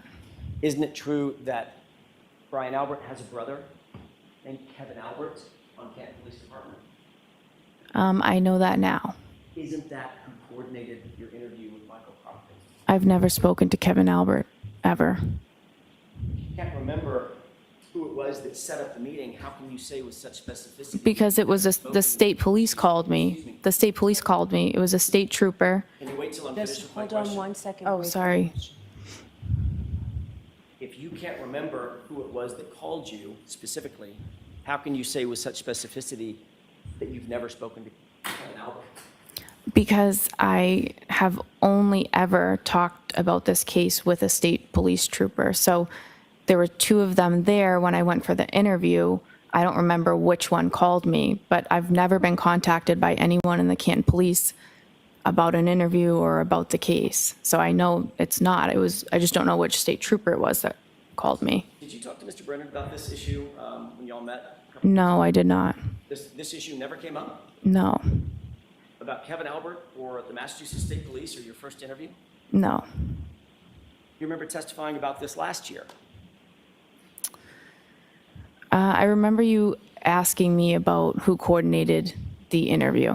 And now as you sit here, you're saying it was absolutely 100% Massachusetts State Police that coordinated that interview. I only ever spoke to the state police about that interview. I wasn't contacted by anyone else to go in for that interview. Are you saying that you now have a specific memory of how that interview was set up? And that it was Massachusetts State Police? My only memory is, Do you have a memory or do Can you she not? answer the question, please? I don't really get the question. Can you answer my question? I don't understand the question. Ask it again. Sure.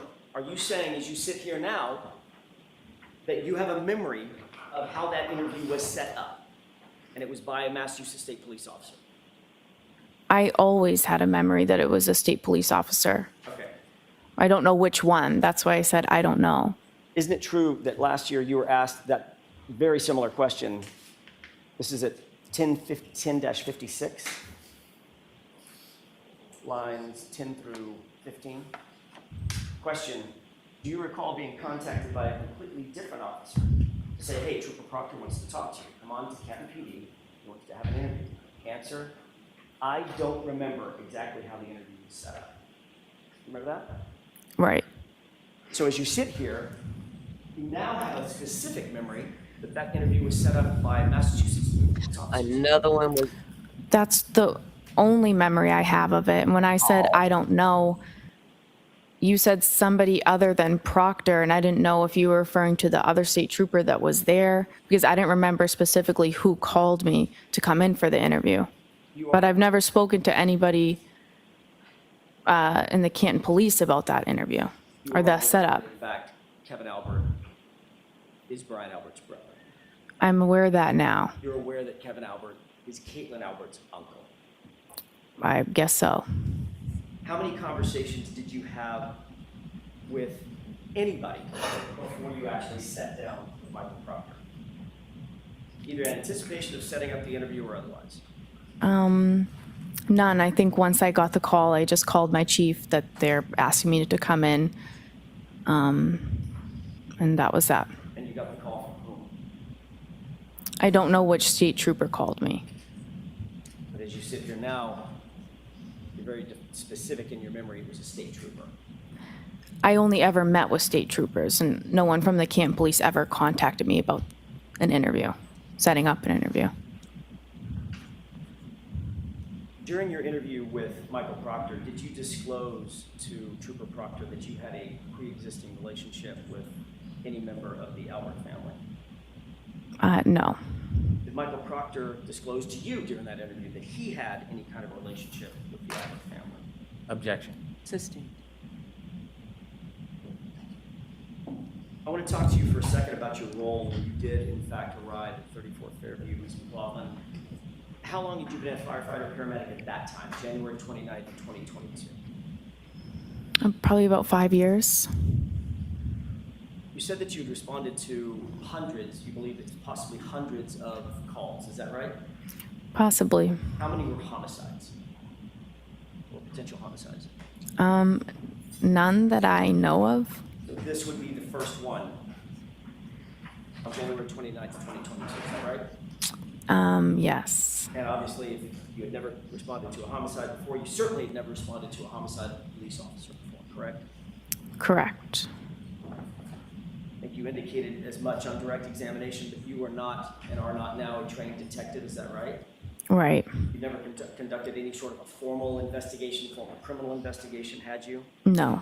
You hadn't been trained, you had no advanced training on how to preserve or interpret statements or memorialize statements for evidentiary purposes? No. Or for the use in trial, things of that nature? Nope. In fact, your role that morning was just to provide medical assistance and pretty much nothing else, is that right? Yes. And you'll agree that it was a somewhat chaotic scene, right? Yes. Lots of first responders on scene, right? Yes. Everybody working furiously, or at least people working furiously to provide life-saving measures to John O'Keefe, is that right? Yes. People were talking over each other. There was a cacophony of engine sounds and noises coming from people talking and trying to speak over the wind and the howling, the driving snow and wind that was coming down, or snow that was coming down, is that right? Yes. You hear people in the background, in the foreground, people talking over each other. Yes. Emotions, your emotions, everybody else's emotions were on high alert, is that right?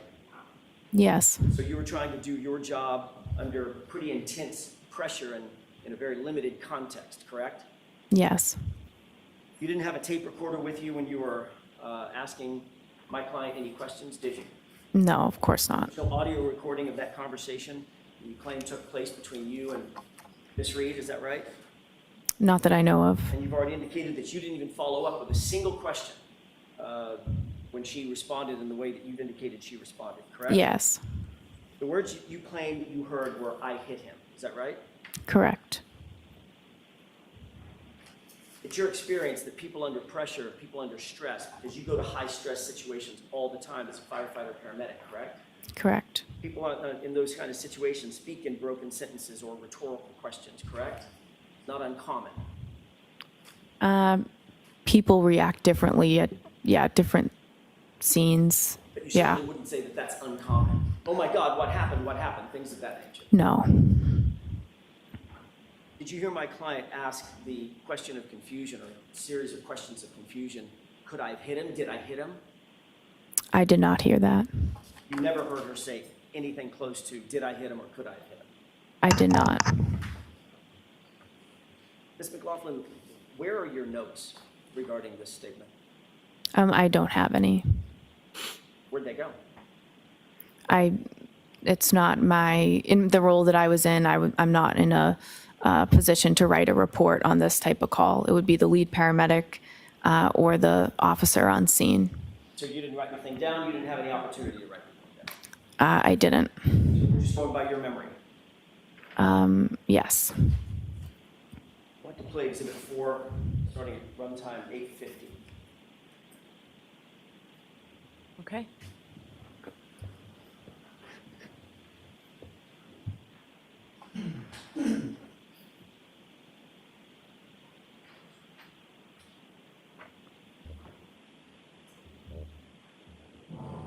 Pause it.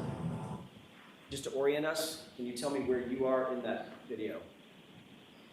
I might be in the middle there, although I didn't get a good look. With the yellow and the red? Yes. Okay. I'd like you to pay special attention, Mr. McLaughlin, to your right and your left hands as this video plays. Could we go ahead and play it?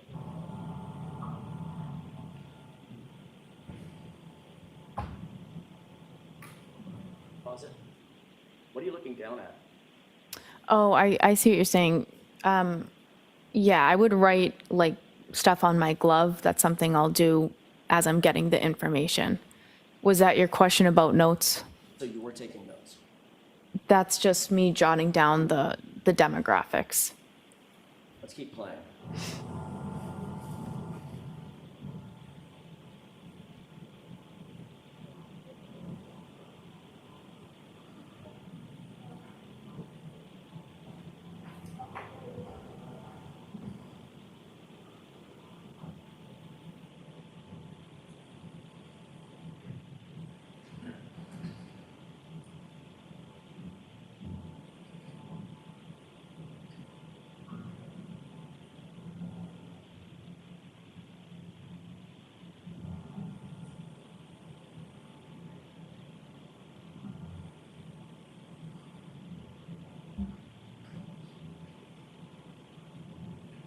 Pause it. Is this still the part of the interaction where my client is overly frantic and almost hysterical? That's the point where your client started to make the statements. Was she overly frantic and almost hysterical? She was distraught. Okay. Overly frantic and almost hysterical. We're using different words. I'm asking you about your words. Does this describe her as overly I think the overly frantic and hysterical, I was describing the entire scene. So you'll agree that she doesn't look overly frantic or hysterical? Again, hard to say from a video, but... And according to you, well, that's actually, Ms. McLaughlin, it's easiest to say from a video, isn't it? It's a video. Yeah, I mean, she's she's not totally in view, and I mean, she wasn't standing there calmly, I guess. Right, she looks hysterical to you. She was upset. She was very upset. Hysterical? I might say hysterical. She was extremely upset. Okay, and this is the point at which Ms. McCabe is saying, calm down, you're being hysterical. Yeah. Okay, let's go ahead and play it.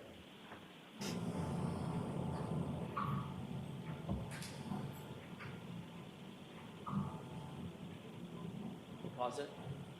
So you indicated that this is the point at which, and we can leave the lights down for a second. I'm going to play it again. This is the point at which you said my client had just said, I hit him, basically confessing to having hit John O'Keefe, correct? Those are the statements she'd made. Okay. And Officer Seraph is standing right there, right? Mm-hmm. Yes. You see any reaction from him right there? I know he turned and told somebody to go get the sergeant. I don't know if that already played. I'm sorry? Do you see any reaction from him? He responded, "You what?" And she repeated it again, and then he told someone to get the sergeant. I know that's what your statement is. I know that's your testimony. I'm asking about the video. Do you see him reacting right here? You'd have to play it again. I wasn't looking at that part. Do you see him handcuff my client? Oh, no.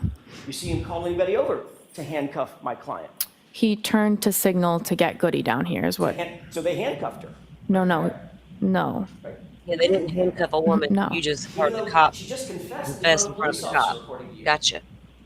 That's what she said. I hit him. It's my fault. I did it. That's a confession, correct? She said, I hit him. And Officer Seraph just stands there, and my client walks away, correct? You'd have to talk to Officer Seraph about that. Oh, we have. You should. Mr. McLaughlin. Objection. Okay, so let's move on. Mr. Jackson, I'm not rushing you, but how much longer do you think you'll be? Not long. Okay, so, I can wrap it in a couple of minutes. okay. Toward the end of this video, Your Honor. Are you playing it again, or should we put the lights on? If we can play it again. Okay. Continue.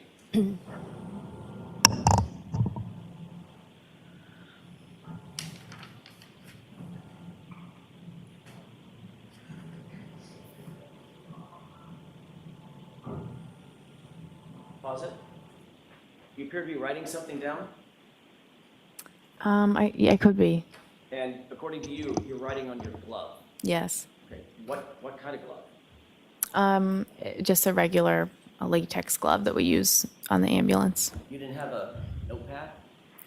I probably did. Sometimes it's easier to just write it down on your glove. Right. Did you write I hit him on your No, I did not. Let's go ahead and play it.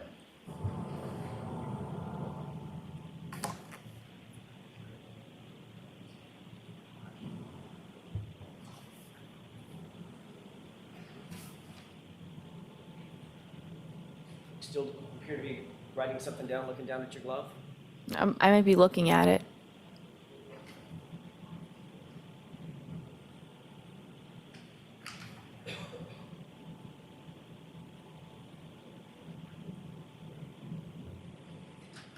Pause it. Is this also an example of my client being overly hysterical and frantic? Oh, I wasn't paying attention to her. You can have the lights up.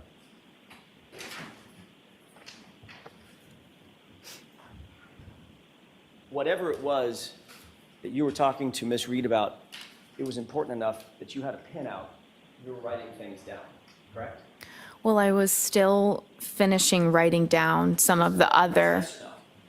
It was important enough. Yeah. To write things down. Yes, or no? Yes, I wrote down things that were, some of the things that were said. Some of the things that were important, correct? Yes. For instance, you'd write down John O'Keefe. That's his name, right? Right. You might write down a circle with a slash through it, allergies, no allergies, right? Right. You might write down 46 for his age. Right. You might write down how he was injured, hit by a car, correct? I did not know that that was, well, I didn't know what those statements meant. You might write down 3 little syllables that was just told to you. I hit him, especially if it had been repeated 4 times as you claimed, correct? Yeah, I had that in my head and I was going to go tell them that. And you had a pen right in your right hand writing things, correct? Yeah. You never wrote that down, did you? I wasn't going to write that statement down on the glove. I remembered that and I went back to the ambulance and told them.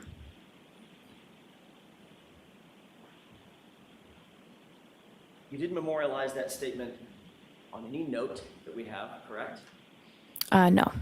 You didn't memorialize that statement on any glove that you were wearing, correct? No. Whatever you wrote down on that glove, where is that now? Yeah, I don't have it, obviously. I don't know how obvious it is. What'd you do with it? You just scratch everything out and you throw out the glove. Just threw it away. Mm-hmm. Is that right? Mm-hmm. Yes. Is that yes? Yes. So we don't know what was actually on or not on that glove, do we? I didn't write those words down on that glove. As we stand here, we don't know what was or wasn't on that glove. Name, date of birth, no meds, no history, no allergies. And then I wasn't writing that statement down on the glove. I went back to the ambulance and just reported it. And importantly, it was important enough, as you say, to go back and report the statement, but not important enough to write it down with that pen that is very conveniently in your right hand, correct? It's not about importance. I was relaying that information to the ambulance verbally. I didn't need to write it down. And you, in fact, didn't write it down, did you? No, I didn't make a report about it. And you're also aware that not a single police officer out at the scene wrote that down either. Objection. Sustained. That's all I have. Mr. Brennan, can you do a redirect in 5 minutes? I can. Okay.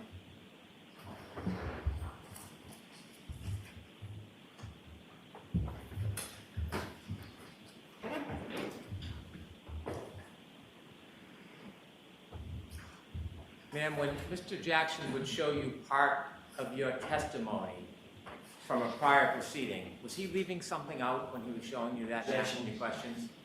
Sustained. When he asked you about whether you knew Caitlin Albert and you said you went to high school with her, did you immediately then answer questions describing that relationship? Correct. Watch the form. Were you asked immediately other questions about the relationship? I explained the relationship over and over again throughout the testimony. In fact, you described the relationship over 20 times, didn't you? I'm sure it was that many. You didn't simply just say, somebody named Kate. I went to high school with somebody named Caitlin Albert. You didn't leave it at that, did you? No, I didn't. Do you remember saying, I would say more acquaintances, not close friends? Right. You remember immediately saying after that, I would say we had mutual friends. We might see each other occasionally because of mutual friends, but we don't have a one-on-one friendship or hang out regularly? Right. Objection, Your Honor. I'm going to allow You remember many more statements after that initial answer where you describe the relationship. Yes. Similarly, you were asked about a meeting with the state troopers, Yes. and the attorney asked you a question about your memory or suggesting that Mr. Albert set up the meeting. Do you remember those questions? Yes. You were asked questions just like that before at the last hearing, weren't you? Yes. Remember being asked about who set up the meeting and you saying that you didn't recall? Yes. And then do you remember being asked about whether a completely different officer set up the meeting and you said, I don't remember exactly how it was set up? Yes. Followed by, so that was my next question. You may have told me this. Do you have any recollection who set that interview up and you said you didn't? Right. And you were specifically asked, does the name Kevin Albert sound familiar? Objection. Do you remember saying no? The objection sustained. Do you remember when you were asked at the last hearing, does the name Kevin Albert sound familiar? Do you remember what you told Attorney Jackson? I told him no. And then you were then asked, do you know Kevin Albert? Do you remember your response? I said no.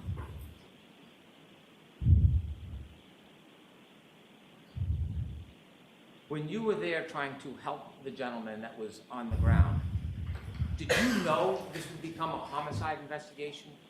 No. Did anybody tell you this was a homicide? No. In fact, when you spoke, or the defendant spoke to you, you were simply trying to get background information to help Mr. O'Keefe. When she told you, I hit him, did she say that she hit him with something? No. Did you know whether it was with a fist or a foot No. or a Lexus? No. You mentioned this was not part of your role to investigate. Why didn't you persist? Why didn't you follow up and ask more questions about that statement? What about the situation and the dynamics caused you not to ask questions? Sustained is to that. Why didn't you persist in getting more information from the defendant when she said, I hit him? I felt bad for her at the time. It was a very disturbing scene, and I did not want to push further down that road. It's not my job, and I didn't feel comfortable doing it. Did you write those statements down on your glove? No. Then how do you remember she made those statements? I won't ever forget those statements. I have no further questions. Anything, Mr. Jackson? Very briefly, that was a disturbing scene, you said, correct? Yes. An emotional scene. Yes. Right? Yes. A scene that was upsetting. Yes. A lot of people. Yes. For a lot of reasons, right? Yes. And that's when things start getting missed. When emotion starts playing a role, correct? That's when details start getting missed. I guess it depends on the situation. Right, but this was a disturbing, emotional, upsetting scene even for you, correct? I felt that for a civilian to see it, it was very disturbing for them. Probably wasn't great for you either, was it? It's not. Yeah. And your testimony is you never heard my client say, could I have hit him? Did I hit him? Correct? You never heard that. I didn't hear those questions. No. What you heard was, I hit him. Is that right? I heard him. I hit him repeatedly. And changing gears for a quick second. I'm almost finished, Your Honor. You did ultimately start talking about your relationship in more detail with Caitlin Allen under my questioning, didn't you, after that first date? Is that right? Yes. That's when I started showing you photographs, correct? Objection. Was that when you were seen showing photographs? I don't know. I described it so many times. I don't remember. But you knew I had information that I was going to ask you about. Objection. Sustained. No. Objection. Finally, with regard to Kevin Albert, did Trooper Proctor tell you during that interview that he had texted with with Officer Kevin Albert about setting up your interview? Did he tell you that? I have no knowledge of that. Did Trooper Proctor tell you that the reason we're here, the reason we set this up is because Kevin Albert texted me that he had already coordinated with you? Never, no. Thank you. That's all I have. All right, Ms. McLaughlin, you are all set. Jurors, I appreciate you going a little later into lunch to just finish a witness. So why don't we do that? We'll give you 45 minutes, come back at 5 minutes past. All rise for the court, please. Close your notebooks and follow me. Thank goodness we're done with her. Jeez. Close your notebooks and follow me. Right. A little Miss Thing done lost her credibility with me a long time ago. Yeah. That's on her, not me. Yeah. You acted shady, and I don't understand why you would do that, right? Unless there's a conspiracy happening within that home and you became part of it.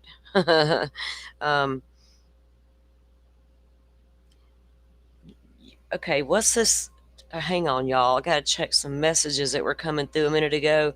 I was taking notes. What are y'all talking about? Oh no, I was just because Okay, remember let me that see. first lady that was on the stand and she said there's no way to get to the garage from Right, you dropped the living room. I'm like, really? That's weird. And according like to no this entry. layout, there is none. You mean like an entry door from within the garage into the home?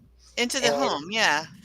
So According you to have to. this, it doesn't show the garage, so there's a little door on the side of that front porch. Well, the door they're talking about is the second front door, as I call it, to the home.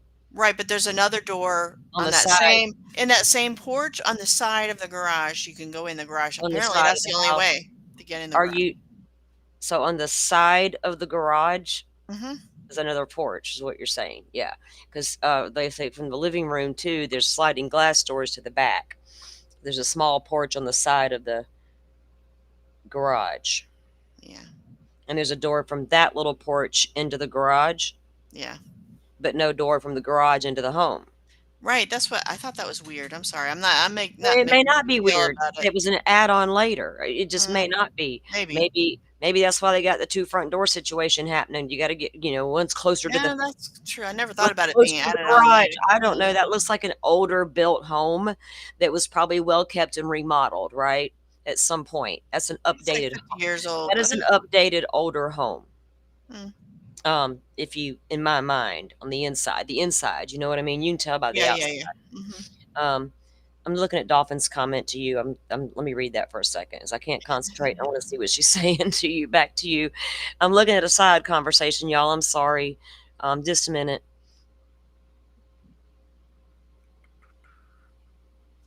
Empty area. Y'all got me wanting to look at floor plans now. Y'all know we love some good floor plans around here. I don't know if I can. Let me go to Discord to see if I can save that picture, and then. I don't know. I just wonder, how do I know they didn't sneak him into the garage? Well, there was really no need to. What do you mean from? Let me ask you this. I don't know when he went in the house. Or if he did. Sneak him into the garage from where? From outside of the home? From within? You mean like they went out to Karen's car and got him and brought him? I don't understand what you mean, though. I don't know, because I think he went in the house somewhere, but oh yeah, why did nobody see him? Like none of the witnesses saw him, or so they say. I'll tell you why. Did he go downstairs? I don't know why. No, I don't know why. I don't know why. So I'm trying to get there. So I'm trying to make sense of what they're telling me they saw, or lack of what they saw. And they're trying to get to this, establish how much snow was really on the ground and sticking to the ground, because I'm paying attention to that testimony, because it absolutely matters. Because we got Carrie over here just wiping snow off left and right. Some say some talking blizzards with mounds of snow everywhere. Some are saying no. When I arrived, there was not enough snow yet, and you could literally still see the grass on the ground. I took note of that, Ryan Nagel, because you don't see any tire marks squiggly in front of the home the way Jen McCabe described. So if you want me to get there, Mr. Prosecutor, I'm the girl who's not paying attention to the fluff and the drama and the social media that your little witness details we're listening at. Yep. I'm paying attention to those damn details, because that's what matters in the end, in the big scheme of things, right? And right now, your details, the math ain't mathin'. That's, again, on you, not me. I can't help. I'm going to call it the way we see it, and I'm calling bullshit. Okay, because Ryan Nagel said, let's review what we saw Today. earlier, or talk about that for a minute, guys. Chat, chime in. Let us know what y'all thought of Ryan Nagel's testimony. Trustworthy, believable? I think so. He was trustworthy. So far, he's the only Right? one. Okay, so Firefly agrees he was trustworthy. I'm going to put him ding ding on the trustworthy meter too, because she knows way more about these people's testimony than we do, or I do. And I think Rachel knows a lot.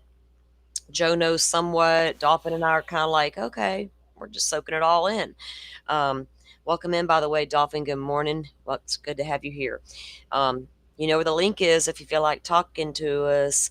But so anyway, back to Ryan Nagels, because that was very important. That was so far more important than Miss all that other bullshit. Okay. Yeah, it sets up the timeline, right?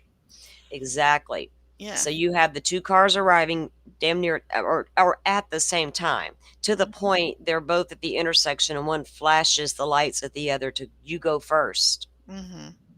That puts them there at the exact same time. So she turns, he goes in behind her. We all watched that microdots piece a little earlier if you were with us.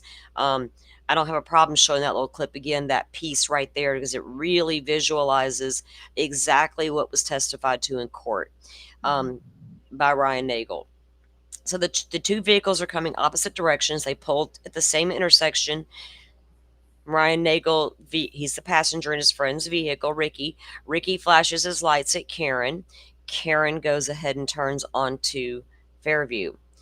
Passenger in the back seat, the girlfriend sees two people in the vehicle. She sees John and Karen because the lights are shining right on them, right? She sees them. They go first. They fall in behind. We noticed, Firefly, you noticed it too, that little median there in the road. Takes a second to navigate around this stuff. It's snowing. It's all the things. How far behind them?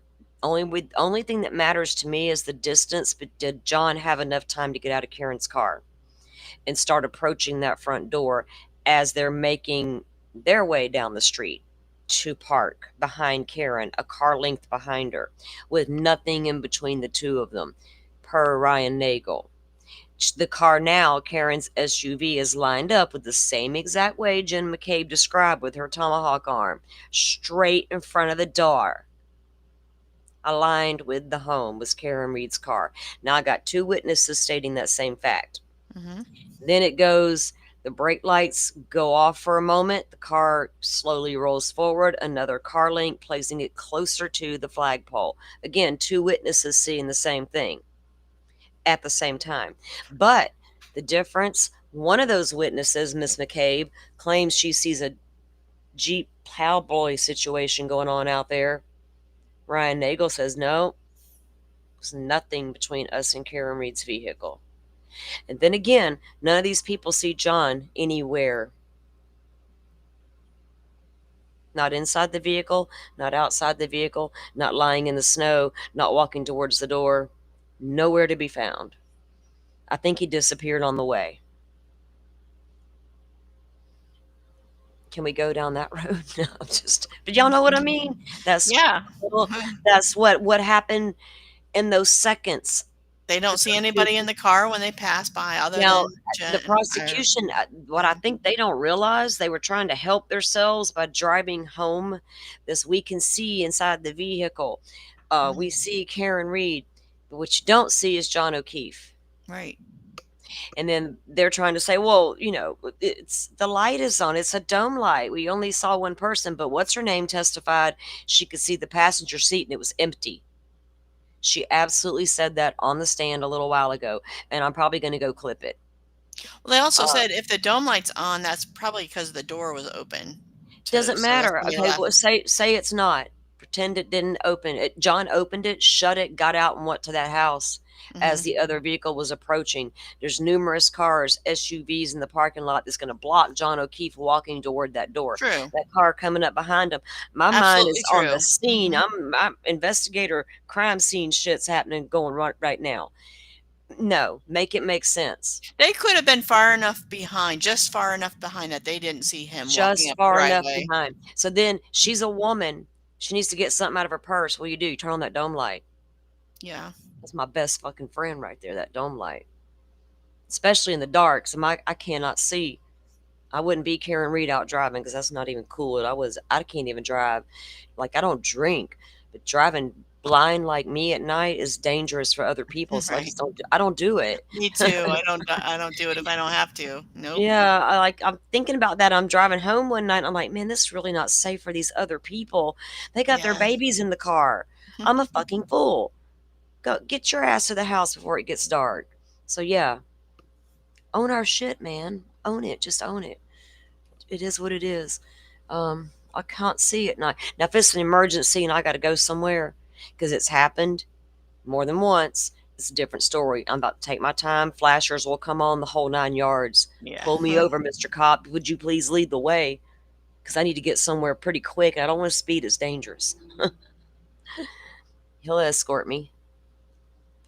When and where was Higgins' Jeep there? Well, according to Jen's testimony, it was there when Karen Read pulled up, so she would have had to pull around the Jeep. And he had to be there because he kept texting John, "Are you coming here?" But we don't Here know means yet. he's here. But what we don't know for sure, y'all might know from the first trial testimony, will it change this time or will they pinpoint it better, is what time Higgins left that house. Now, if I'm not wrong, from what I read or heard, he got there between 12:30 and 1, or left between 12:30 and 1, but no one knows exactly what time. 12:30 and 1 is a big deal because 12:30-ish, 12:20-ish to 12:30 is when Nagel pulls up, same time Karen Read's getting there. So I got your timeline, Mr. Timeline's important. So when did Higgins leave? Because Jen's either wrong and she didn't see Higgins' Jeep out there when she was watching Karen from the distance from the door, spying on the bitch. Maybe we should do She a was watching download 'cause of they his were on their phone way, I and know. see What? where maybe we should do a download I of his phone. know, right? Oh, shoot, we can't. He destroyed his phone. Oh, You okay. don't say. Firefly. Not Guess we can't destroyed do phones. that. Why they got to throw destroyed phones up in the mix? Because now they want to make me look like a conspiracy theorist. Goodness. When and where was Higgins' Jeep there? Oh, I just read that. I thought it was a new one that popped up. Yeah. So Higgins is due to testify, right? And we I just hope heard it's his soon. name mentioned today. When the other girl was testifying about who all was there, when the adults got there, the two Bryans came in first, Higgins and Albert. I made note of that too. They were the first two in the door when they got home from peacocking at the bar, just a few minutes away. So they get home, they're in the house already, getting ready to get their drink on some more. You know, it's old boy's birthday over here, the son's. So how long? Higgins didn't stay long after that. He had to go to the police station and move a car around, right? And then go home and drink alone. kicked back in his lazy boy. Damn, dude. He got butt hurt because Karen went and talked to him? Was he like, oh, you got Karen and that guy John coming over here, I'm just leaving? Or did he say, all right, man, yeah, get him on over here, Jen. Get him on over here. I can't imagine. I'm not a drinker though, but I can't imagine being out drinking, however much they drank, coming home or coming to this party, then going home, and then drinking more. What? Like why? Girl, and he left and went Like to the 2 in police the station morning. and moved his car around. Why? It couldn't wait until you went back on duty the following day. Did you realize on his drunken drive home, the officer realized he left his car in the wrong parking spot. Goes back to police station to move the car. Then goes home and drinks some more. What the fuck? Make it make sense, you dummy. So anyway, it's going to be interesting to hear Higgins get up there. I want him to explain himself. Mister, what you were doing in the bar, I get it. It's really irrelevant. Is it though? But did you lure this man down there with y'all's little family gang mentality? I got a beef with that John dude, a Karen girl, man. Me and her were texting. She was flirting with me. Y'all blah, blah, blah, blah, blah, blah, blah. You know Jen's right up in the middle of that shit. Man, You I know can't she recall was. exactly. I swear somebody left their gun somewhere too. Got Am I guns making that laying up? around. Cop I'm not guns? sure. Hold on. I wonder if Rachel knows. Didn't somebody leave their gun behind or Rachel, something? do we have police Was officers that Higgins running too? astray? Left it Something like that. somewhere. Maybe it was Proctor. Proctor left his guns. I don't know, something like Nuh-uh. that. He left Sweet, get something out of major town. somewhere. Hold on. Left something major. Your gun's pretty freaking Gun major. or his phone. I don't know. You're assigned to that damn gun for life. We just had a case here in Florida where, so when the officers here, when they receive a new firearm issued by the department, they can keep their old firearm. So this female officer was doing that. No big deal. Oh, maybe it's his badge. Maybe it was his badge. Okay. Gun and bad. That's just as bad. You don't leave. I know. No. We can't have criminals getting hold of cop badges and their gun and badge. No. What kind of cop leaves their gun and badge? Because this cop had her shitty one like him. He got fired. I mean, there's a reason. secure the damn guns. We have a female cop in Florida right now in trouble because her stepson took her police department issued firearm and committed a horrendous crime with it. And multiple times. He was one of our latest active shooters. That's how he obtained his gun. And I'm like, no, not acceptable. I come from a family of gun owners. We were raised to know safety. You keep that shit put up, locked up. You don't advertise to your kids. We only knew hunting guns. If my dad had anything else for personal protection, it was not advertised in my family. We knew better than to touch them. That wasn't something we were going to go and do. Just keep them put up. It's no big deal. It's not that hard. I've got family who do it all the time, every day, all day, and twice on Sunday, like the judge said. But you can't have a cop leaving their damn gun and badge around and texting people nasty stuff about a potential suspect in a crime you allege happened. Okay, well, I was looking it up to get it straight. It looks like it's Kevin Albert who was Okay, drunk so and he left his gun and badge in Proctor. interesting. I didn't realize till today, Firefly, that dude was a cop. So you got Brian and Kevin Albert, brothers, who are cops. So he's a drinker too. Mm-hmm. And on an alcohol-induced binge, oops, I forgot my gun. Holy shit. Wow. I wouldn't want to live in Canton. I'm telling Girl, you. right? I'm about to pack and move if I live in Canton. I'm like, I got to get up out of here. Yeah. There's no way. There's no way. That's just too, that's like, y'all, the red flags are everywhere. I'm sorry. I'm hearing, I got to follow up on this, y'all, but I'm hearing that old Mickey Stein's out of Kentucky. I shot the judge, not the sheriff, but the sheriff shot the judge. There's some movement in that case. It's super freaking hard to get those documents. Let me just say, the ones that are getting them, they're not just like wanting to share. So unlike them girls down here that get that shit in Florida, they be sharing it all over the place with everybody. Is it because of the potentially minors involved, like the no minors?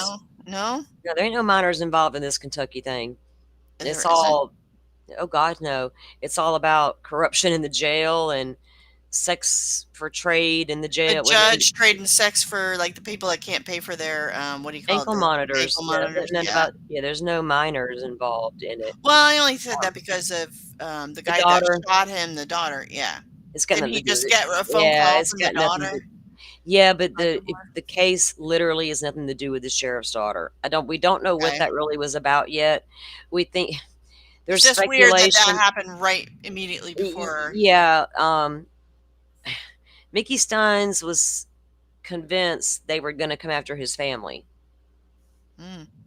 They're about to throw Mickey Steins under the bus. Let's just say that, down there in Kentucky, in the hollers of Kentucky. Old judge might have had some little blood on his hands.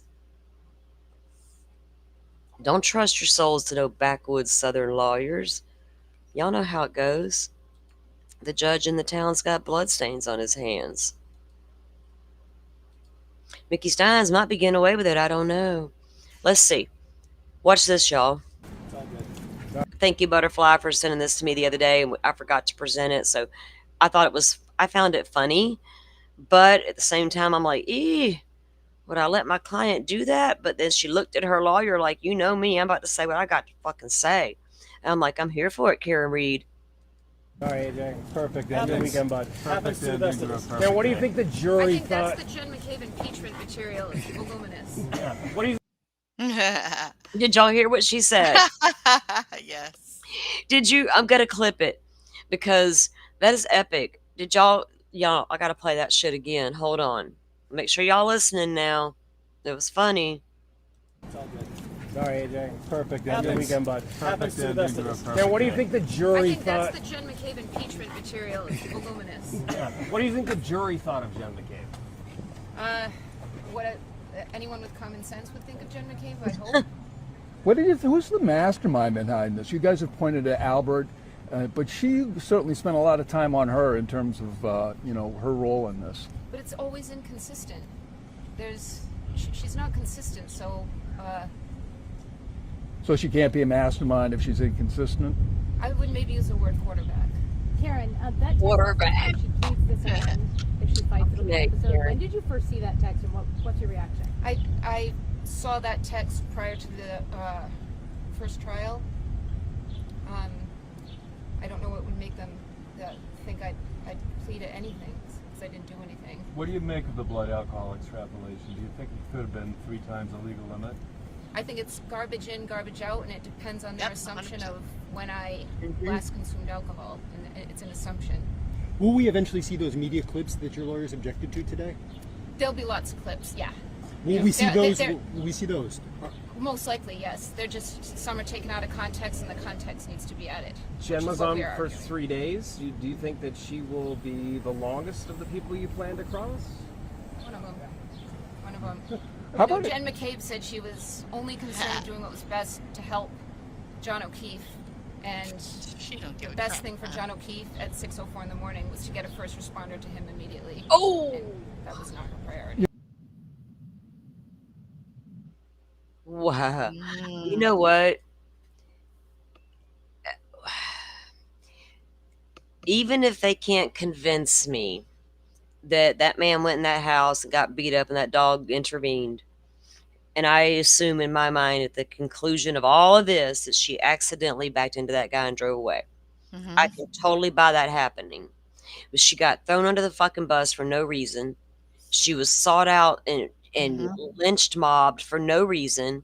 She was made all these horrible accusations based on some town rumors about a relationship. Yep. All that is like, what just happened there, and why would y'all do all that, you weird ass people? And I think She's an outsider. But I think, but for Karen Read going forward, if she walks on this, comes out of here a free woman, the legal, let's just say her future for legal defendants is going to be huge. Karen Read's she don't even have a job anymore, right? Her whole entire future and her career, I predict, are going to change Erin Brockovich style. That's what I think. She knows what she's talking about. I'll give her that. Very educated, well educated. So Well, she's got two. This is her second trial, and she's very involved in it, like as she should be. She knows. She's not stupid, right? By any means, she's a very intelligent woman. Even though I make fun of her for drinking or whatever, go have a cocktail, girl. I don't care. She's a very intelligent woman. She may not have had great choice in men and may have been one of those women who just, got to have a toxic man in her life. I don't care. She's still an intelligent woman. And I just think I see this woman going forward with some sort of legal career. I'm just telling you, I feel it. Whether it's fighting for defendants or going to help wrongfully accused in the future in some sort of way, I don't know yet what her path will be. I'll be surprised if it's not in the legal realm. She was a professor as well. She worked for a firm, I believe, and she was a professor, from what I understand. Not a lawyer, Lori Butterfly. Amen. Any new docs yet, Joe? If you're listening still, waiting to see if Miss Lawyer Lori drops any new documents in her fight for a new trial. Shit. All right. Nothing new has come down in the Idaho 4 docket on Mr. Koberger. Today, they are supposed to have that closed hearing. I think it's a reschedule from a prior hearing that was supposed to be held beginning of April, and it had to do with the jury instructions. And recently we had some filings to do with that. It was an order sealing defendants' objections to the requested jury instructions, sealing the state's response to the defendants' proposed jury instructions. So it makes sense to me with those recent filings that hearing is today. I could be dead ass wrong. I heard a rumor on the YouTube streets that Brian Koberger was in there making a plea deal today. I'm like, oh shit, on a close. What? That's No what, way. girl. But you never know, right? No, they're just I saw a Twitter post this morning. What's happening to Brian? This closed hearing. Oh, brother. I'm not going to explain it to the masses because I don't care. I can only explain it to. I can only talk about it with my peeps, you know. That's all I can figure it's for. We've already had these hearings in the past. It's not unusual, right? If it's this, and the only reason they're sealed is because of the content of the hearing, not secrecy. Ann Taylor's not going to have that bullshit happen. You don't get to throw off a closed hearing, Mr. Judge and Prosecutor, without a good reason, Ann Taylor says. But come on, it's jury instructions, it's things of that nature they're arguing about in their arguments in a hearing. So makes sense to me. Yeah, Koberger's in there making a plea bargain. No, he's not. The state's got to offer one to start with, and why would they if they feel like they got a strong ass case that they can win and show y'all some all kinds of crazy? They better get jiggy with it.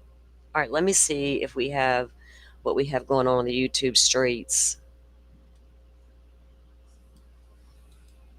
I wonder who they will call next. Let's look at that for a minute. Let me pull this up, guys. We have the witness list. So, witness list. I got to have my notes, and I think my witness count is off somewhere. I'm like, what? Why does this note say this and this note say that? What did I do? I got a whole stack of damn notes from every day.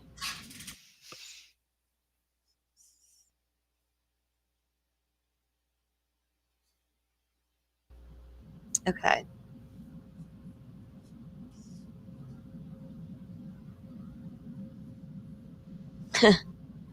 Joe says, that's nuts. Yeah, 990,000. I think they had it on the market for it, and they didn't sell it quite for that. But it's like, woo. Yeah, but I agree with Dolphin's comment back though. Oh yeah, everything's Given that now. location, it doesn't surprise me at all.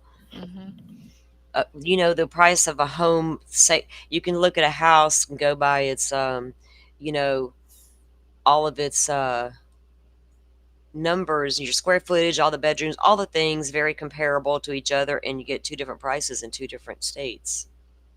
Same type of house. All depends. Like I couldn't live out in California, man, where all them stars live. It's crazy out Y'all there. pay some outrageous money for your stupid houses. You can get the same house over here for a lot less. Someplace quieter and less freaky. All right, let's pull this screen up.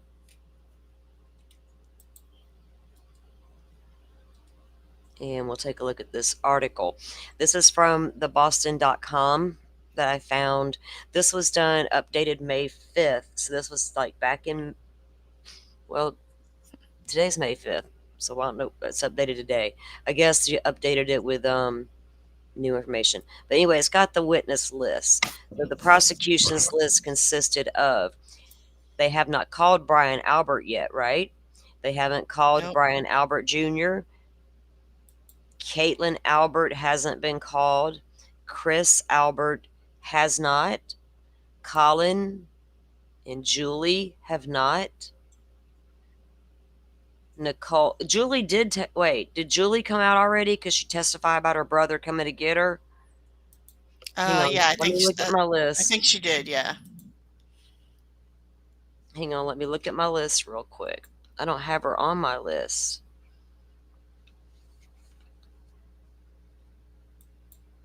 That don't mean nothing. Like I said, I think I may have my two lists might be off a little tiny bit. All right, so I'm not sure about her, but I don't think so. Nicole Albert. I don't know who Steve Bernstein is. Caitlin Boudreau. Now we had. Oh, you know what? Who testified this morning's not on that updated list there. I got my other notes to look at. Michael Camerano. I think that was that guy that testified who was friends. Katie Camerano. I don't think we've heard from her yet, but we may have. They were like friends of John O'Keefe's. Richard D'Antono. It says read his prior testimony.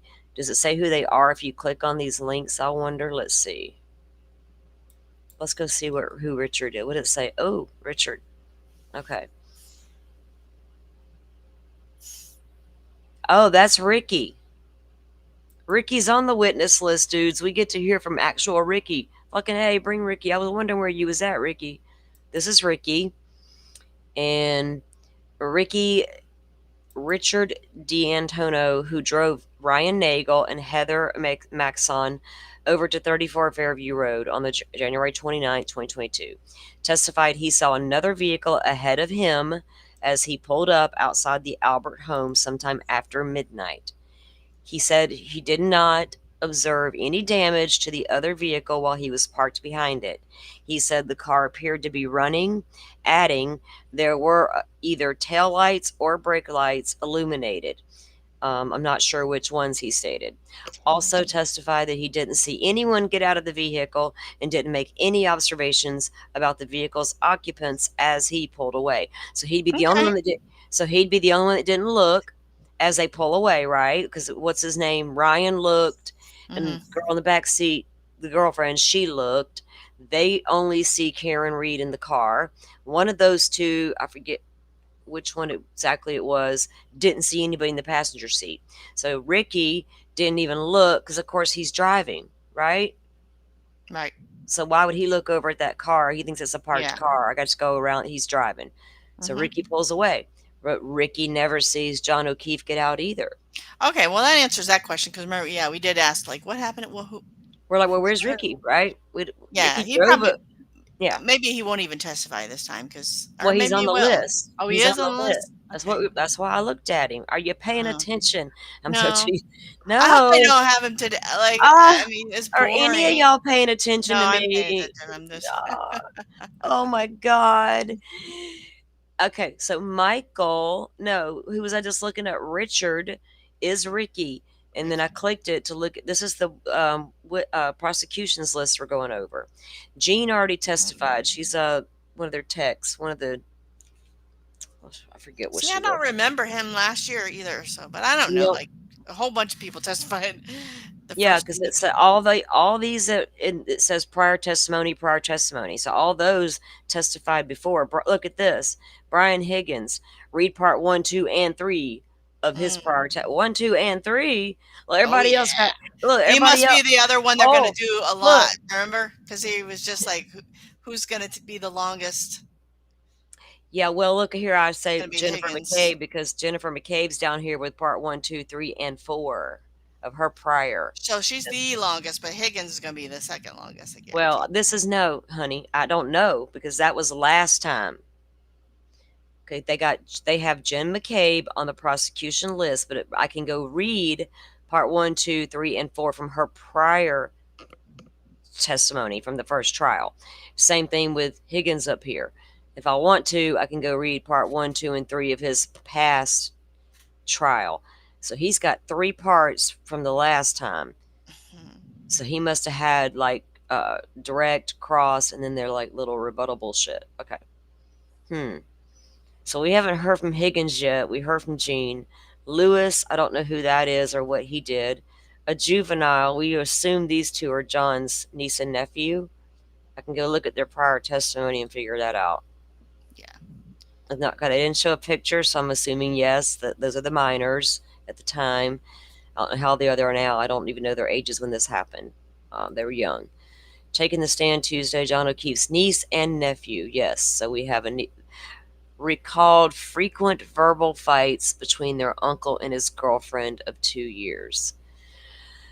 Y'all So, put them babies on the stand like that for yes, real to yes. establish A their normal father's. relationship. No, no, no, no, no. That's not normal. It's not a normal relationship. They put these two children up there to establish their father's toxic relationship with this woman. I call bullshit on that. Leave them alone. They lost their mother, and 2 months later, they lost their dad to a heart attack. I'm pretty sure life over fucking whelmed him with two babies to raise, all on his own all of a sudden, because she died of a medical reason. I don't like that shit. I'm sorry. I don't. You don't. You done tried hard enough with your little shit. You tried to show me all these people trying to tell me these two was going at it constantly, and you sharing all their text messages with each other. You didn't have to bring the children into it like that. They were oh man, that shit pisses me off. See the kind of shit that makes me mad? Fuck these adults, man. The children lived with O'Keefe and Canton for several years after their mother died of brain cancer, and their father had a fatal heart attack just months later. A court ordered barred media outlets from naming O'Keefe's niece and nephew or live streaming their testimony. Well, thank you, Jesus, because there's no need to do all that, as they are minors. Because I probably would have struggled to put them children on a live stream to start with. I'd have been like, what are y'all doing? They're children. Don't put a camera on their face. They don't have a choice in the matter you adults are making for them, right? So make the right ones. It's not that hard. Kids grow up and have a thing called a memory. All right. She has pled not guilty to charges of second-degree murder. Well, I don't blame her. Motor vehicle manslaughter while driving under the influence and leaving the scene of a collision causing injury and death. First of all, if you don't know you ran over somebody, how do you leave the scene knowingly? There's your first problem. You done overcharged her. And how do you know how intoxicated she was? Because at the time of the incident, you didn't pull her over, arrest her, and take her blood alcohol level at that moment. I don't care what you did the next day, hours and hours and hours later. I don't really care. I don't care if you bring the top scientists in the whole freaking world, it still will not matter to me. Jesus. Why can't juries be like us and just figure it all out real quick like y'all? Niece and nephew were 14 and 10. Okay, at the time he passed, they were 14 and 10. So Firefly, they were like 6 and 8 when their parents passed. These poor kids have been through a lot, you know. They had to come testify. They overheard the couple's argument during the Aruba vacation. That's the one you were talking about, Firefly, right? That there was some pictures that emerged or something. According to WHDH, jurors previously heard testimony about an incident where Reed accused O'Keefe of kissing another woman on their trip, though the woman in question said she and O'Keefe only hugged. Oh, good Lord, jealousy has entered the room again. WBZ reported O'Keefe's nephew testified that neither Reed nor O'Keefe ever raised a hand to each other in anger. However, there was a lot of disagreements and arguments, the boy reportedly said. Okay. According to WCVB, the boy also described an incident where O'Keefe asked Reed to leave his house and she refused. Probably. She said no. She was swearing. She got very loud, O'Keefe's niece said. The couple's relationship was good at the beginning, but it was bad at the end, the niece testified. What were those arguments about, baby girl? Were they because Karen was spoiling y'all? Or was it because she was just jealous of other women? Or a little of both? Context is everything. The couple's relationship was good at the beginning. Okay, and progressed. It got worse.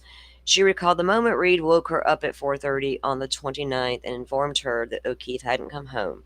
The niece testified that she heard. This is probably why they needed her on the stand, because the fact that Karen did go wake her up and they called Jen McCabe, right? So that part I can see, but give her grace and don't show her face. The niece testified that she heard Reed on the phone calling people and that she remembered Reed mentioning an argument with O'Keefe the night before. See, if I'd have been her attorney, I'd have fought everything but that part.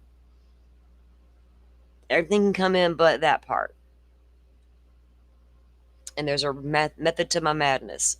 O'Keefe's niece also, Reed asked, "What if I hit him?" What? O'Keefe's niece also said, Reed asked, "What if I hit him?" So before she ever goes to pick up Jen McCabe to go search for John O'Keefe, directly to John's niece, "What if I hit him?" Do we think she sobered up enough to, by the time she got there, to realize she actually did, and that's why she's screaming, I did it, or whatever? No, I don't know. What if I hit him? Are they going to bring this little girl back? I guess so. She was just pacing down the hall. How old was she then? So how old is she going to be now? 2 years older? Okay. Hold on. Let me pull up this thing on the side so I can keep an eye on the thingy.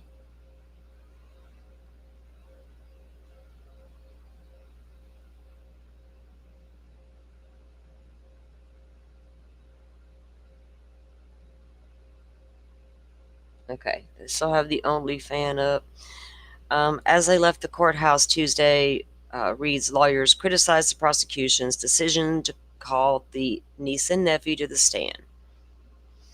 It was a desperate and inappropriate for the DA's office to call the children to try to prove a non-existent motive that they failed to prove through their adult witnesses. I like that. Amen, brother. Amen. Reed's trial is not in session the rest of the week. Okay, that was her last trial. All right. Interesting. Oh, I was looking at the witness list and I just took it down by accident. Sorry, guys. So, I agree. Oh, I'm not looking at the Koberger case. No, go away. Wrong file. There we go. Karen. Sorry, I'm back. I had to get my lunch. You're good.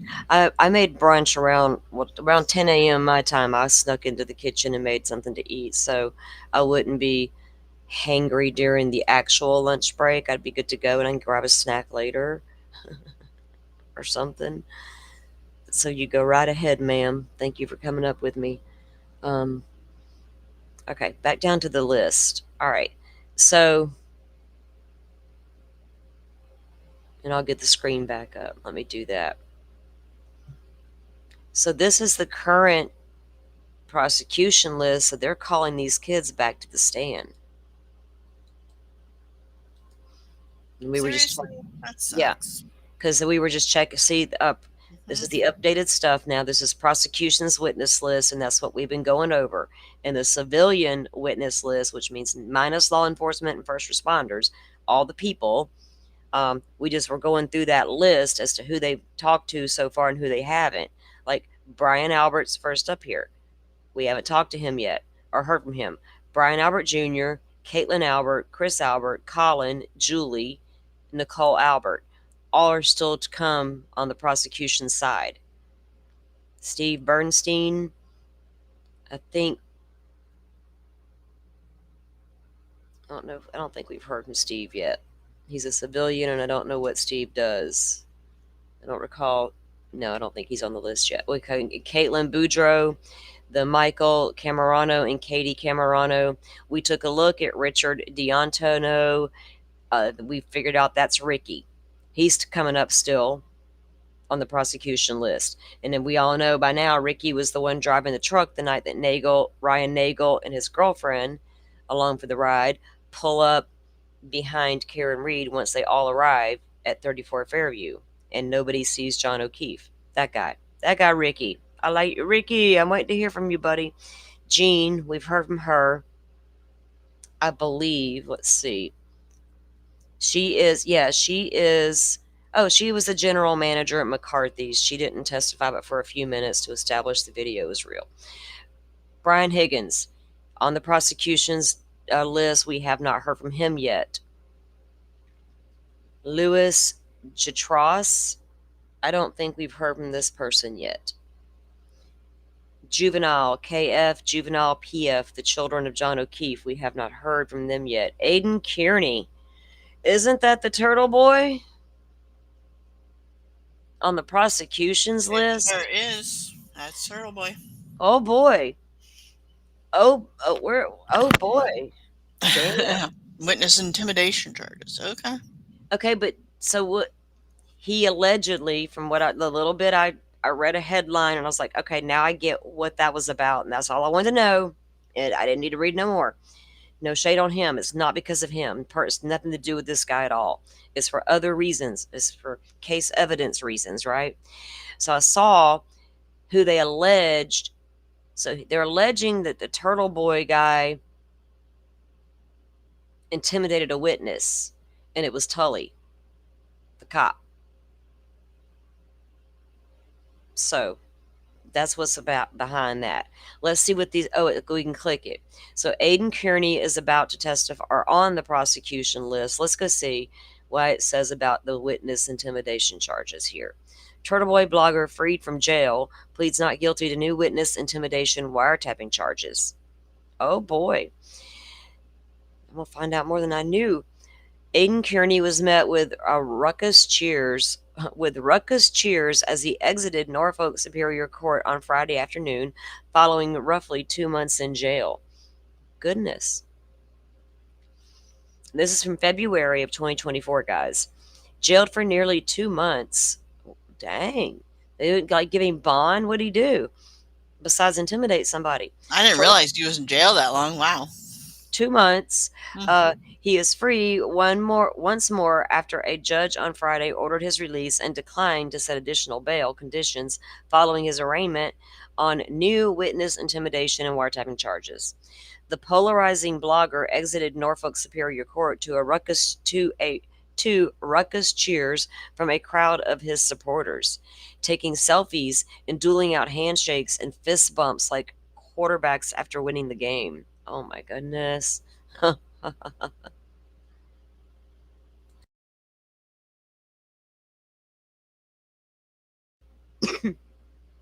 Minutes earlier, Judge Deborah Squires Lee ordered Kearney's release on personal recognizances after Kearney pled not guilty to witness intimidation.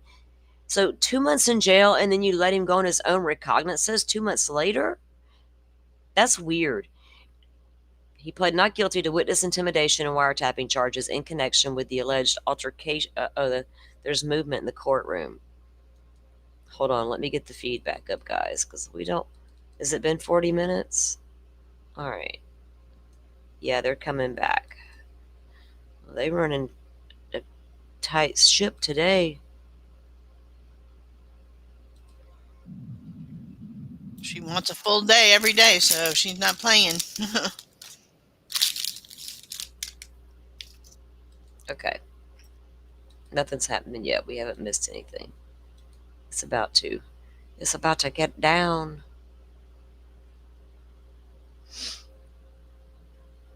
Did he plead the fifth, Rachel? So he's accused of witness intimidation, the Turtle Boy guy. Okay. See, that's like a messy situation. It's like a whole other situation to me. You know what I mean? It's like, I'm trying not to tie it together to Karen Read's this case. I don't know how to explain it. I'm trying to keep the two things separate, but I'm nosy. I'm nosy at the same time. I can't help it. But it's one of the reasons the witnesses are so irritable. Are they all like scared of the Turtle Boy guy? Is that what was they wrong may with not have that? charged, but he's wait a minute. intimidated Jen and her family. Well, we heard that girl earlier, complaining about the social media stuff. We know that he was behind so much of that. He was like the driving force behind the KarenRead stuff and the movement and the call for action. All of that is directly from Turtle Boy, and there is Karen Read was communicating with the guy at one point. That doesn't make her guilty of murdering this man in the street and driving away. Gosh, that's why I'm trying to keep it separate. You know what I mean? That's got nothing to do with it. It's just like that's all extra.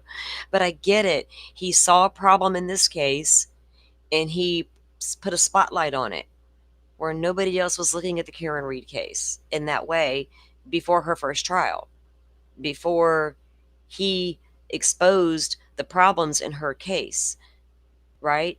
And the only way he figured out there was any issues was doing FOIA requests early on and reading things and going, what? Wait, what? Getting, something sparked his attention. And I do know that because I looked into that part. Because if you're going to tell me he's colluding with Karen Read to drive a social media campaign, which is what they want me to believe happened, I can absolutely buy it in a heartbeat. I know it happens. But I also have to go see if that's really what happened. And I looked into it. I look at a lot of things privately on my bed over there, chilled out with my phone. Like, I got to know this. I got to know. I'll go nosing around places and try to figure stuff out. That way I can make up my mind about stuff. So there's a lot behind what he has to say about this case, right? You know what I'm saying? I just chose to separate it only because of the social media aspect. Like, I wouldn't need Turtle Boy to point out a problem with evidence or anything like that to me if I see it at the trial. That's why I tried to avoid the social media part. Was just for that reason and that reason alone. Once it was spinning out of control, It's kind of the way I'm treating Delphi right now. I'm done with the social media aspect of that case. Like, to the point where I'm never going to pick it back up again, maybe, unless something legal happens in Delphi with an appeals process. Then I'll come talk about that. You know what I mean? But other than that, it gets too much, man.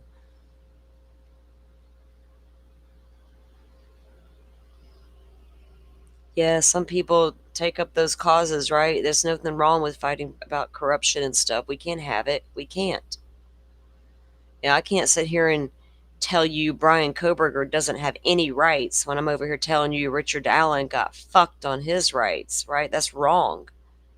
That's two-faced and wrong, and I don't know what I'm damn well talking Send you back about. to the jury room. We'll see you in 10 Across the minutes. board, man. All rise, please. Shit, give them all a super court and put them all up in a county jail. Problem solved. If they're vegan, give them that. If they whatever, just do it. That way they can't come back and cry about it later. By God, search their shit with a warrant. My goodness. Investigations 101. Do it right. Do it once, do it right. It's not so hard to ask. And don't scoop up the blood out of the snow in a damn Solo cup. No.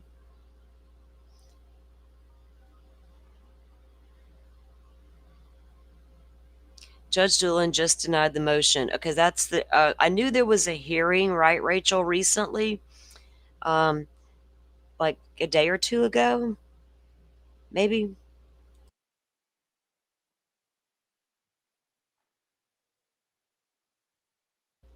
Yeah, ain't nobody saying he ain't got the right to say what he says, because he got it.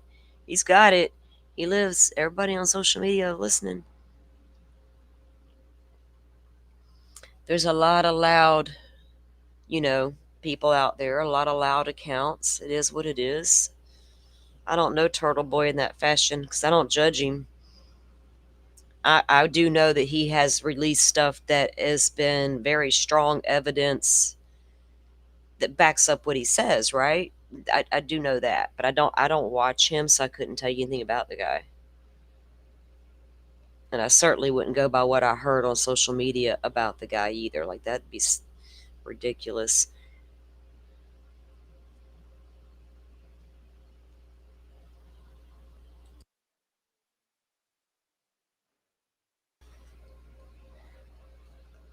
Like, he wasn't a true crimer, though. This is one thing I am curious about.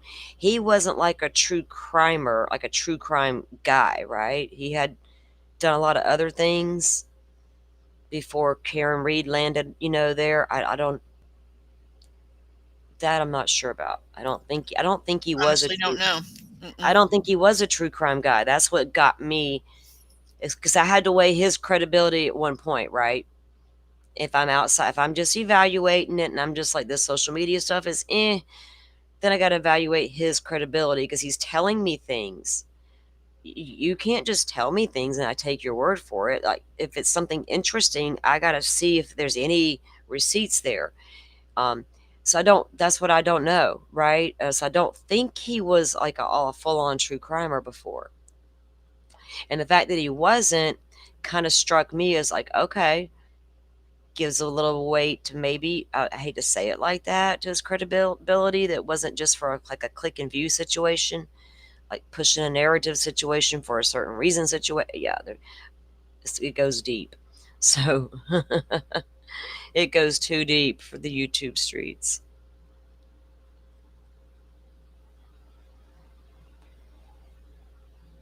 They've tried to bring the FBI in with talks with the judge, right, Rachel? And they can't.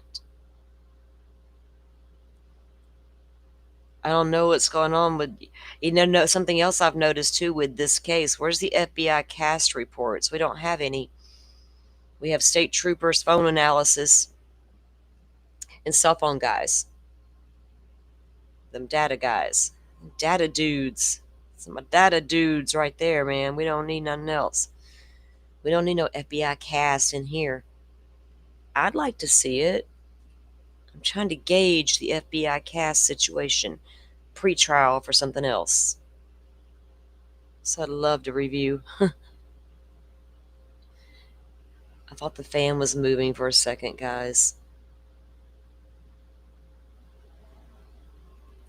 He reported, okay, there, Rachel says he had reported a lot on local corruption and abuse of power. That makes sense because that's what I thought was kind of his thing, his gig, a little political, maybe, just maybe a little bit, like looking at corruption and abuse of power, like she's saying.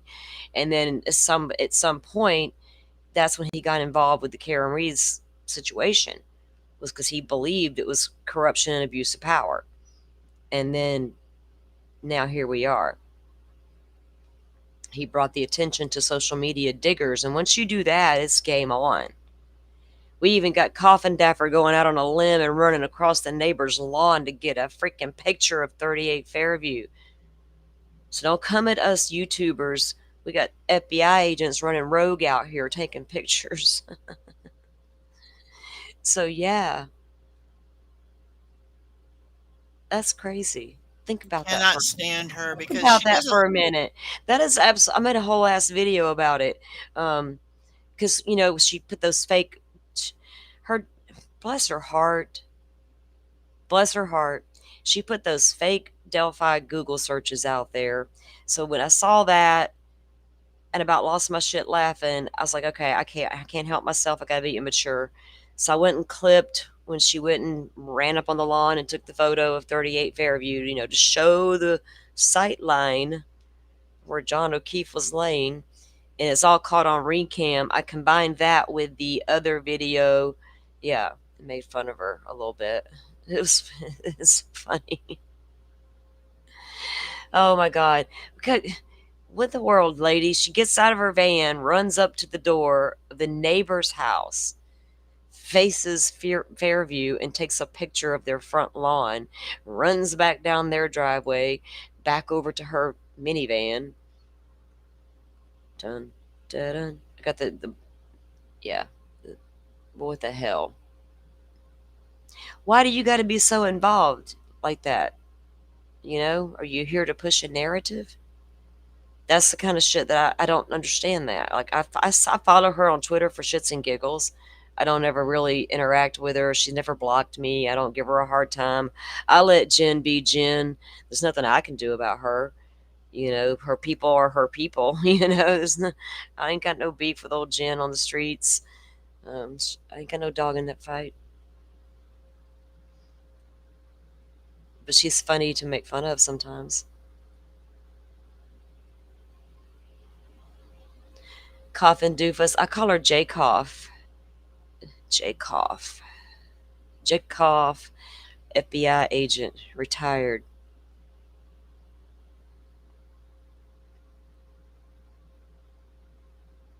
Gun enthusiast. She knows what happened to Sebastian Rogers too. Imagine that.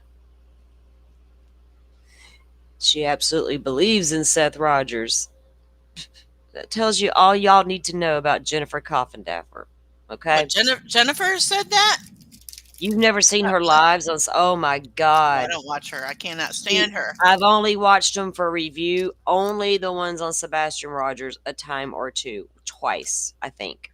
Only for review purposes, personal research purposes. I follow loosely, and now almost never follow Sebastian's case. So we're bringing the jurors over. I'll see counsel at Sidebar already. Oh my Back God. from lunch for sidebar. Fake Google searches from Delphi she puts out. She runs up on this lawn and takes a photo of John O'Keefe's house. She believes everything that Seth Rogers has to say and that Katie absolutely is involved. Oh, righty. Pretty sure she believes KarenRead hit him too. And KarenRead hit him. Well, yes, she does. That's why she was running up on the lawn trying to get a picture. Let me just tell you, wherever you stand now, once we get the science in there, then you can make your real determination, because he was not even hit by a vehicle. That's what I'm saying. That's the key. That is the most key testimony to me. All the people saying this and that and the other. Who cares, really? Well, no, you have to care if you want me to believe a conspiracy occurred. So I'm listening to each one of them testify, and I'm listening to them when they talk about specific things. I remember what the other ones have testified about. I got a stack of fucking notes with highlights. So I'm remembering what I heard already in previous testimony. I'm able to call it out almost instantly when I hear this newer testimony that's coming in now compared to who I heard 2 days ago. So I'm like, all right, they got a lot left to. So that's all they're doing with those people. They're trying to establish that one side's trying to establish with those people that Karen was the crazy jealous girlfriend, and the other side's trying to use that same set of people to establish a conspiracy. That's the struggle here. And then you're going to bring in the data that none of that makes sense. I don't know what happened with all that. The judge is warning us about if we believe these text messages were sent by the person who allegedly sent them bullshit. And now I know her husband does what for a living? I don't want to see no data in this case. Done with your data. Fuck, I don't trust it. Bring me the other experts now. What happened to this man's body, right? Like you're saying. Was it a car? Was it a dog? Was it a blow to the head? How long did he lay in the snow? His watch or Apple data says he did what again? And you're telling me he did what? And laid there for how long? Those are going to matter. That shit right there is going to absolutely matter. And what's going to matter a lot is those ARCA guys. This accident reconstruction. They're going to prove there was no accident? Is that their ultimate job, is to prove there was no accident to Karen Read's car? That light was cracked in another location and busted in another location. That's what their job is to do. Otherwise, what are they there to prove? That she ran him over? No. They're to prove she didn't hit no fucking body, she just drove away. That bullshit to her light happened here, here, and here. And we're going to prove to how. Yeah, bring it on, boys. Back to session, you may be seated. I apologize for that, folks. Nobody likes wasting your time. Whatever, lady. Don't gaslight us like that. Okay, here we go. The new witness.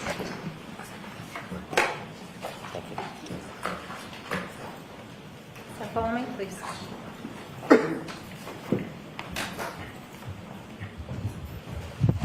Face the card, raise your right hand, please. You solemnly swear to be honest with the court and jury in the case now here to the truth, the whole truth, and nothing but the truth, so help you God. I do. Thank you. Good afternoon, Your Honor.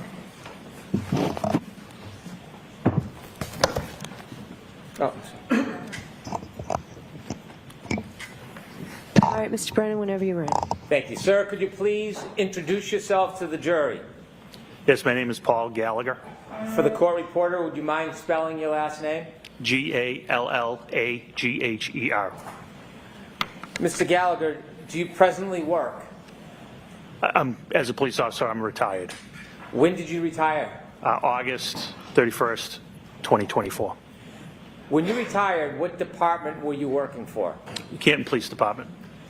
How many years had you worked for the Canton Police Department upon your retirement? I was credited with 32 years, 8 months of service.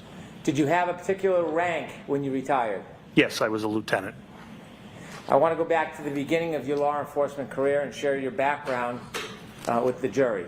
When did you begin your career in law enforcement?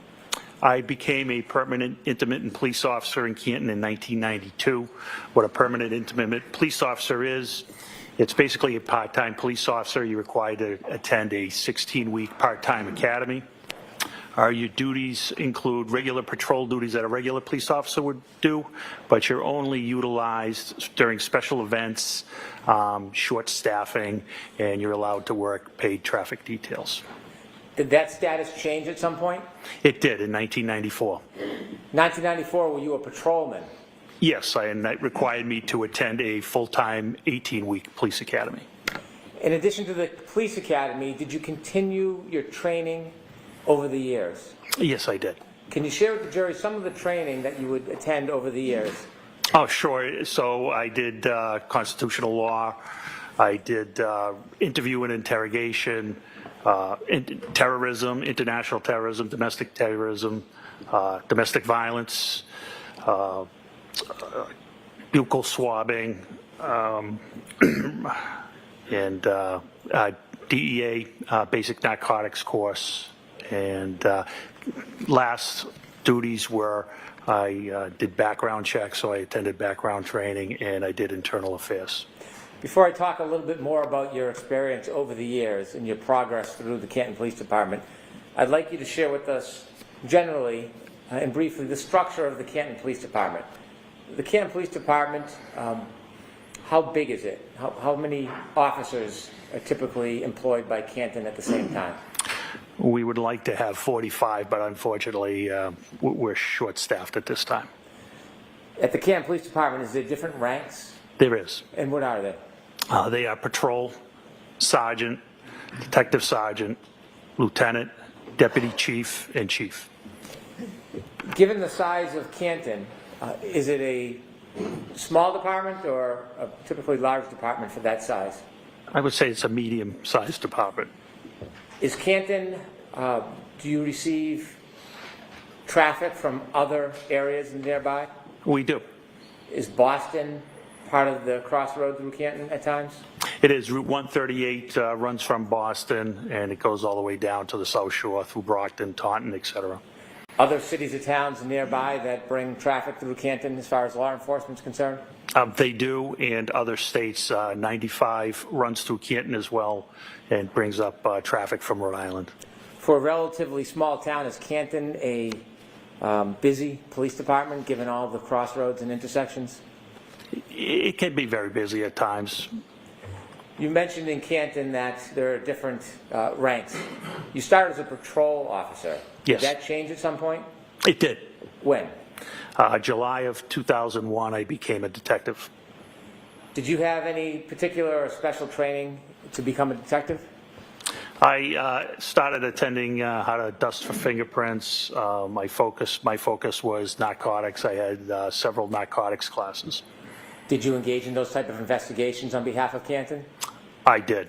Did you work with other agencies? I did. In 2005, I started working with the Drug Enforcement Administration. In 2006, I was assigned as a task force officer for the DEA, initially out of Worcester Tactical Diversion Squad, which their mission goal was to eradicate OxyContin and oxycodone distribution at that time. It was during our oxycodone phase.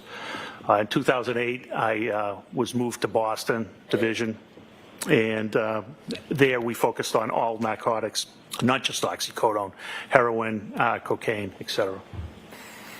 How many years did you spend as a detective before you received your next promotion? Approximately 15 years. What happened next in your career as far as progress? I took the sergeant's exam, and I became a sergeant. In order to become a sergeant, do you have to pass an exam? An exam and an assessment, yes. Is that enough to become a sergeant, or is there another process you have to go through? That's where they rank you after the exam and the assessment. What year did you say you became a sergeant? I became a sergeant in 2017. Was that your first supervisory position? Not actually. I also worked as an officer in charge, which you're not technically a sergeant, but when there's no sergeant to fill the shift, they'll use experienced officers to work as a sergeant, and you receive sergeant's pay. How long did you work as a sergeant for at the Canton Police Department? I worked as a sergeant for 1 year till 2018, and I was promoted to detective sergeant. As a sergeant, did your duties change or expand from that of detective? I was still assigned to the Drug Enforcement Administration at that time. And you just shared a year later you were promoted to lieutenant. Did you have to take and pass an exam for that? That was detective sergeant, and I did not have to pass a test for that. Did your duties and responsibilities expand when you became lieutenant? Yes, I was brought out of the DEA to work in Canton specifically.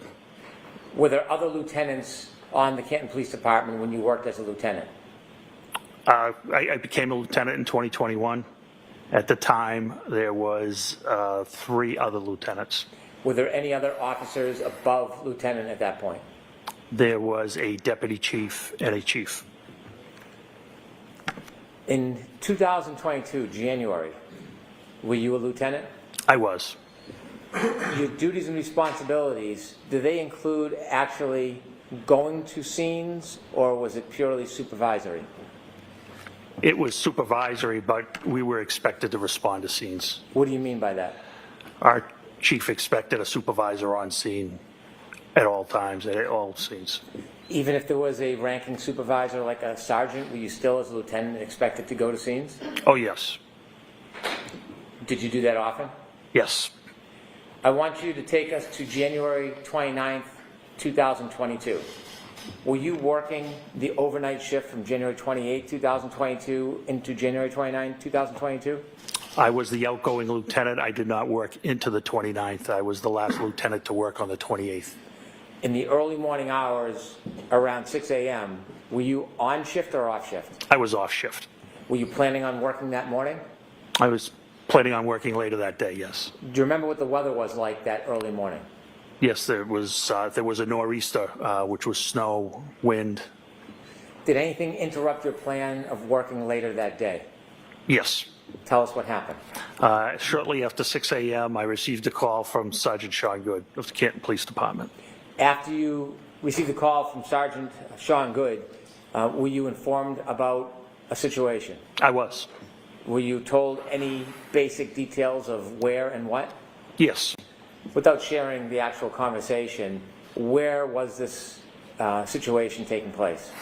I misunderstood the situation. I thought it was on Meadows Ave in Canton. I later found out through dispatch that it was actually Fairview Road.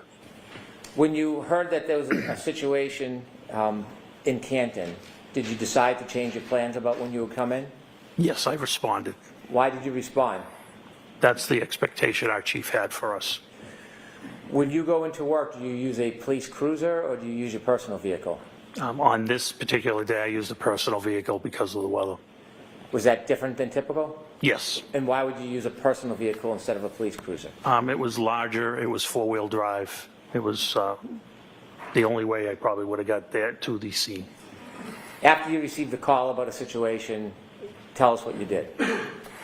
I loaded up the car with a tent, and I drove to the Canton Police Department, and I got some winter gear from the office, and I got on the radio and advised Sergeant Sean Good, who was at the scene on Fairview, that all officers were held to further notice.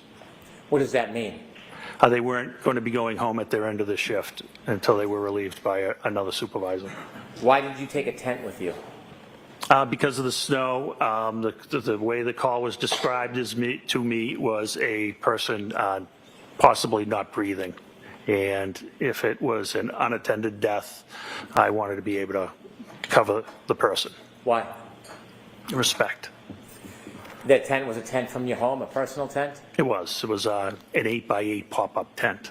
You went to the Canton Police Department first before you went to the scene? I did. Why did you go to the Canton Police Department first? I had some winter gear there, including a reflective jacket that I thought would be helpful, given it was dark out.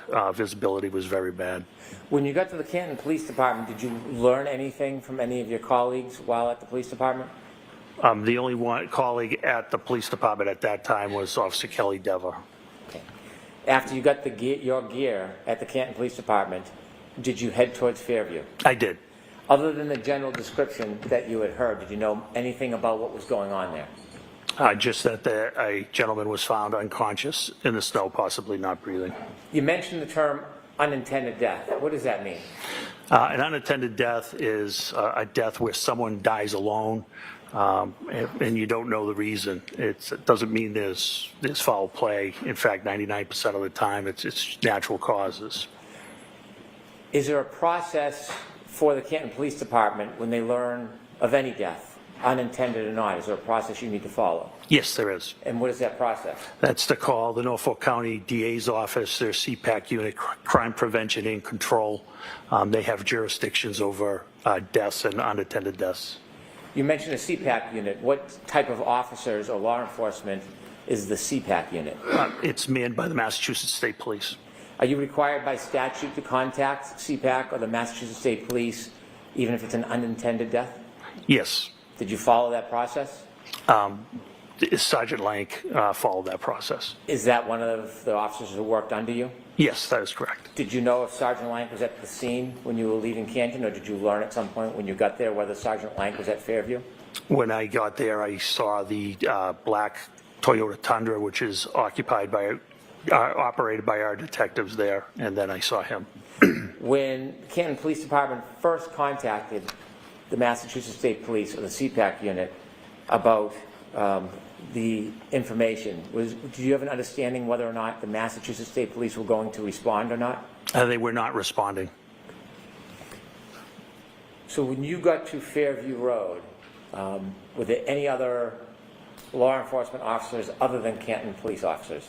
No, there was not. When you appeared at Fairview Road or arrived, were you the superior officer on the scene?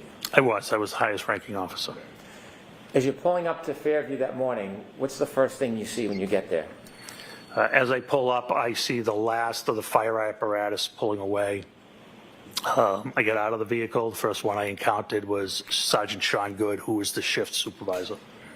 Did you see any other of your officers there? I did. I saw Lieutenant Lank further down, and further down I saw two other cruisers, which ended up being Officer Mullaney and Officer Sarif. Did any of the cruisers or vehicles have lights on? They did. Did you hear any sirens?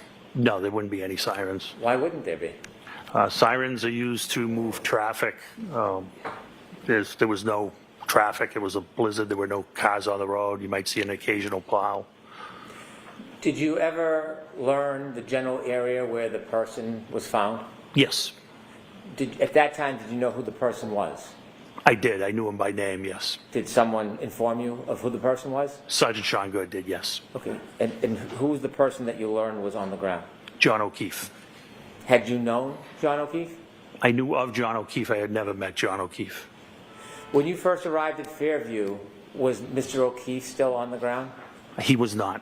Was he at the scene? He was not. So when you got to the scene at Fairview, Mr. O'Keefe was already gone? Yes, he had been transported to the hospital. So did you ever firsthand see exactly where Mr. O'Keefe was lying when he was found? I did not. Did anybody point out to you the general area? Yes. Did you have a chance at that point to, well, obviously you didn't have a chance to examine or look at Mr. O'Keefe. Did you have a chance to look in the general area where you were told he was found? I did. Tell us a little bit more about the weather now that you're standing outside Fairview Road. What's the visibility like? What's the temperature like? What are the conditions like? So it was terrible. It was blizzard-like. The wind would blow in your face. It would change directions. The snow was an icy snow. In the wind, you had to actually talk loud to be heard. Somebody right next to you, and it was your typical New England blizzard, basically. At this point, did you have any position as you assessed the area whether this was a criminal investigation? When we had no crime at that time. When you were there, were you looking for anything? Yes, I was examining the scene. Okay. At that point, did you have any reason to start a criminal investigation? Not at that time, no. When you learned that Mr. O'Keefe was found outside, did you go look at the particular area? Yes. Can you describe the area that was shown to you where Mr. O'Keefe was found? Sure. It was on the left side of the property of 34 Fairview. You could see where first responders and witnesses and police officers had walked up to the area. It was by a flagpole on the property line of number 32 Fairview. What was the lighting condition at that point in that area? It was dark. It was sun was coming up, but due to the weather and the cloud cover and the snow, its visibility still was not great.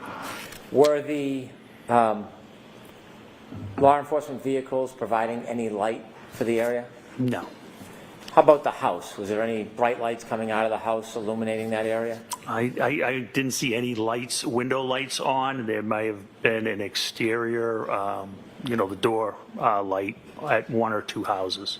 In addition to the law enforcement officers that were there, did you see any civilians when you got there? No, there were no civilians there. While you were outside looking at the area, did any civilians ever come out? No, not at all. Any civilians ever come out of 34 Fairview? No. How about next door, 32 Fairview? Did you ever see any civilians come out of that address? Nobody ever came out of the house. Across the street, is there homes across the street from 34 Fairview? There is. Did you see anybody come out of either one of those houses? Did not see anybody come out of those houses. When you were outside and you were shown the area where you were told Mr. O'Keefe was found, did you try to do anything regarding that area to identify the area itself? I'm sorry, can you ask that again? Yes. The area where you were told Mr. O'Keefe was found, did you try to do anything around that area to identify the area? Well, it was marked out with crime scene tape at that time, and what I saw was pink blood, and it was in a circular pattern. Was the crime scene tape holding up at all? No, it was not. It was blowing wildly in the wind. And at one point, it was actually blowing in. It was triangular, and it was actually blowing into the crime scene. Was the tape helping at all? No, it was not. Was there any use putting a tent up at that point? No, there wasn't, not due to the high winds. Did you learn whether any of the officers had, at any point before you got there, gone into Fairview Road? Yes. Who did you learn went into Fairview Road? Both Sergeant Good and Detective Sergeant Lake went into Fairview Road. Did you know how long they were inside for? Objection. Oh, did you know that? I did not. At that point, did you go and speak to anybody in any of the nearby homes? I did not. When you were at this scene and you saw what was happening in the weather, did you make a decision to do anything? Yes. What did you decide you were going to do? Since the state police were not responding, I decided to process the area where Mr. O'Keefe was found and try to find out why he had the medical episode he was having. If you understood this to be a medical episode, and at that point you didn't have any information it was a crime scene, why were you taking the time and effort to process the scene under these conditions? Because that's what we do. Even the hospital, there could be a reason that there's obviously a reason he's there. I think we had a duty and obligation to check around where he was found and see if there was any explanation to what caused his medical condition. Did you focus on a particular area when you decided to look around? I did. What area were you going to look at? Where it was pointed out he was found and where the blood pattern was. Were you thinking about looking in any other areas around that? Not at that time. Why not? We didn't have any reason to. We only had the area where he was found. And at that point, did you have any idea what caused his injuries? We had none. At this point, when you were pointed or you're looking at the area where Mr. O'Keefe was found, was the area getting covered up at all? Yes, it was. With what? Snow. How quickly? Very quickly. I believe it was forecasted to come down to 1 to 2 inches an hour, if I recall. Did you have any idea how hard the ground was at that point? It was frozen. Objection, Your Honor. No, did you have any idea? It was frozen. Objection. I'll allow it. No, ma'am. How deep was no, the no. snow covering that frozen ground? Approximately 4 Right, inches. he at that doesn't time. know it was frozen. When you wanted to look around the area, did you consider using a rake or a shovel? I did. And did you? I did not. Why didn't you use a shovel at that point? I was afraid I would miss something or possibly break something. What could you break with a shovel? Anything, glass or anything of that nature. What was your decision about how you would search that area? What did you want to see? I wanted to see anything that was possible, whether it was any type of weapon or any type of medical bottle or any reason that he could have come to where he was. Did you think of a way that you could look below the top of the snow without unresting the scene? Yes, I did. And what did you conclude? Because of the blood, the pink spots I thought might be blood, I thought a leaf blower would be the best method because I have seen it used and to remove light layers of snow, and it can be controlled. And after having seen that be before, and making controlled? that decision, what was the benefit of a leaf blower over a shovel? I wasn't going to miss anything with a leaf blower, much better control. And control, tell us what your intention, what was your hope with the leaf blower? To clear the area, controlled, slowly, so any potential evidence of what happened to Mr. O'Keefe wouldn't be lost. Did you have a leaf blower with you? Did not. So what did you do? Sergeant Good volunteered to go get a leaf blower. Did you remain at the scene? I did. And during this time, are you still have no information that it's a crime scene? We had no information on a crime at that time. Did Sergeant Good come back with the leaf blower? He did. Did you try to get any other items to help you? Not that I recall. Okay. When Sergeant Good came back with the leaf blower, did you use it? I did. Was it successful? Very. Tell us what you did. I started with low speed and began whisking away the snow. And then I saw how it was uncovering those pink spots were becoming brighter red. So I verified it was frozen or coagulated blood at that time. And so out of the abundance of caution, I decided that that was something we may want to collect. Why did you want to collect that? Just out of abundance of caution, DNA. I expected it to be John's DNA. And I wasn't going to get a second chance at it. It was either collect it or never have it. Were you making quick decisions under these circumstances? Yes. Did you ask somebody to get a container to put the coagulated blood in? I ended up getting the containers. So where did you get them from? I got them from Lieutenant Kelleher, who lived in the neighborhood. Did Lieutenant Kelleher ever come over to the scene? He did not. Did he work for the Canton Police Department? He did. Why didn't he come over to the scene with you? Because he originally thought the scene was at 32. Did you ask him to come over to the scene to help you? No. Did you expect him to come over to help you? No. Did you prefer he not? Correct.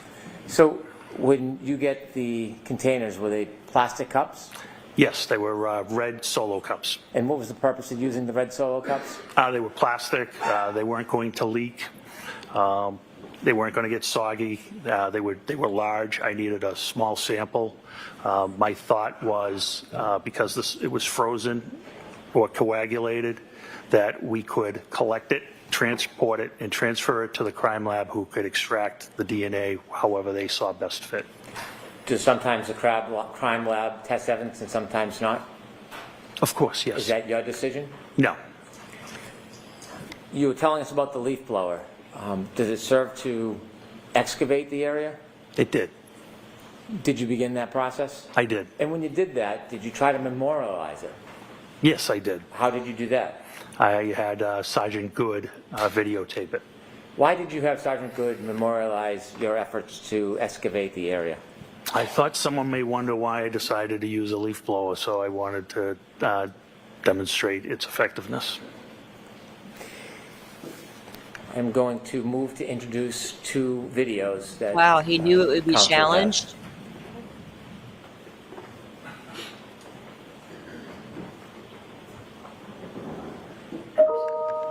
So there's no objection to these videos, right? No objection. Video time. For it.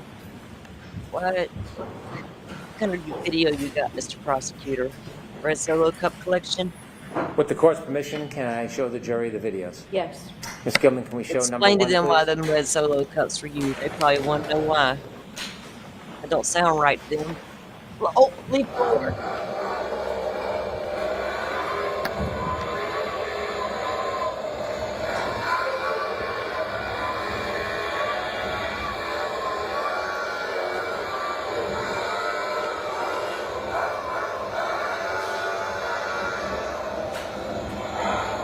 Same exact conditions that played here.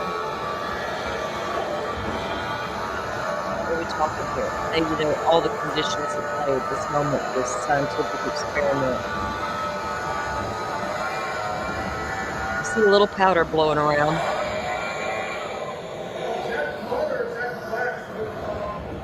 Let's document how well this worked, boys.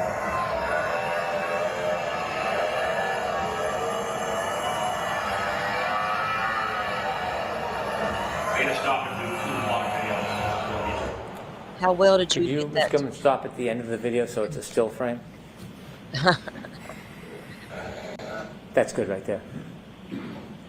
Yes. Sir, who's the person holding the leaf blower? That is me. Did the leaf blower work as you had hoped? It was great. It was great. You see other footprints around that area. Correct. Do you know how those footprints got there? Some of them were from first responders. Some of them were for witnesses. The ones up top by the flagpole were for when the officers put out the crime scene tape. Did officers try to wrap the crime scene tape around the flagpole? They did wrap it around the flagpole, yes. I see. And from that vantage point, could you see the side and front yard? Yes. Did the side yard have any footprints or evidence that anything was dragged through the side yard? No, not at all. How about the front yard? Did the front yard have any evidence that anybody had walked across it or dragged anything across it? It had one set of prints from Sergeant Lang. Other than Sergeant Lang's footprints across the front yard, was there any other impediment? No, not that I saw. I'm going to ask if we could see the second video, please, Ms. Gilman. Let's do it. Let's see it.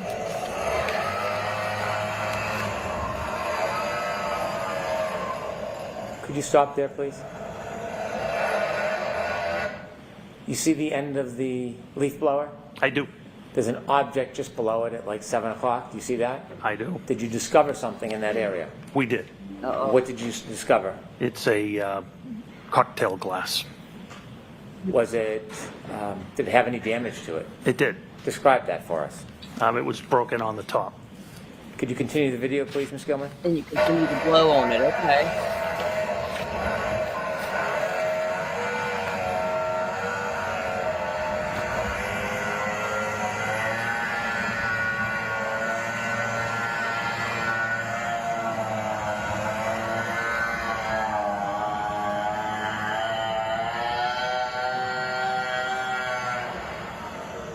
Stop, please. There's some red spots. Is that what you identified as coagulated blood? That is. Below some of those spots and to the left, there's an area that's not white. It's brownish. Do you know what that is? That's, I believe, just bare ground. If we could finish the video, please.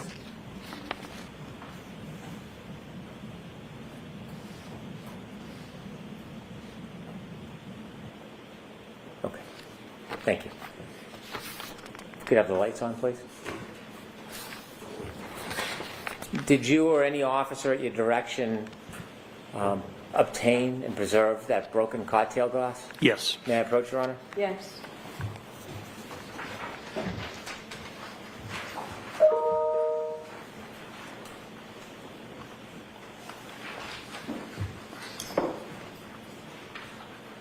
So I'm showing you two photographs. The first photograph, do you recognize what's in that photograph? I do.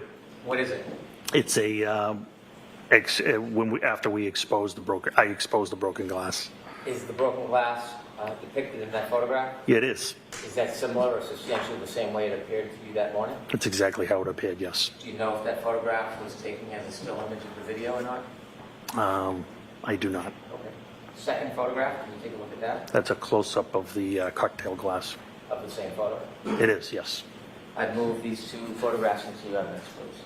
Okay, do you want to be 52 and 52A? Please, Your Honor. It's 52 and 52A. Lieutenant, what was done with that cocktail glass? It was bagged and seized as evidence. Was it brought anywhere that morning? It was brought back to Canton Police Headquarters. What happens when it gets back to Canton Police Headquarters? It gets logged into evidence and it's assigned an evidence number. The officer types in a description of the item. In this case, it was a broken cocktail glass or broken glass. And once he hits the space bar, it automatically generates a property number for it. And I believe in this case, it was 22-18-PR, which means 22 is the year, 2022. 18 is how many pieces of evidence the department as a whole had collected that year so far. And PR, I believe, means property room. Why is it assigned a particular number? Everything is assigned a number by the computer. You said it's brought to the evidence room. Is that a separate or a special place? So we have two rooms. We have a temporary evidence room, and then there's a permanent evidence room. Only two people have access to the permanent evidence room. Is there a reason why access to the evidence room is limited? There is. Why? For security. Even in a police department, the evidence room is limited as far as people who have access? That is correct. In the evidence room, is there an officer assigned as an evidence officer? Not full-time. There is an assigned admin sergeant who is assigned as the evidence officer. Does anything happen specifically with the evidence? Is it packaged or stored in any particular way? The glass was put into a locker, I believe, and temporary evidence. And then it's the evidence sergeant's job to retrieve it. But in this case, we were going to transfer it to the state police. Was it transferred to the state police at some point? It was. I'll allow it. Were you part of the transition of that item to the state police? I was. And when was it transitioned and to who? It was on February 1st, 2022, and it was to a criminalist from the Massachusetts State Crime Lab. Do you know who the criminalist was? I don't know the name, no. Did the criminalist come to your department, or did you bring the item to them? They came to our department. In addition to the glass, there was plastic cups with coagulated blood? That's correct. What did you do with those cups? Those were placed in temporary evidence and placed in a refrigerated unit. To carry them from Fairview to the police department, did you hold the actual cups or did you put them in something? Nope, they were stacked in a bag. Objection, Your Honor. Objection, Your Honor. I'm going to allow it. What type of bag? It was a craft paper bag. In this particular case, we utilized the Stop and Shop bag. Is that any different than a bag from the police department? This made of the same paper, craft paper, the same size and dimension, other than Stop and Shop and evidence and probably price. They're basically the same bag. Why did you use one of those rather than a bag that said evidence on it? I don't know where that bag came from. I was in a personal car. Sergeant Lank was in a Tundra. If that bag is upside down, you wouldn't know it didn't say evidence on it. So I'm not sure where that bag came from. And the plastic cups, do you know what happened to those? Yes, they were turned over to the criminalist as well. Where did you store them before they were turned over to the criminals? Temporary evidence in a refrigerator. I'm going along with. Temporary evidence in a refrigerator. Is the refrigerator part of the temporary evidence area? It is, yes. Did you bring that piece of evidence, the broken glass, with you today? Yes. With the court's permission, I'd like to approach the witness. Okay.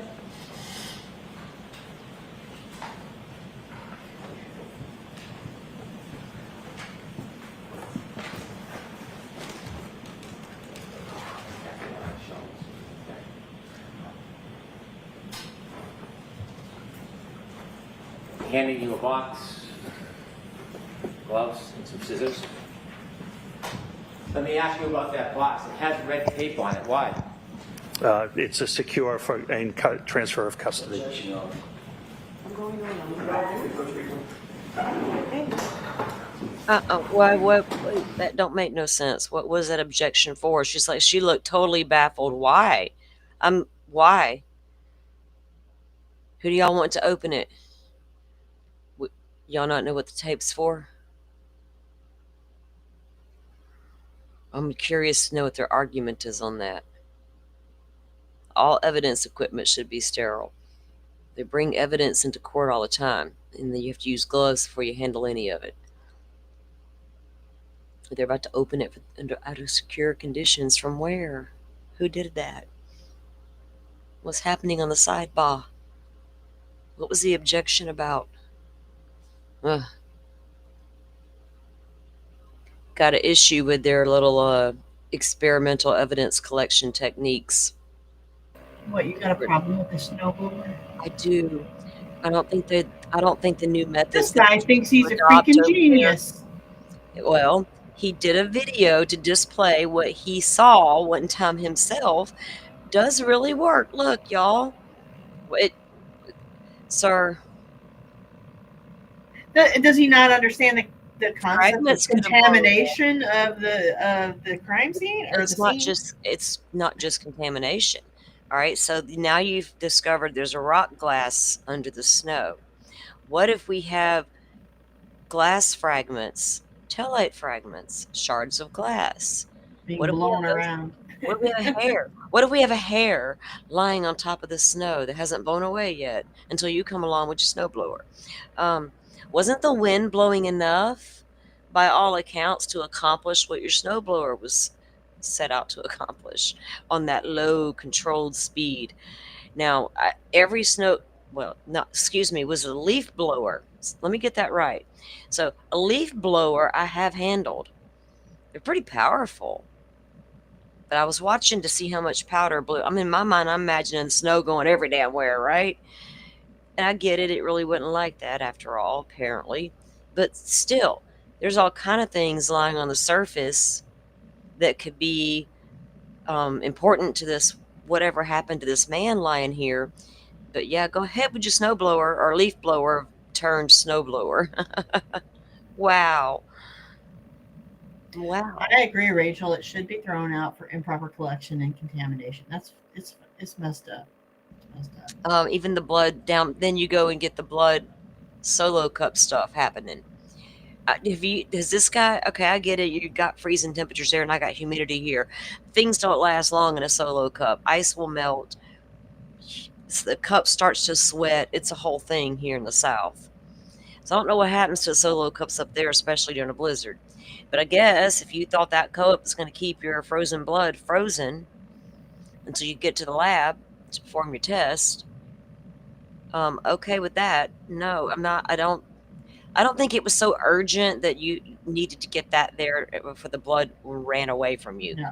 Scoop up the whole little area into something, put something, I don't know, go get a sterile something and slide all this onto it, and then go get me something from the something and bring it back, right? Go to the CSI room and go get me something and bring it back real quick, like, just not far. Go get it. Go get the CSI truck. Y'all don't have one? They must not have one. Yeah, if you want to watch a good video, like Judy Ron and what's his name, Ed, who's a crime scene investigator. Yeah, I've seen Like those. he like gives them hell. Lieutenant, before you open Yeah. the box, I don't blame him. Were you one of the From a crime officers that standpoint discovered that and broken glass? investigative standpoint. Did you personally bring the glass from Fairview to Canton? Ooh. No. Do you know who did? Yes. Who? Detective Sergeant Lang. Oh. Sergeant Lang? Yes. When you went back to the station, you said that the evidence was then put into an evidence locker. Did you place it in the evidence locker? I don't recall. And then inevitably, it was transitioned to somebody from the forensic unit? That's correct. Were you personally there when it was taken from the evidence locker and given to the person from the forensic unit? Yes, that was me. Did you have a responsibility and role in that process, or were you a passive observer? I had an active role. I was the chain of custody. I was turning it over to the criminalist to the state police lab. After that glass was given to the criminalist, did you ever have possession of it again? Never. Did you ever package it or touch it again in any way? No, never. Did you ever process it in any way? No. Did you put it in that box and tape it up yourself? No. Okay, I'm going to now ask you to open the box, please. No, I didn't alter nothing, sir. We ain't done nothing here.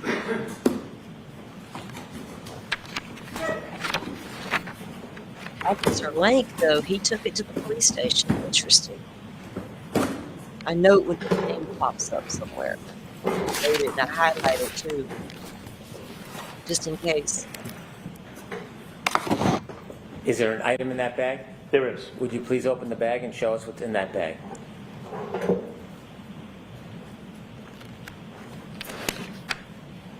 Yes, they were stacked. I was like, what? They were what?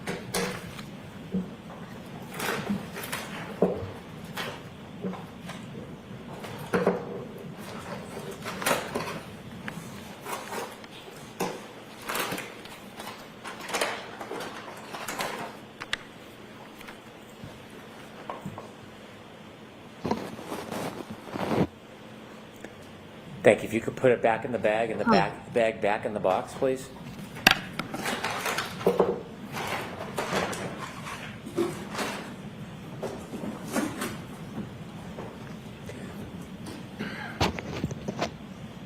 Lieutenant Gallagher, does that appear to be the same item that you found in the area where John O'Keefe was at Fairview that morning? Yes, it does.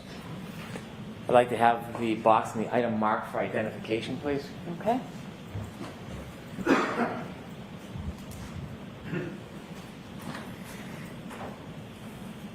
To the queue for ID. Thank you.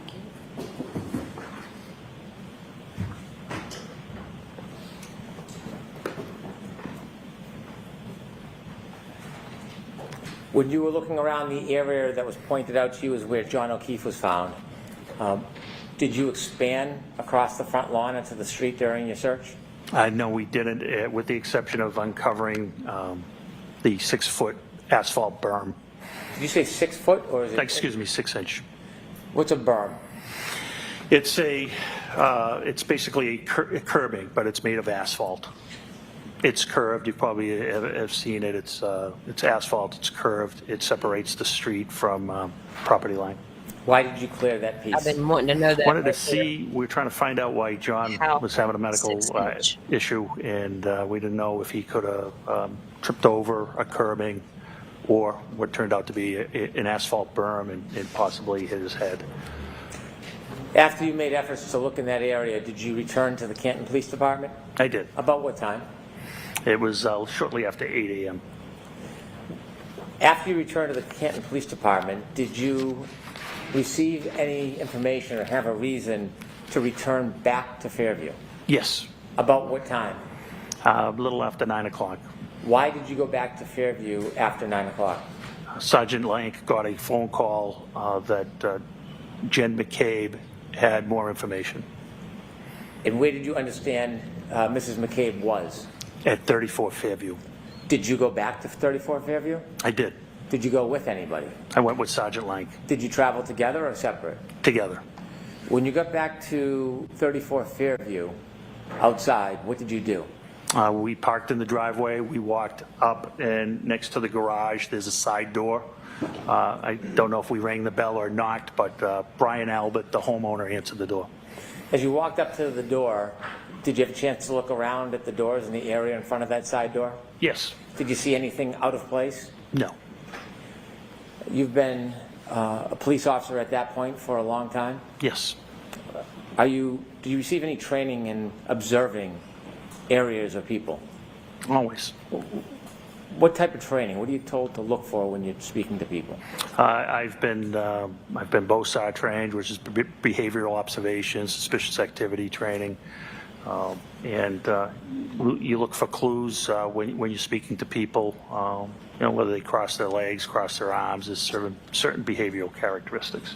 At this point, did you have any understanding that this would later be a crime scene? I did, yes. What happened? How did you come to that conclusion? Oh, not at that time. Oh, not at that time? No, okay. Not at that time. When you went into the house, what part of the house did you go into? I went into the room. It's adjacent to the kitchen, and I stood there with Brian Albert. Can you describe what kind of room that would be? Yeah, it was just a typical family room type room. It was not large. It was between the garage and the kitchen. You met with Brian Albert? Brian Albert answered the door and let us into the house. Did you understand what his relationship was to that house? He was the homeowner.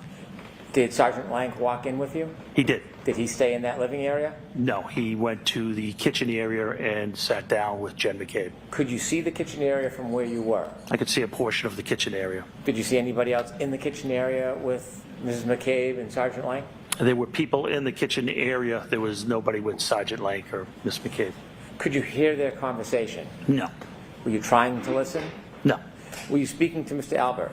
I was. Did you take the time to make observations of him? Objection, Your Honor. I'll allow it. Did you take the time to make observations of him? Yes. Did you speak to him? Yes. Did he speak to you? Yes. Was there anything about his mannerisms or affect that caused you any concern? No, it was just a social conversation. There was nothing of concern at all. Was there anything about it that caused you to hone in or be concerned? No. I'll allow that. No. Did you get a chance to look around that living area at the Sure. items? I didn't look around, just with my eyes. Did you get to see that area? I did. Did you see anything broken or looked out of place? No. Nothing. Anything that caused you any type of concern? Nothing. When you looked towards the kitchen, did you see anything that looked different or suspicious in any way? Nothing. Was the interaction, did it cause you any alarm or concerns? No. After Sergeant Lank had an opportunity to speak to Mrs. McCabe and you spoke to Brian Albert, what did you do next? We left. Where did you go? We went back to the police department and were informed that the state police were going to respond to the hospital and that we didn't need to respond to the hospital. When you heard that the state police was then going to get involved in the investigation, what does Canton do when the state police takes over an investigation? Well, it was based off of a conversation I had with my chief in the detective sergeant's office. Was there a decision about Canton's involvement in the ongoing investigation? There was. What was that decision? That we should recuse ourselves from any further investigative interviews. And why was that?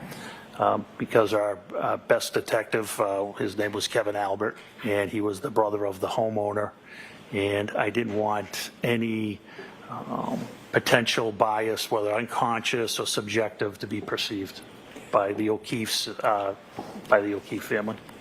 So when the state police got involved and you had the conversation with the chief, was that the end of your efforts towards this? It was the end of our efforts until, I helped facilitate during the search warrant on February 1st. And so at some point, was the defendant's Lexus brought to the Canton Police Department? It was. Was it put in a particular area at the Canton Police Department? It was. What area? The Sally Port. What's a Sally Port? Sally Port is where, when we have an arrest, we bring our prisoners in. It's basically a extra large garage. It has 4 doors. They're numbered 1, 2, 3, and 4. We typically go in door 4 and pull towards door 3, Door 4 is lowered, and then prisoners are walked into the booking area, which is also secure. The exterior doors to the Sally Port can only be opened by the dispatch council. When crime scene services came to look at the car, was that the same day, the 29th, or later time? No, it was February 1st. Did the Lexus remain in the Sallyport area from the 29th until February 1st? Yes. When representatives from the crime lab from the Massachusetts State Police came on February 1st, who provided them access to the Lexus? I was one of the people there that was there. I don't know if I provided them direct access, but I certainly would have. And I assisted them if they needed things. That's when the chain of custody, the exchange of custody for the blood samples and the glass occurred as well. And during their processing of the Lexus, were you there for parts of it? I was in and out, yes, but I did not partake. Thank you very much.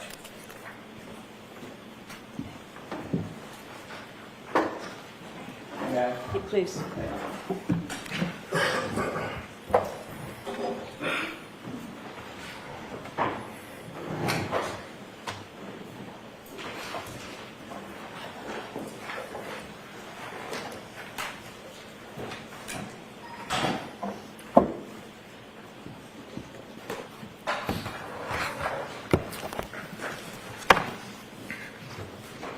Mr. Jackson, is this video up there yours or is it the Commonwealth? It's not mine.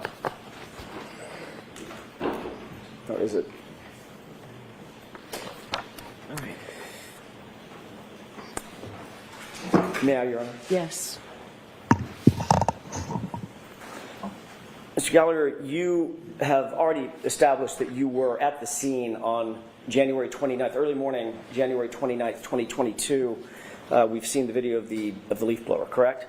That is correct. So you were integral to at least an initial search of the scene, which recovered the drinking glass that you've shown us, as well as some of the blood byproduct that you've talked about. That's correct, yes. Okay.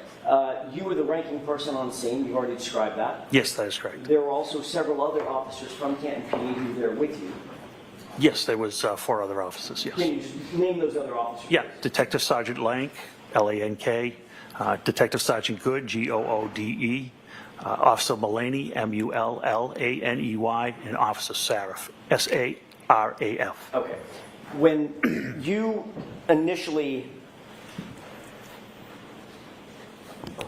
Let me back up and ask a different question. Given the fact that you were the ranking officer, the way that it works in a police department is everybody sort of reports up the chain of command, correct? That is correct, yes. So they would have all reported up to you in some particular. That's correct. And then, of course, you report to the deputy chief, and then the deputy chief reports on up to the chief, correct? That is correct. You were involved in not only the exposing of some of that blood byproduct, but also exposing the glass with the leaf blower, correct? That is correct. You were responsible for utilizing certain equipment. You chose a leaf blower at the time, correct? I did, yes. There was also, I'm guessing, there was also some use of your hands and or the gloved hands with some others to recover some of the items. Yeah, I didn't use my hands. How did you get the glass into a bag? That was Detective Sergeant Lank. Somebody had to pick it up, right? Correct. That's what I mean. The use of hands to manipulate some of the evidence, correct? Yeah, I apologize. I didn't understand that question. That's okay. I thought you were speaking about me. It's probably my fault, not yours. No, that's okay. There was also some plastic cups that we've talked about. We'll talk more about those in a second. Those were utilized as well, correct? They were, yes. And you were responsible for the use of those as well? Yes, it was my decision, yes. In terms of the search of the scene, the recovery of evidence, the recovery of biological material, the use of tools to recover those biological materials, all of that rested at least ultimately at the scene on your shoulders, correct? Yes, it did. Isn't it true that you weren't interviewed in this case with regard to anything having to do with this case until April 3rd, 2024, correct? Yes, we can call it an interview. It's when I met with the prosecutor, yes. And that was about 2.5 years, nearly 2.5 years after this incident, correct? Yes, that's correct. Michael Proctor, you know that name? I do. Who's Michael Proctor? He was one of the troopers assigned to investigate the case. As a matter of fact, he was the lead investigator for the case, correct? I don't know if he was lead or Trooper Mechanic. I don't know. As you sit here, you don't know that Michael Proctor was the lead case agent for... I know he was one of them, yes. Okay. Do you know that he was the lead investigator assigned to the case? I don't. I had nothing to do with the DA's office. Right. I know you didn't have... I don't know how they assign their cases, counsel. I don't know what you want me to say. I can't say what I don't know. Mr. Gallagher, I'm not asking you to. I'm just asking if... I did not know he was lead. I knew he was one of the leads. Okay. I believe they do it in a tandem, but I'm not sure. Okay. He may have had a partner, correct? That is correct, yes. But it's not unusual to have a lead case agent, the person who's responsible for most of the search warrant writing and the memorialization of documentation of evidence collection and the movement of evidence and booking into evidence, things like that. That is correct, but I don't know anything about who wrote their affidavits or who logged their evidence in. I wouldn't know that. You're also familiar with Yuri Buchanan, correct? I know who he is. You're also familiar with Lieutenant Tully? I know, yes. They're all Massachusetts State Police officers, correct? Yes, they all are. Did Michael Proctor interview you before April of 2024? He did not. Did Yuri Buchanan interview you before April of 2024? No, he did not. Did Lieutenant Tully interview you before April of 2024? No, he did not. Did anybody else from the Canton Police Department, your deputy chief or the chief, interview you formally about your conduct and responsibilities before April of 2024? I don't understand that question. Did anybody at Canton PD, separating out Massachusetts State Police, did you sit down at Canton PD and provide an interview with anybody at Canton PD about your conduct at the scene? What do you mean by conduct? Going to the scene, collecting evidence, securing evidence, transporting evidence, booking evidence, those kinds of things. Your conduct at the scene, sir. Yeah, I briefed my superiors, yes. Okay, other than briefing, was there a formal report written? No. Or a formal interview conducted of you? No, absolutely not. Okay.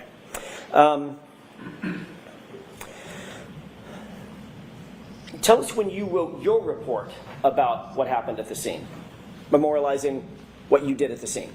I didn't. You didn't write a report? About the scene that day at the scene? Correct, about this investigation. I only did the metadata report. I did not write a report at the scene. You never, in fact, the fact is you never wrote any report about what happened at the scene, correct? Correct. You didn't memorialize that in any formal way on Canton PD letterhead to describe what you did and how you did it at the scene? No.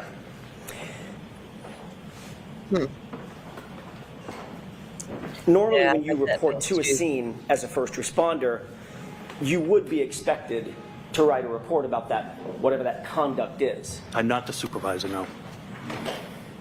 What if you're the ranking person at a scene that ultimately turns into a homicide scene? Under him. Well, we don't know it's a homicide scene at this time. We don't even know there's a crime committed at this time. My responsibilities are to make sure reports are written, not to necessarily write the reports myself. I'm the supervisor. Exactly. It's my job to make sure reports are written, evidence is logged, those types of things. Under ordinary circumstances, you would respond to a scene as a supervisor, and you would oversee what other people are doing, what you're That's supporting. correct.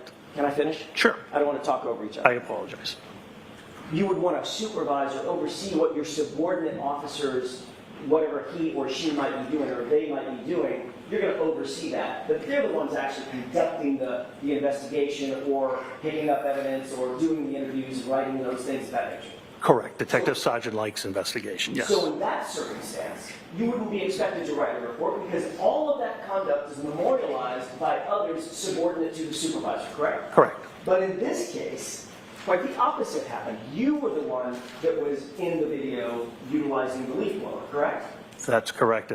You were the one that actually exposed the drinking glass, correct? Correct, yes. You noted the drinking glass and actually called somebody else over to take a look at it, correct? That's correct. You directed someone, Sergeant Lang, to pick up the drinking glass and recover it as a potential piece of evidence, correct? That is correct. You noted the blood or the coagulation of blood in and around that area, correct? That is correct.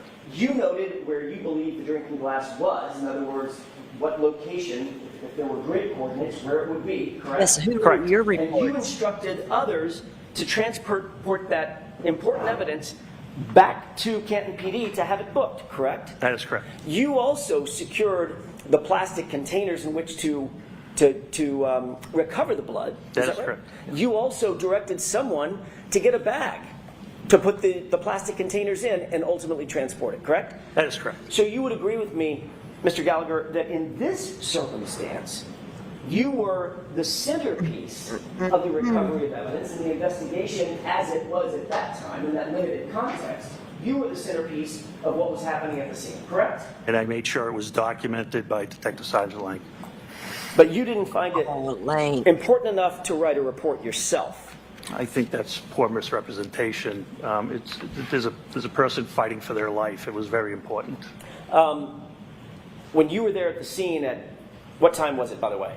I got there shortly after 7. Okay, you knew that that person who was fighting for his life had already been transported and was in good care, as best care we can provide at Good Samaritan Hospital, correct? That is correct. So certainly you're not excusing away the idea that you didn't memorialize your conduct because you were too busy fighting for someone's life.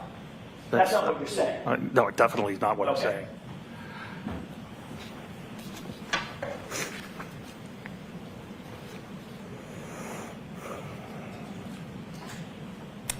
Obviously, reporting to a scene and supervising a scene is one thing, but actually gathering evidence is a whole next level. You would agree with that? Sure. Because, just to put a fine point on it, responding to a scene as a supervisor, you want to make sure everybody's doing their duty, but the officer or officers who, for instance, uncover, let's say it's a knife or a gun or some weapon or something like that, actually documenting and picking up that evidence and handling it in an appropriate way, that is all highly, highly technical. It's very important to get it right and memorialize it all, correct? That is correct. That's why you're highly trained to memorialize and report everything that you do in that regard in a report that can later be used forensically, in other words, in a courtroom setting, to recreate as best you can with as much detail as you can exactly what you did and how you did it and where it was done, correct? Sure. Yes.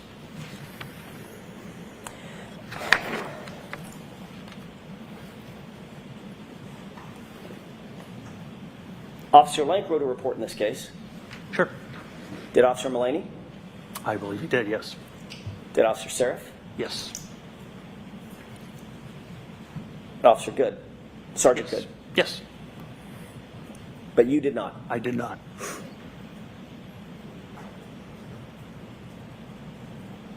Who was the first officer to find any potential physical evidence at the scene, be it blood or glass? I can't answer that. It was not me. I was not the first thing that was spotted was the pink spotting, not the glass. Okay. Who was the first person to see the glass? I think it was myself as I uncovered it with the leaf blower. One of the important things that we've talked about, Mr. Gallagher, is documenting the details of evidence recovery, not just the fact that something was recovered, correct? That's correct. So you'd want to know what time of day it was recovered, correct? Sure. You'd want to know who was there and who was around when it was recovered, correct? Yes. You'd want to know what the item is, the condition of the item, right? Yes. You'd also want to know exactly where it's recovered, correct? Yes. In other words, as best you can to pinpoint the exact location where an item was found. That could play a huge role in any investigation, be it criminal or otherwise. It could. It could.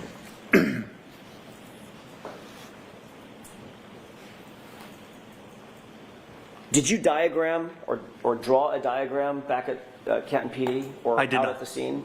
No. About where that glass was found? No, I did no reports or diagrams. Did you diagram exactly where you recovered the blood spots that you did recover? No.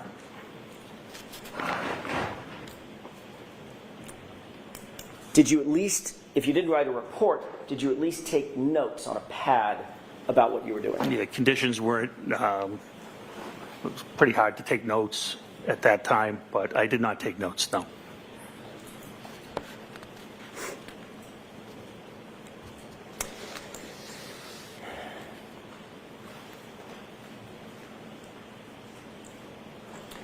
At some point, you mentioned a person by the name of Tom Kelleher, Deputy Chief Kelleher. That's correct. Who is Deputy Chief Kelleher? He's the Deputy Chief of Canton Police. He was active on active duty at the time? When I say active duty, I don't mean that morning, that hour. I mean just generally. Yes, he was a lieutenant at that time. He was someone to whom, as a matter of fact, probably the only person to whom at Canton PD you actually reported, correct? Up the chain of command. He was the only person to whom you reported up the chain of command, meaning he was your direct report. He was in charge of detectives at that time. And then, of course, the chief would be above him, correct? Deputy chief and chief. Okay. When you responded to the scene, Deputy Chief Kelleher did not come out of his house and take over the investigation, correct? Correct. That was yours to detail. That is correct. At least while you were there. That's correct.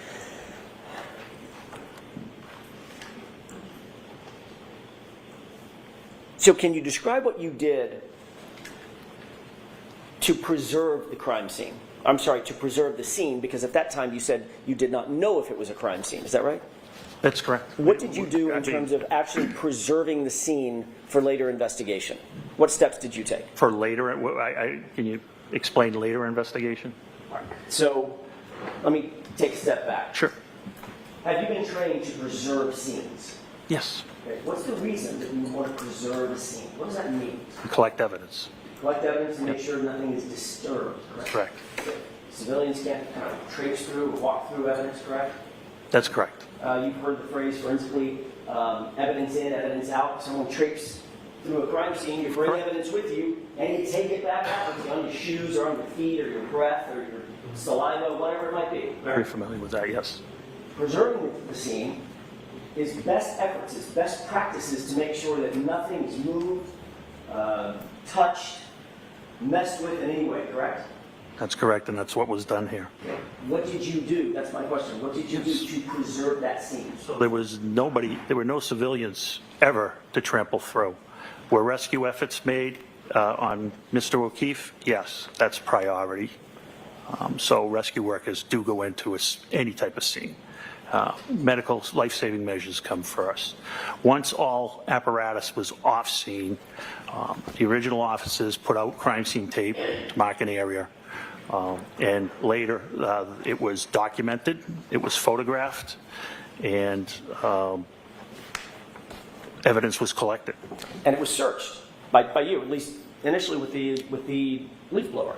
Correct. Okay. So you were interested in the area that, by the way, I want to clear this up, make sure I'm not mistaken. You described for Mr. Brennan basically where Mr. O'Keefe's body was, correct? Yes, yes. You never saw his body in situ. You never saw his body in place. That is correct. You were told by Sergeant Lank generally where his body was, correct? Yes, and Sergeant Lank actually never saw Mr. O'Keefe either. That's my next question. Okay, and Mr. Good and Sergeant Good as well. Right. Sergeant Lank never saw John O'Keefe actually in place, correct? That is correct. Okay.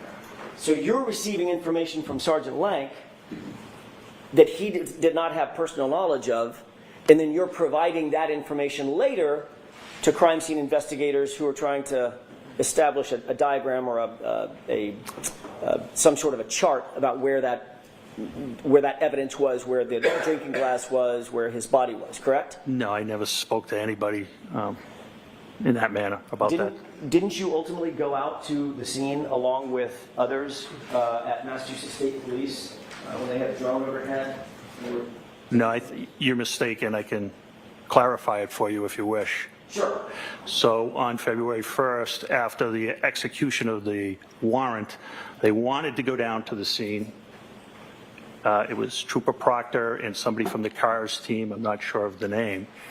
Once they got down there, I did show them where I was shown John O'Keefe was. They did want to put up a drone, but they could not do it because they were too close to Norwood Airport and because of FAA regulations. Okay. And that was the last of my involvement with that. I hope that clarifies things for you. Forget the drone. I'm interested in the first part, which was you accompanied Trooper Proctor to the scene, correct? Correct. There were other members of CARS, C-A-R-S. I think there was one. Crash accident reconstruction section, I'm assuming. Okay, so it's a forensic a member of MSP who does forensic diagrams, correct? I would say. I don't know if they do diagrams. I don't know what they do. Or reconstruction of some sort. Sure, reconstruction of some sort. So you were there to help provide information about where Mr. O'Keefe's body was found, correct? And be a Canton police officer present in case any neighbors had come out. So you were there to help provide information about, or at least you did provide information to them about where Mr. O'Keefe's body was found. Oh, sure, yes. Except you didn't see Mr. O'Keefe's body, did you? No, I did not. So that was a guess on your part. It was what I was shown. It's the information I had. Yeah, it was the information you were told by Sergeant Lang, correct? Yes. Who also didn't see John O'Keefe in place on the ground at 34 Fairview, correct? That is correct, yes. So his would be a guess also, correct? Well, we're going backwards. So he was told by Sergeant Good and et cetera. So it was information passed along, which is what police officers do. Right.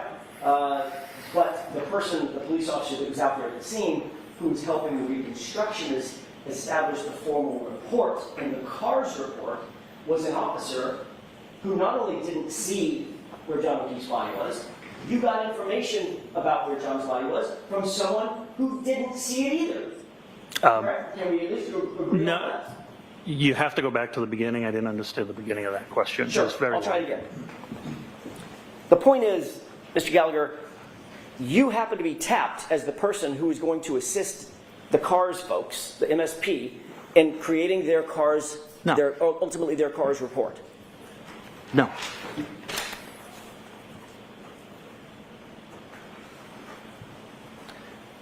Isn't it true that you accompanied Trooper Proctor and members of the CARS unit to document Fairview Road and the scene of the incident? Yeah, I thought I explained it could not be done. Okay. So I only went to show them where Mr. O'Keefe was and in case any neighbors came out. I wasn't there to assist in any documentation at all. You were there.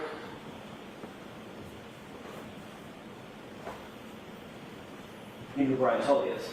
I do. Have you reviewed Brian Tully's report? I have not. You showed me one section of it. Is it true that what you actually told Brian Tully is that you went with Trooper Proctor, and you're already shaking your head now. I haven't even finished the question. No. I got that part wrong? You accompanied Trooper Proctor? No, what's wrong is I was interviewed by Lieutenant Tully. That was a meeting I had with Prosecutor Lally. Okay. Trooper Tully was present. Trooper Tully never asked me any question. I don't recall Trooper Tully ever asking me a question, sir. So let me be a little bit more defined. So in Trooper Tully's report, where he reports what you said, you were actually talking to Adam Lally, my colleague sitting up in front. Correct. Okay. So now we've got that cleared up. Let me ask you again. Did you say in front of Trooper Tully that you accompanied Trooper Proctor and members of the CARS unit to document Fairview Road? Meeting, they were documenting Fairview Road. It's not clear. The report's not clear. They were going to document Fairview Road, not me. So you just said something that I want to follow up on. Okay. The report's not clear, correct? That's correct. So that's an inaccurate report. I wouldn't call it inaccurate at all. I'm just saying you're misinterpreting the wording. I see. And I'm misinterpreting it even though I just read it directly from the report? Yeah, sometimes sentences have different meanings. Okay. Yes, you are. Oh. Hell. The reality is you did end up going to the scene, correct? I did. And you accompanied, I don't want to use a word that you'll challenge, you went with Trooper Proctor, correct? I took my cruiser to 34 Fairview, yes. You were there at the same time Trooper Proctor was? Yes. And you were aware that the CARS team was there so that they could document the scene, correct? I don't know what the purpose of the drone was. I'm not familiar with that section. I thought I answered that question. I'm not familiar with what they do. But you do believe that as you sit here, you were there, we weren't. You do believe that that's the reason that they were there was to document the scene. Put up a drone. Okay. I don't know what you mean by document. I don't know if it was to photograph, I guess, which if you mean by document photograph, I guess it could, I would agree. If it means take measurements, I wouldn't know. Okay. Did you tell any of the members of the CARS team where you believed John's body was? I believe it was Trooper Proctor, but I believe he was there, yes. Trooper Proctor obviously was not there when John's body was there either, correct? That is correct, yes. So he would have gotten that information from you. That is correct. So now that's 3 people. It's probably more, quite honestly, yeah. Well, I'm just talking about this report. Correct. CARS report. has 3 people in line, none of whom saw John's body, John O'Keefe's body, as it lay in the lawn when he was recovered. That is correct, yes. And there's no photographs Of Mr. O'Keefe Oh, no. at the location. No, we wouldn't, nobody would photograph somebody undergoing life-saving measures. Wouldn't be appropriate. There's no video, specifically. They wouldn't take video of somebody undergoing life-saving measurements There's no either. body cam. We don't have body cameras. There's no dash cam that shows it. Well, dash cameras would be on the road. Mr. O'Keefe was approximately 8 to 10 feet off the road. Well, hang on a second. You're not sure where Mr. O'Keefe was because you never saw him. That's why I used a range, yes. Right. I know where the blood was. I know where the glass was. Right. But you don't know if he was 7 to 9 feet off. If he That's was correct. 4 to 12 feet off. You can't say. I could, only approximately. You are correct, yes.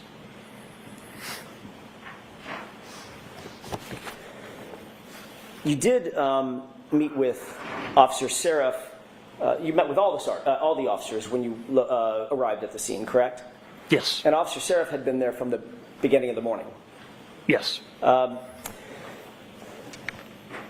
Officer Seraph didn't report to you at that time any statements attributable to my client, did he? He did not, no. You later went back to 34 Fairview with Sergeant Lank. That's correct. And you rode back, did you ride back to Kenton PD with Sergeant Lank or separate cruisers? Which time? I apologize. I'm sorry. That's a vague question on my part. You went back to 34 Fairview with just Officer Lank, and you described the circumstance in which you went in, you were let in by Brian Albert, he went to the kitchen, you were in the family room or some other place? Right by the kitchen, yeah. Right by the room kitchen. off the kitchen, yes. Okay, so right next to where he was interviewing That's correct. Jennifer McCabe. Yes. Did you ride back from that meeting with, or that event to Kenton PD with Sergeant Lank? Yes. And Sergeant Lank didn't say anything to you about his interview with Jennifer McCabe at that time? I don't recall our conversation on the way back. Okay. And you didn't write a report about any conversation that you had with Officer Seraph? You didn't write a report about any conversation you had with Sergeant Lank? No, they're responsible for writing their own reports. Got it.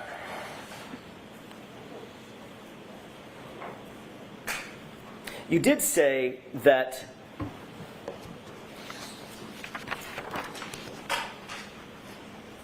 let me back up and ask you a different question. You testified about a year ago in another proceeding. You talked a little bit about the evidence collection of the biological material, the blood, or I'm guessing at that time, presumed blood. You haven't done any testing. That's correct, yes, sir. But you assumed it was blood just because of your experience and it looked like it could be blood on a suit. That's correct. How far were you from Kenton PD? Approximately. A drive. Mile and a half. Mile and a half. You had your cruiser with you. I had my personal vehicle with me. Your personal vehicle. In other words, you were ambulatory where you could get from point A to point B if you wanted to. Yeah, I was the scene supervisor. I wasn't leaving the scene. Okay. But you also had subordinate folks at the scene that you could have dispatched had you wanted to. Correct. They all had cruisers. Yes, they did. Or personal vehicles, I'm not sure which. I'm sorry? Or personal vehicles, I'm not sure which. I was the only one with a personal vehicle.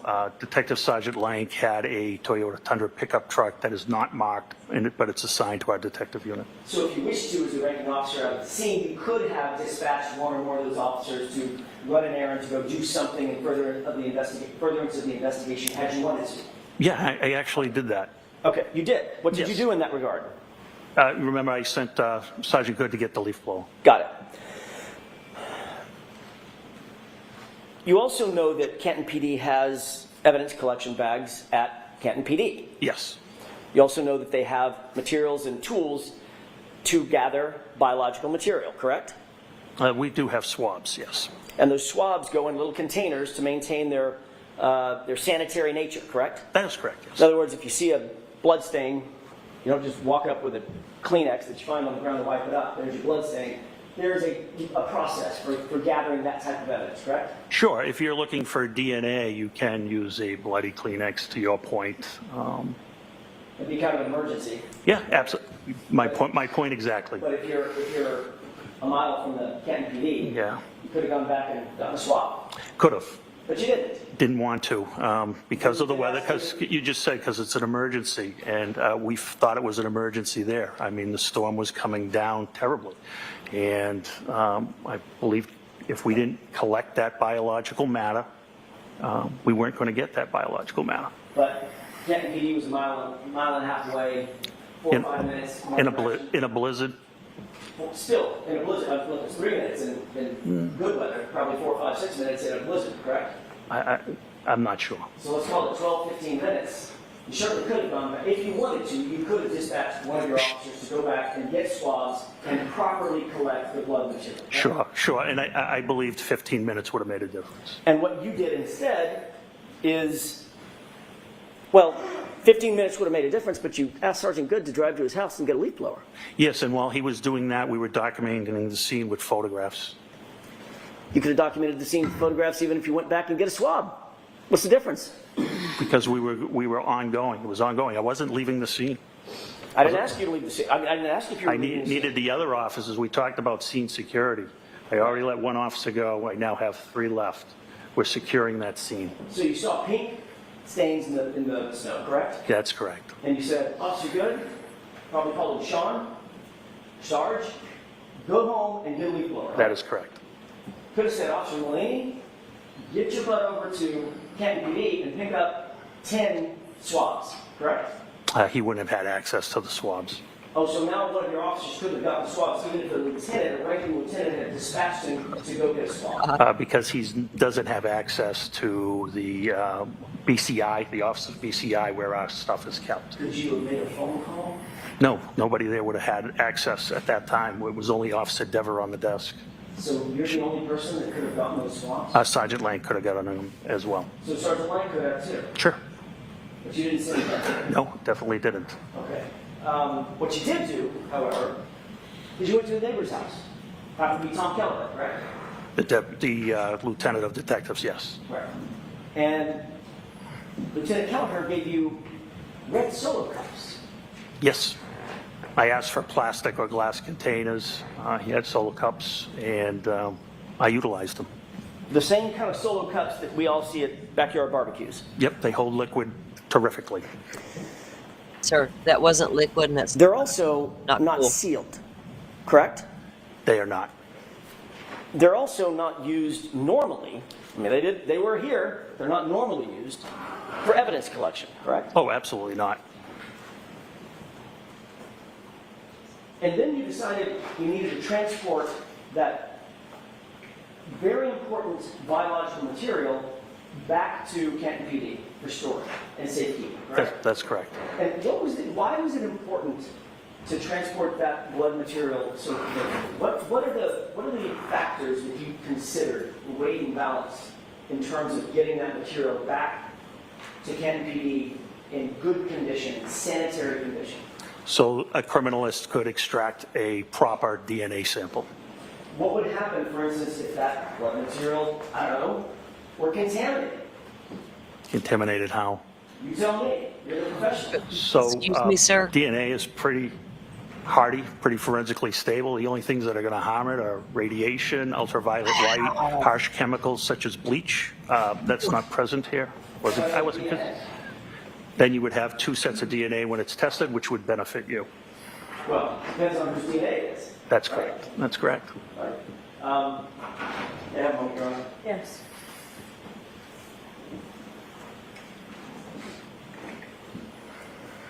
What the... Dude, thank God you're not a DNA dude. While you were... Sketchy. I'm going to stay on this for a second. So obviously there's a reason why blood swabs or biological swabs are handled with such care. For instance, a DNA analyst is going to put on gloves. Correct. Oftentimes they're going to put on a mask, right? I don't know about that. Oftentimes they put on goggles. Is that right? It depends what they're testing. Right. Yeah. But in order to go out and collect something, you'll see CSI, crime scene investigators, in full body suits when they Sure. walk into a crime scene. Yeah, you can. Because you don't want to contaminate the scene with your own hair off your arm or an eyelash falling into a blood stain, correct? That is correct. Right. So there are protocols. I mean, you said just a second ago, Mr. Gallagher, well, it's DNA. Unless somebody pours bleach in it, they're pretty much golden, right? That's not quite the fact, is it? And that's not quite what I said. No, it's not quite what you said. If you were suggesting that it's hardy enough that it doesn't really matter No. if it's contaminated or not, if there's multiple people's DNA, it just benefits everybody. No, I simply asked what you meant by contamination. Okay. So it could be contaminated with debris, is that right? Sure, it can. It could be contaminated with other people's DNA, is that right? It can. It could be contaminated with foreign items, foreign either aerosols or somebody's spittle when they're talking, correct? Sure. Contaminated with 1,000 things. Hypothetically. Right. Of course, these solo cups didn't have lids on them, right? They did not. They were open? Yes. You didn't photograph where you picked up the samples? No. You didn't document where you picked up the samples? No. So if the samples were in 6, how many solo cups were there? 6. 6 solo cups.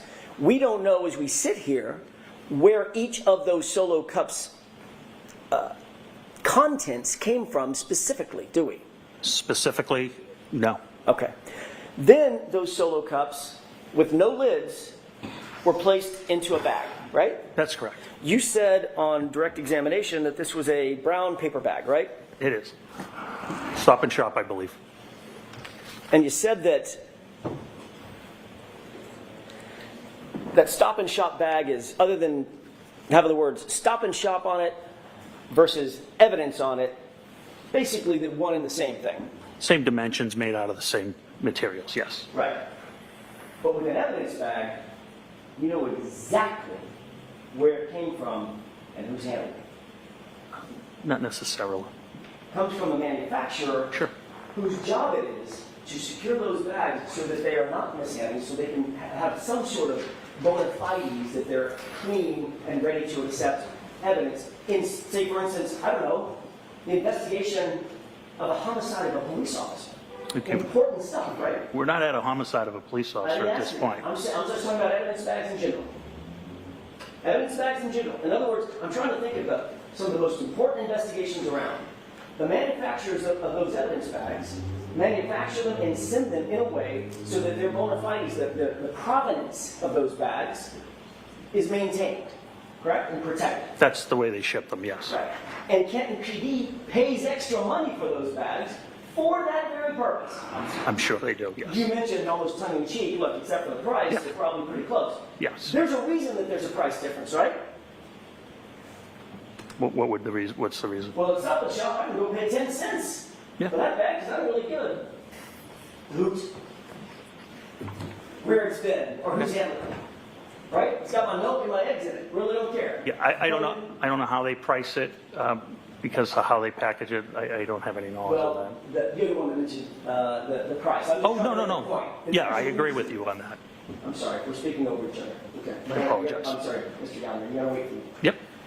There's a reason. My point is there's a reason, right? Yes. That evidence bags are more expensive because there is a way they're manufactured and they're taken care of, and Canton PD is willing to pay that extra price like every other law enforcement agency because of that, correct? All right. So they're not quite the same, are they? No.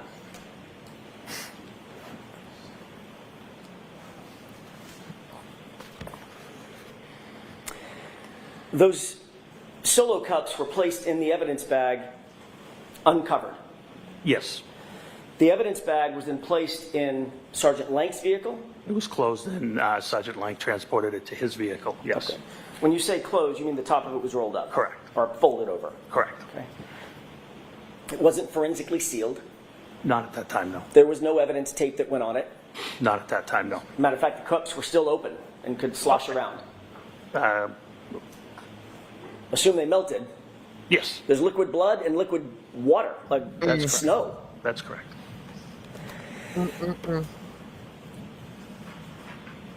And you indicated that those were, at least you believe, those were placed in an evidence locker, temporary evidence locker, correct? No, the blood samples were put in a refrigerated unit. My mistake. I thought the refrigerator was the temporary storage locker. It's different? Yes, lockers are not refrigerated. That's where the glass would go into a locker. Okay.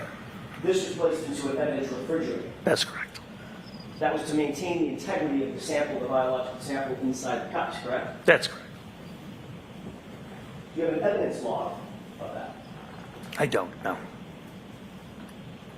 You've never seen an evidence log indicating that those were actually put into a refrigerated evidence log? I removed them myself, so I know they were in the refrigerator unit.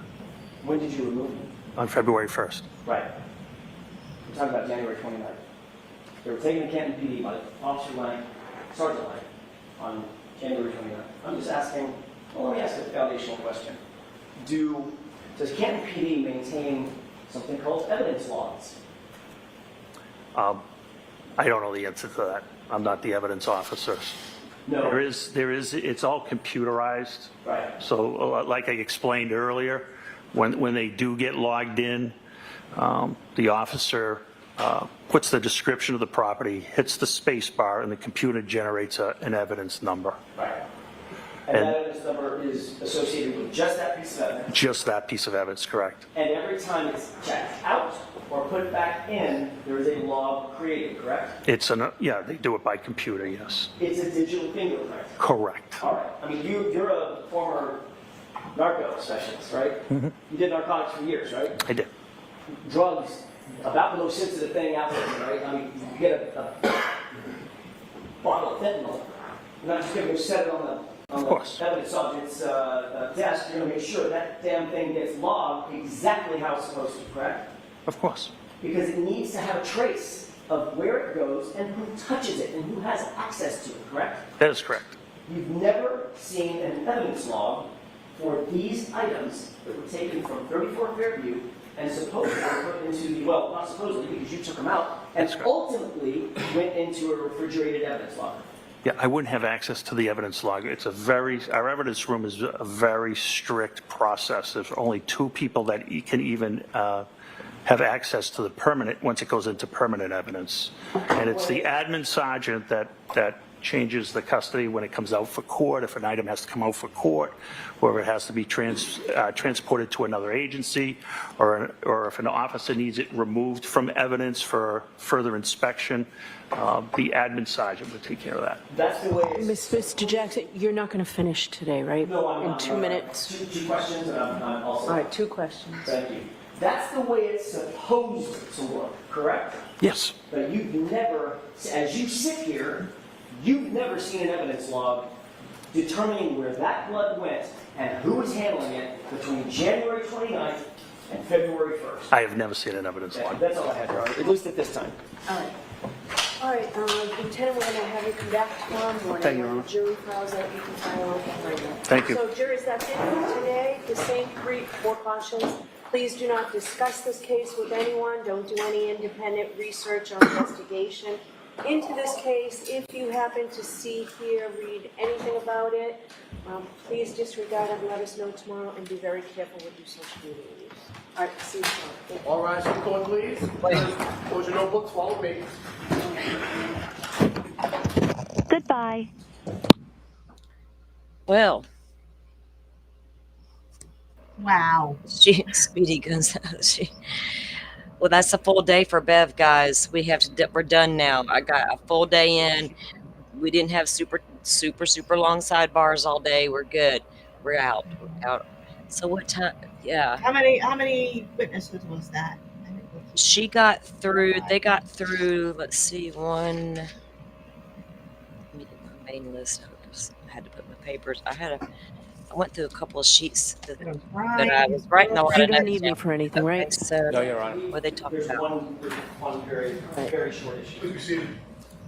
That's how you want to report to Commissioner? Yes. So, Katie. So we had Ryan Nagel, right? 1. And we had Katie, that was 2. And then we had Heather, that was 3. Sarah was 4. And Paul here was 5, number 5. 5 today. Mr. Paul Gallagher, Officer Paul Gallagher, or whatever. Tired. Evidence collection specialist. This is the amount of knowledge you have after 32 years on the job, I guess.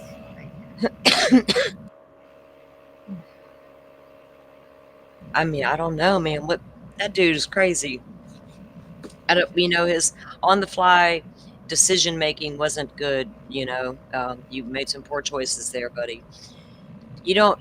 So here's the biggest takeaway from that: you're the guy in charge who literally decided to use the snowblower, who literally is the one who used the snowblower. You're the one that collected or saw the blood, asked for cups or glasses to collect said evidence. You are the one who scooped. You're doing all that, but didn't feel the need to write a report about finding all that. But you're also the guy that makes sure the other guys write their reports. Mm-hmm. Sketchy ass report taking happenings over there in Canton. Like, Jen showed us that with, well, I don't need to see your report to refresh my memory, or I need to see that report, maybe it'll refresh my memory. And then she'll say, well, I can't help what the officer wrote in his report. Like, you're throwing all these cops under the shade. Now I'm learning your husband or your brother-in-law and his brother were cops, and you steadily threw the cops under the bus when you were testifying. They can't write reports, they don't write it down correctly. Not my fault they don't memorialize it correctly. Oh my goodness. to be fair, she's probably not wrong there. No, I mean, that's what I'm saying. I agree. Ugh, this is crazy. The level of competence that shows, again, incompetence was okay. So bad crime scene stuff was happening. A story needed to get formed and quickly, because we made the wrong decision putting this dude on the lawn. What the hell are we thinking? Got that lady, we could say she did it. After all, she's running around screaming she did it. Mm-hmm. Yeah. We just happen to also have a lady who's running around screaming I did it with a guy on the property that we got to come up with a story for. And we also got lucky and got these bad decisions made at a crime scene. The whole damn thing's sketchy. The whole thing. Yeah. Crazy. Hey there, KarenRead trial watchers. You know what a lot of the trials we cover remind me of? Okay, there we go. Goodbye, Jessie. Bev looks like she's going through something today. Toward the afternoon, she didn't look as chirpy as she did this morning. I noticed that. I thought she must have got full after lunch. Maybe she got tired after lunch. That nap was coming on. She could feel it. Like, I got to go to the house and lay down. Second time around, she asked for it. Maybe if she'd have made her jury instructions a little more clear the first time around, we wouldn't be sitting here in number 2. True. Yeah, it's true. Yeah. If your jury is can't come to a unanimous decision to the point you got a hung jury because of that reason, that's crazy. Why would that even happen? I get it that the instructions were flawed and things of that nature. That's what I'm saying.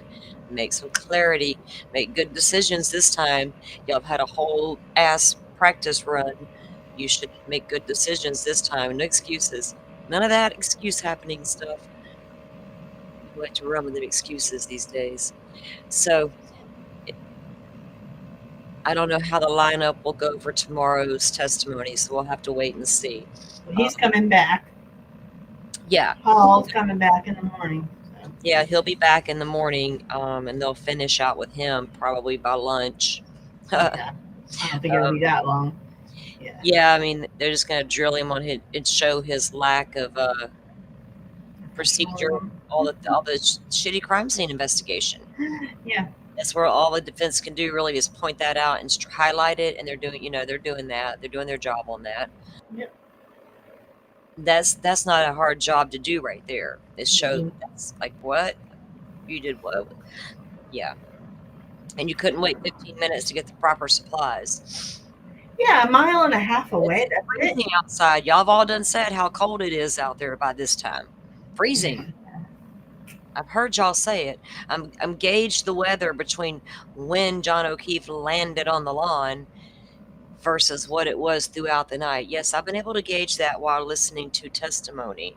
So thank you, witnesses. So back to the blood melting in 15 minutes situation. What the fuck? Come again to somebody who's not listening, because y'all all said how cold it was, wind chill. You weren't worried about no wind when you fired up the leaf blower. Well, how does this guy know the ground was frozen? The other guy, this guy, he made an assumption. So that's an objection right there to me, because he's assuming to start with. He did object, and she allowed it. I know he's not a ground expert, is he? Is he an expert on frozen I do ground? remember somebody going over that in the last trial. Yeah, but he's a cop. Not this guy. Yeah, he is actually. What is old Paul here? I wrote down on his description on my notes. He's not an expert to testify to the nature of the ground that night, as far as the temperature, the depth of the frozen ground, the surface level. There's a lot of things that go into that factor. So he is not an expert, in my opinion, to tell me what the ground was doing that night. I needed to hear from a real weather expert and some people who know the ground, geologists, whatever. Joe, Dolphin? What kind of expert we looking at that would tell us all that? Y'all should. They know. Geologists or meteorologists. Meteorologist. I'm a geologist / meteorologist. Yeah. They do have a meteorologist testifying, don't they? There is one. Oh, they probably do, to attest for the weather that night, right? Maybe they are the ones that are gonna testify. Visibility plays a lot. Visibility is everything right now. That's why nobody can see John O'Keefe, Firefly, because the snow was so bad and the wind was so hard, we couldn't see anything. But you could at 12:30, 12:40, 12:45. The time that matters the most, you could. Because that's when he would still be visible without snow covering They him. talking about stuff like that, right? When a witness they bring up, they're like about the weather conditions. And if all these people left at 1:30 to 2, like you didn't see anything in the yard then? So they're like, okay, so let's go with, it's just starting to come, snow at 12:30. Then by 6 a.m. we got full-on blizzard conditions. Around 2, we got maybe a good strong storm rolling in by then, right? Steady snowfall, steady wind. Yep. So when did that ground actually freeze? Yeah. All day, all night. Yeah, they need to come at us with some real evidence, right? Geologists or me, my chat might be slow over here on the stream or restream. Maybe, yeah. Yeah. It's definitely going to be a meteorologist on the stand. Well, a meteorologist does the weather, and the geologist would attest to the ground, right? But meteorology, they study geology too, I think. So. Yeah. Well, I don't know the extent of that. I know they know their weather. I know when I watch hurricanes, I'm watching meteorologists, right? So he's a weatherman. That's a good. But I think the geologists also will study like the rocks and the hardness of the ground, on things of that nature in general, because you gotta figure how hard is that ground. Like some grounds are harder than others. It's going to be a softer surface feel. It depends on the geology of the area and all kind of things. How hard is that ground, right? How hard is it to begin with? Weatherologist. There we go. Look there, Firefly. We got us a new name for it. Let's call it a weatherologist. I like that. Joe says weatherologist. There we go. Dolphin said. I'm sorry. Go ahead. I was just going to say he objected, but she said she'd allow it. So. Yeah, she allowed it. She allowed him to get away with his little comment about how he knew the ground was frozen. I'm sure coming up, because he hasn't mentioned it on his cross-examination, I'm sure he'll bring it up. They'll probably ask, how do you know that ground was frozen? At some point, it'll get, he'll get toward that, hopefully. But because it's not huge, but as a juror, I would have thought to myself, well, how do you know that ground was frozen? That's the first thing I thought. So how do you know that ground was frozen? You some kind of geologist? No, weatherologist? Are you a weatherologist? No. It did get down to what did we look it up? Like it was 18 degrees overnight, but how long Hey, look, how can we What trust? was it before that? Was it freezing before? Because when would the ground No, be it didn't frozen? start freezing until we looked at the weather chart the other day. I In the feel like morning. Yeah. yeah, throughout the day. But you want me to trust a guy with the leaf blower in the No, I don't trust him at all. now I'm supposed to know he knows when the ground's frozen too. Oh, has hell frozen over? Can he walk on water, sir? Like, what's happening? That's so funny. But she allowed it to come in, yeah. Yeah. That's crazy. Well, guys, I guess I will let you go. We'll come back tomorrow with another show.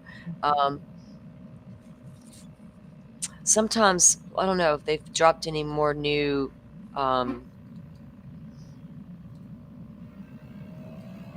interviews. There was some, because like I was telling you that, not was it new Fox 10? Whoever that is, covering the case there locally, does that Canton Confidential thing. I haven't watched it like in a couple of days, so I don't know. They usually do a pretty good recap of what's happened at the end of the day, if y'all ever want to check that out. I did put, let me see, let me find it. Well, I know where it's at. Let me go get it and show you what I'm talking about here. When I talk about it, y'all know what I'm talking about.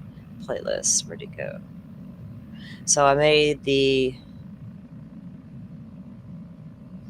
So Joy, what about the 70-pound German Shepherd? Did you hear a dog barking while you were out there in the No. morning? That's pretty pertinent question. Nobody's heard that dog since. Well, you know what also struck me as odd? That girl that testified that, oh shit, she testified early in the day, early this morning. She was the nurse who was a friend of Julie's. And she said that she was friends with the Albert Jr. She had been coming over to their house for years. And she had never met Chloe. Yeah, y'all didn't hear her testifying about that? I was paying attention when she was talking about Chloe, because I found it odd. So were they putting this dog up every time people came over? I get it if you were. Just somebody tell me. Was the dog contained into a room that night? Y'all were so drunk you didn't let him out? Was that why he wasn't out there barking? He still would have barked and raised hell even if you had him in the fucking room somewhere locked up, away from all the people. Wouldn't you put him in your room to put him away from the people? So at this point, he still would have been in the room with his homeowners, or Chloe, her. But it's weird. I thought it was weird that girl said that in all the time she had been going over there, she had never met that dog. Well, maybe because Sarah the dog's Levinson. not friendly with people. Like, so Yeah. they would put it said up. It wasn't. We already know Chloe wasn't friendly with everybody. She already bit some people. So they're going to either put it in the basement or something out of the, Yeah. So they're trying to make it make sense as to why the dog, I don't know. Are they trying to say the dog was put up all night then, somewhere? Maybe. But it would still be a barking kind of Yeah, I dog. would hear all the people there. You would think it would be barking, right? Yeah. Like all the activity in the Well, house. you would think logic would tell you that, but you would think maybe they think we wouldn't think that, wow, what's wrong with this dog not hearing anything, right? That's crazy. And then it's even odd that when what's her name goes in the house to tell her family, come outside, John's outside, oh my God, we found John. Karen was the only one screaming, oh my God, John, could I have hit him? She didn't even care. Shit.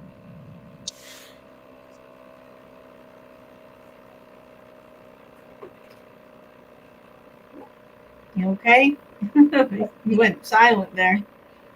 Oh, I went silent there? Yeah. Oh, sorry.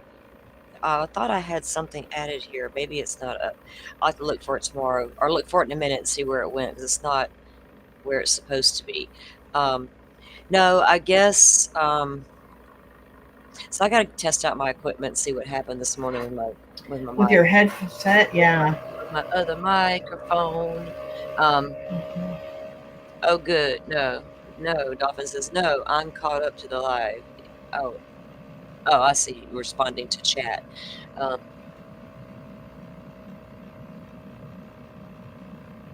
Yeah, inside and outside at the time, all those first responders were out there running around, right? With the lights flashing and all the things. I get it. There was no sirens. Not surprised. I said that yesterday or the day before. No surprise here. They don't usually do that. They turn the sirens off. So, but the lights were all just a fly. Can you imagine that strobe light coming past your window unless they had total blackout curtains and soundproof house where they didn't hear no screaming going on or commotion?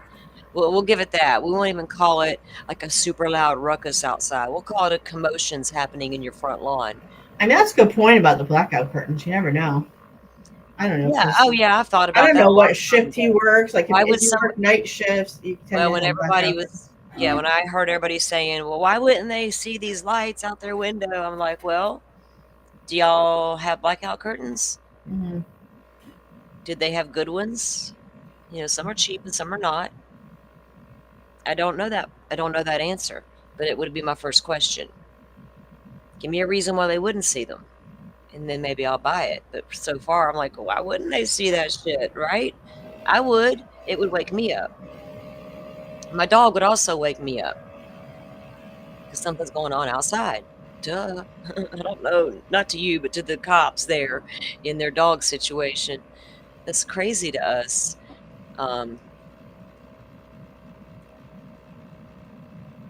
Okay, here it is for some reason. Maybe I didn't drop it into that playlist like I said I would. Okay.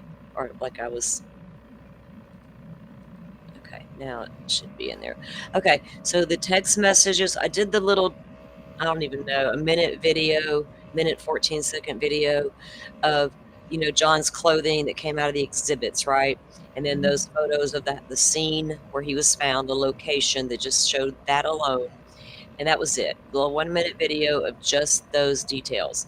And this one is just about 1:09 long, and it's just showing the text message exhibits that were shown in court, the crazy text message thread. And they're both on members only, and they're dropped into the KarenRead playlist. And it's just so we can keep up with the evidence. For me, it's easier. I do it for me too, because I want to keep up with it in one spot, right? And I can just go back and grab it and look at it when I need to, if I want to. And sometimes I need to. So this was it. It's just, all it is the text messages. It's nothing special. I'm trying to make an evidence log to go into our trials playlist over there.